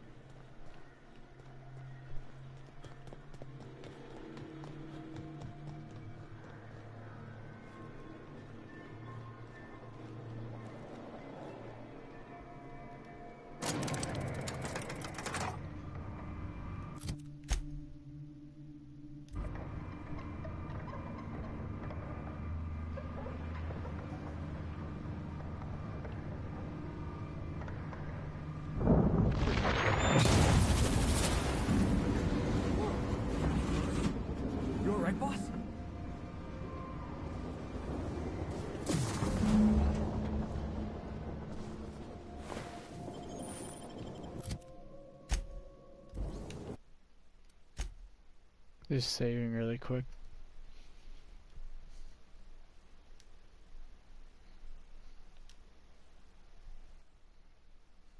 There we go.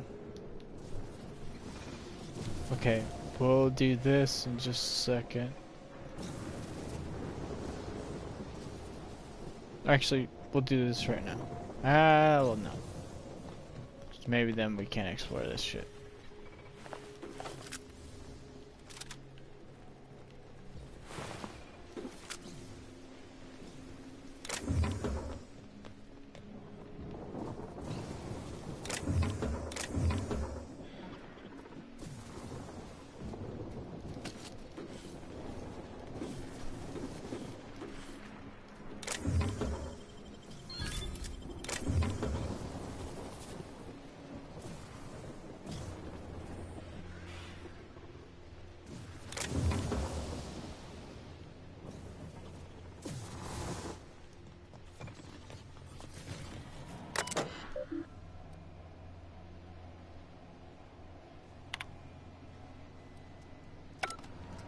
See, this is why I need the vicar.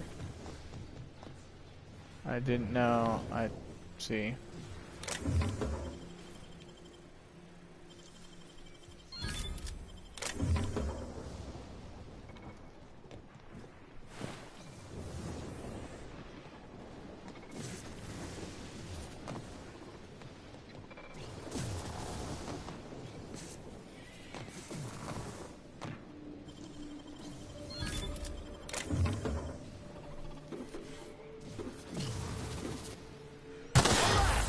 go! Get pushing, boss!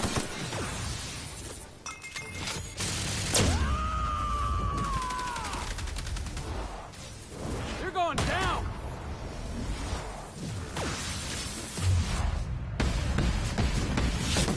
Getting through!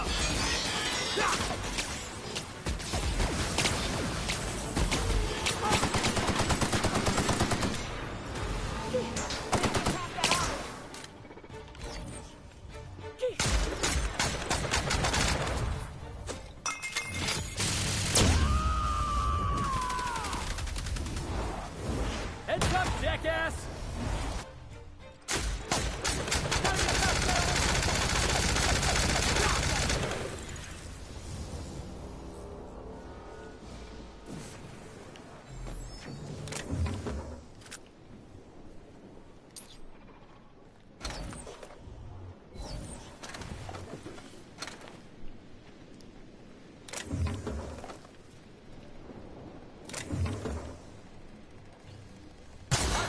For this!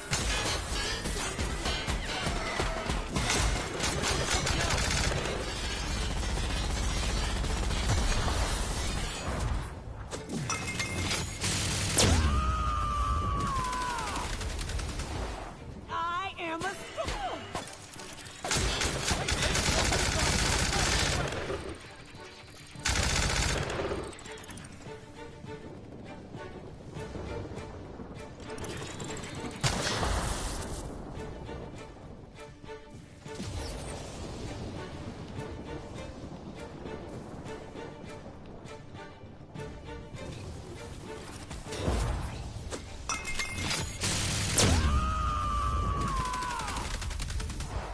To shreds, you say? Here I come!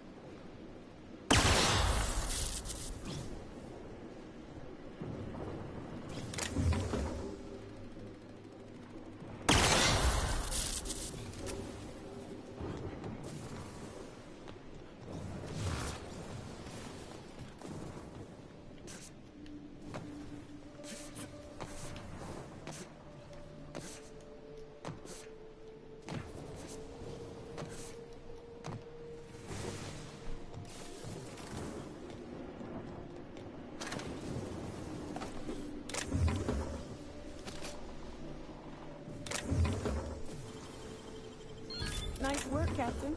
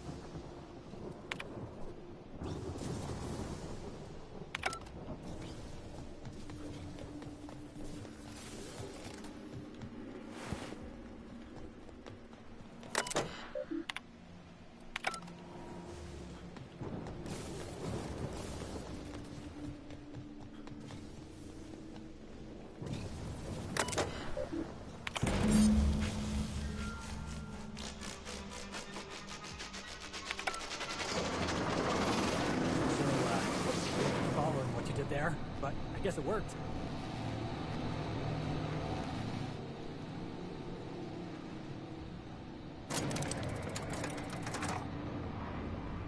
Yeah, boss? Nice work dealing with those freebooters. Somebody out there wants us dead. That don't exactly narrow the field. Whoever it was, if they really wanted to cross us off, they should have sent competent mercenaries.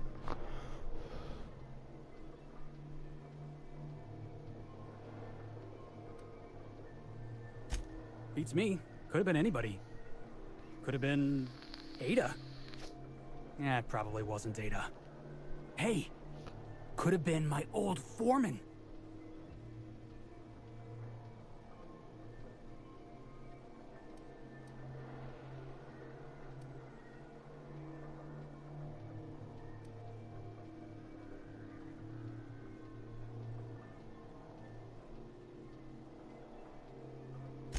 I'm guessing whoever hired him had something to do with Project Gorgon.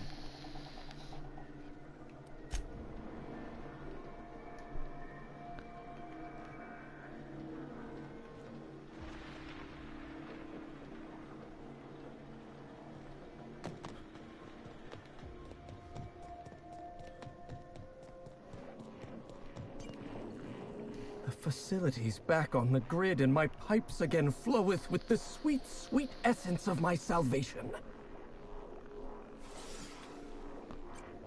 I suppose I have you to thank for realigning the machine. Of course, Jasper, you imbecile.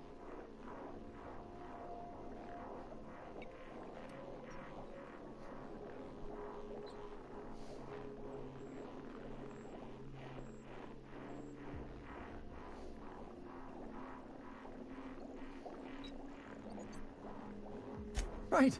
Yes, of course. You'll need my voice to get into the chem lab. I'm obviously not coming with you, so I'm giving you a recording of my dulcet speech. This recording should get you into the chem lab. I hope whatever you're after is worth the trauma.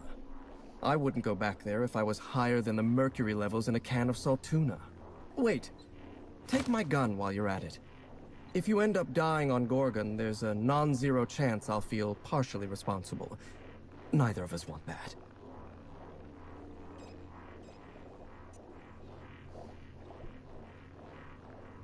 Die, perhaps?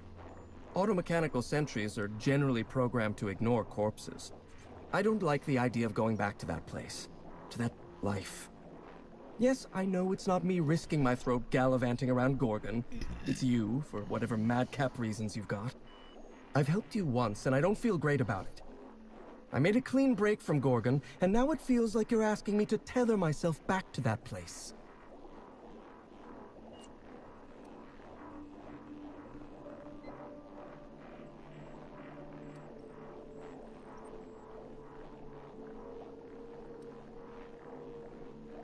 I suppose you've got a point. Or something resembling a point. I'm emotionally addled right now, and I'm allowing my sentiments to get the better of me. Here, my personal security keycard.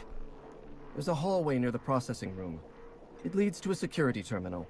Use this keycard to unlock the hallway and disable security. Even if I wanted to talk about Project Gorgon, I couldn't. All my memories of Gorgon are intact, but they're in disarray. Like a book with its pages shuffled. Making sense of those memories requires clarity of mind. Clarity that only Sky High gives me. To tell you everything I know, I'd have to be dangerously euphoric.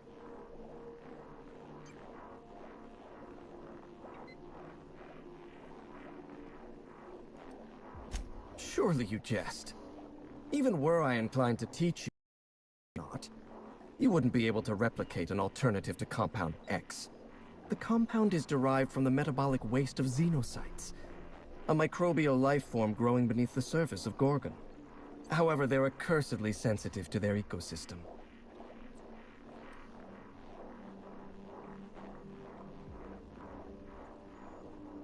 Exactly.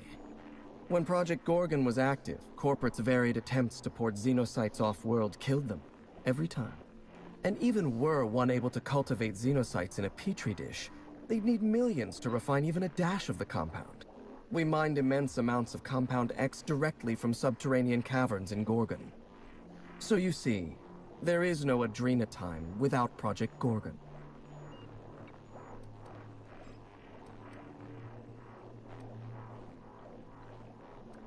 As I mentioned, making sense of the...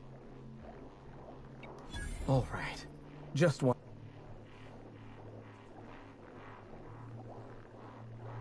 Have you ever seen a lake as still and clear as a mirror? That's how my mind feels right now.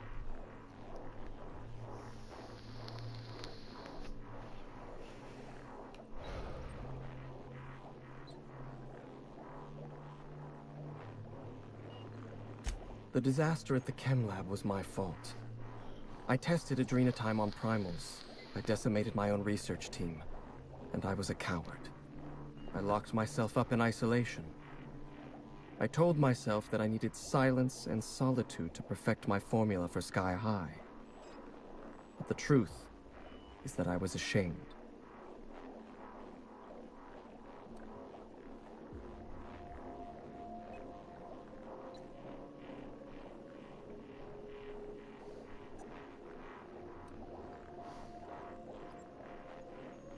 Nothing? Everything? I told myself I needed a drug to help me focus, help me work. The weight of guilt crushed my capacity to work, but if I didn't work, then I was worthless. Adrenatime was like that. It was designed and marketed as a necessity, an elixir of productivity. It made you feel guilty for not using it, and then hurt you when you used it. I'm starting to lose sight of my own thoughts. Entropy reasserts itself in the palace of my mind. The high never lasts more than a few moments.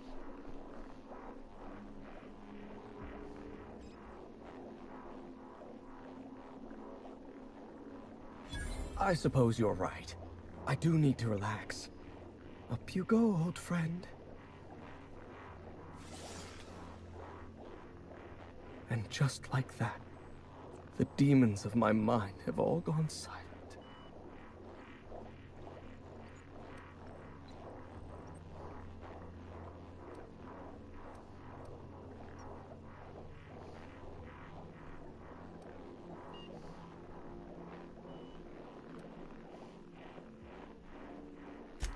Lawrence Goodfellow and his vultures in the OCI drove my team to death and picked our bones clean.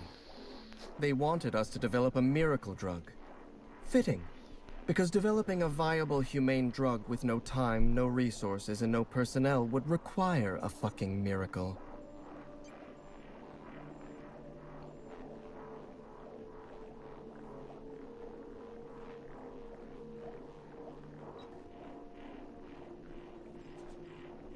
The Roman solution, he called it.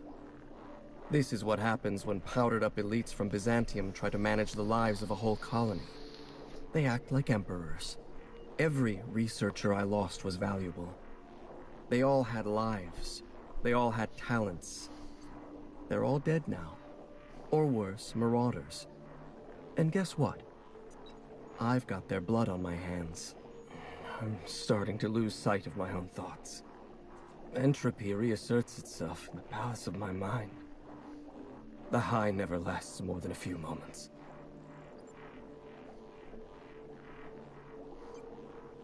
I shouldn't. Thank you, but I'm starting to reach the threshold of my tolerance. I'd have to clear my mind in order to answer your questions, and that requires a truly irresponsible dose of Sky High. And admittedly, a truly spectacular high.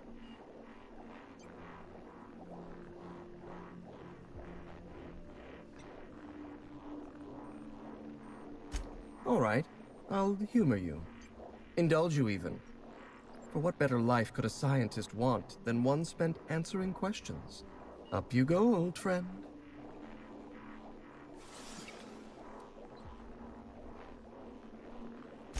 The author, Dr. Olivia Ambrose, was one of the most brilliant minds in Halcyon. She wouldn't have kept a journal for something as tawdry as mere sentiment. Dr. Ambrose never made it out of Gorgon alive. That's the sort of thing that happened to the project's best minds. They were killed. They turned marauder. Or they became me.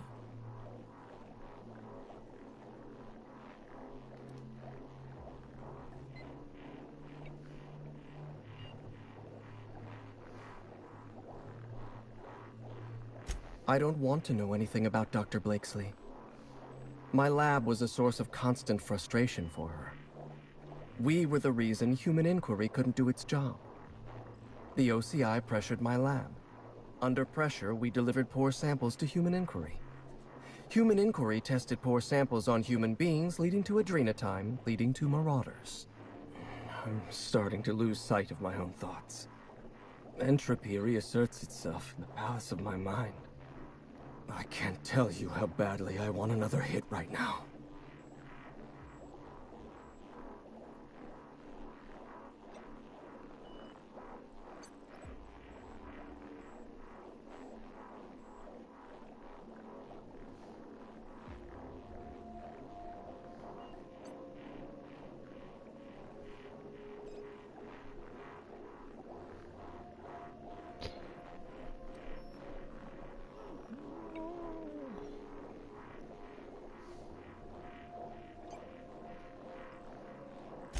I love how simple you make it sound.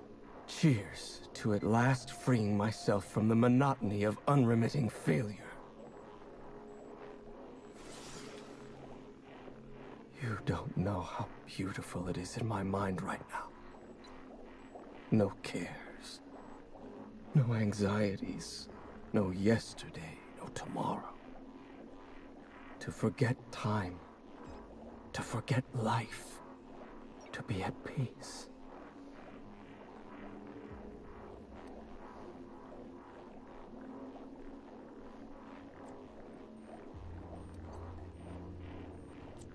I have absolutely nothing to say. Possibly ever.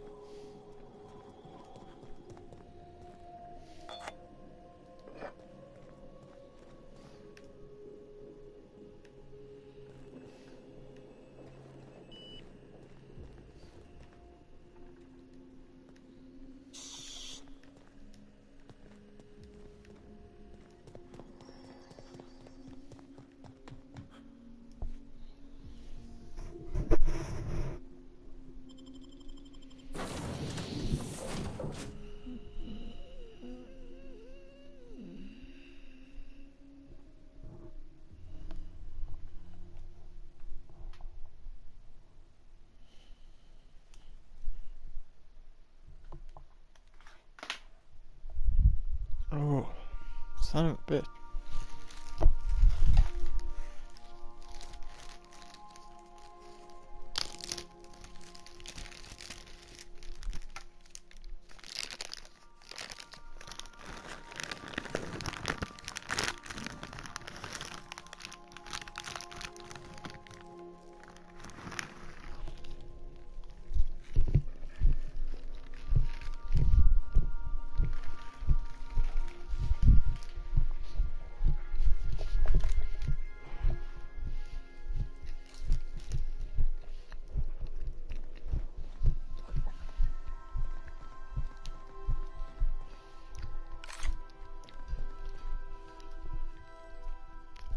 Something busted, Captain?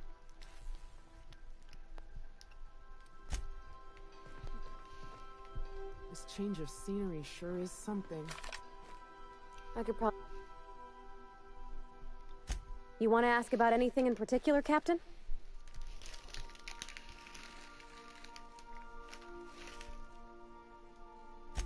It sure is lonely out here on the edge of the colony. It sure is lonely out here on the edge of the colony.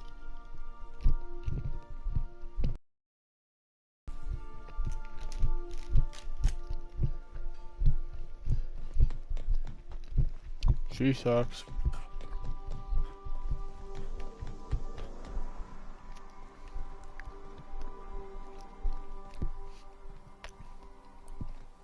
You don't think that's a problem? Whole ship's running on a computer's fancy. That'll make you nervous, Preacher? No, Felix. The concept of a ship computer does not make me nervous. Are you scared of Ada? I ain't scared of Ada. Good. I'm glad we cleared that up. It's just, she's a computer, Max. What happens when her equations tell her to cut off her oxygen? Or blast us all into space? Felix, Ada is not sentient. She can't act out of a sense of malice. Where do you get these ideas? I was watching True Stories of Mechanical Murderers last night. Felix, I find your purity refreshing.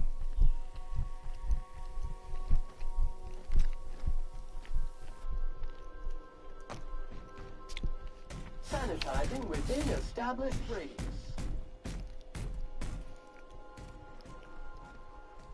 Hey, Cap. We've seen a lot of stupid in this colony, Captain.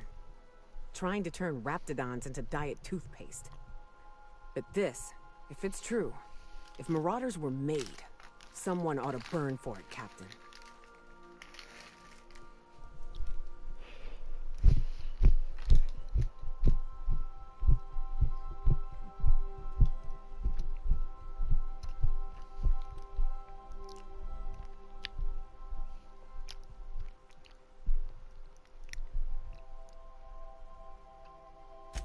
That's a nice thought, Cap. You're a good person. But no. I knew folks who turned. I've seen it happen.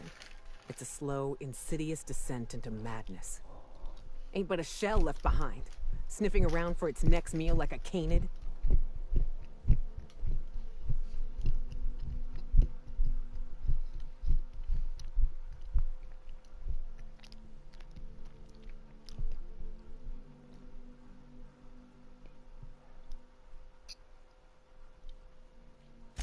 Well, someone has to be.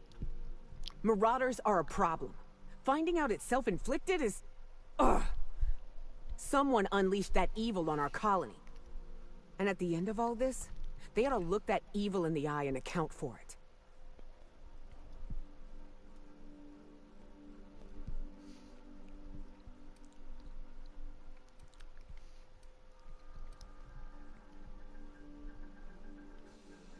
Good. Thanks for chatting.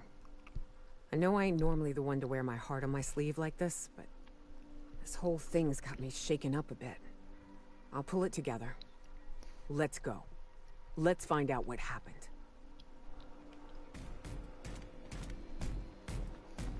Scanning for... Thank you. All...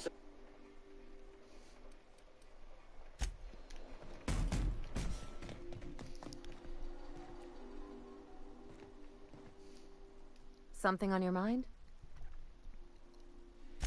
What's on your mind? Sure, I met pretty... Any... Something on your mind?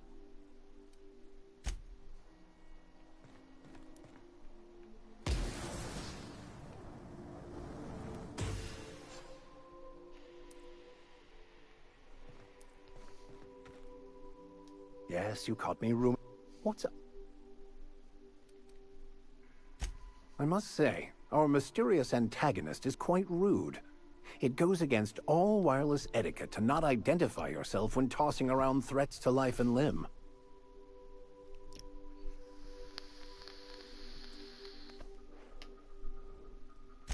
Under normal circumstances, I'd point the finger at Spacer's Choice, but they wouldn't hide in the shadows. They'd throw the full force of their security apparatus at us.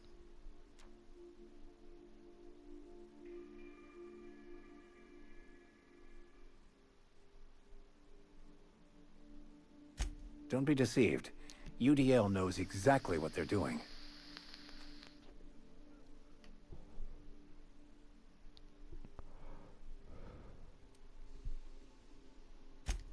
UDL created the Spacer's Choice Company to flood the market with cheap, substandard goods, and it gave them the capital to be the most powerful corporation on the board. Their profit-before-quality ethos has not only filled their pockets with bits, it also defines who they are, and explains the disposable quality of life in Halcyon. I suppose you could say their incompetence is a design feature. The Marauders are just the natural end result of how little value they ascribe to any human life but their own.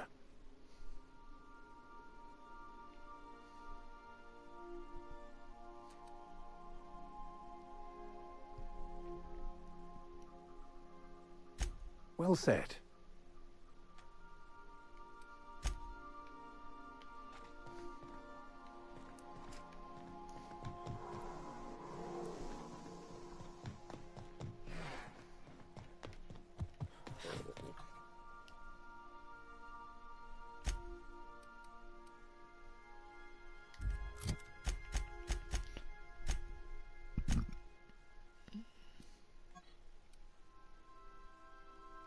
I had to check.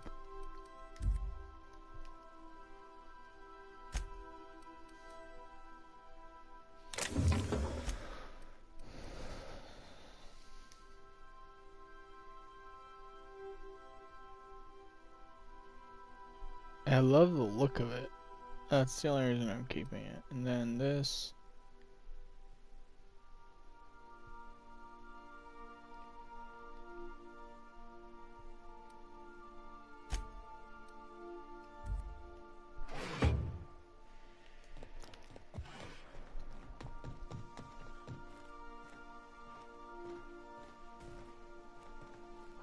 Alright, Felix is gonna go stand there. I'll go talk to him in a minute.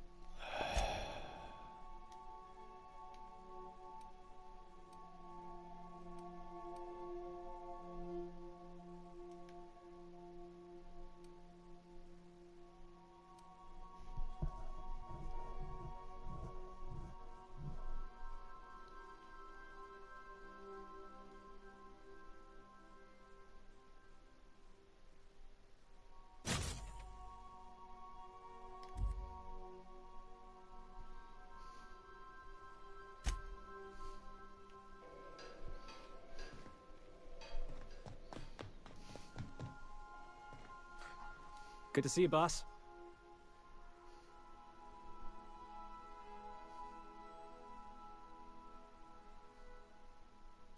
Sure, I got time.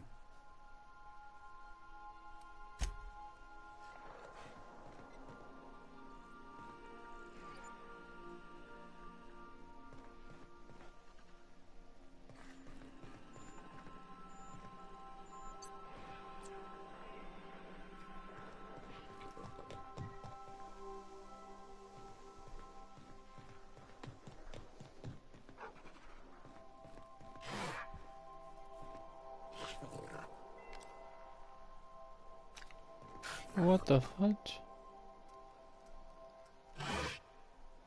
Oh, I got my own little pet? What?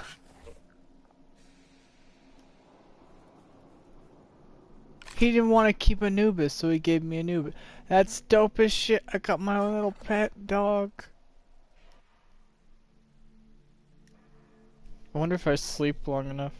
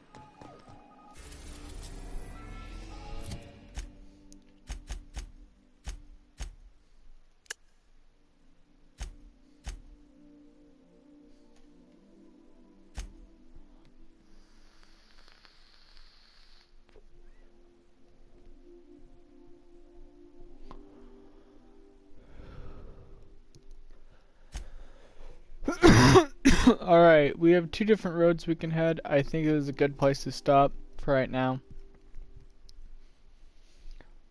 It's been a good live stream, and I think I'll see you guys next time.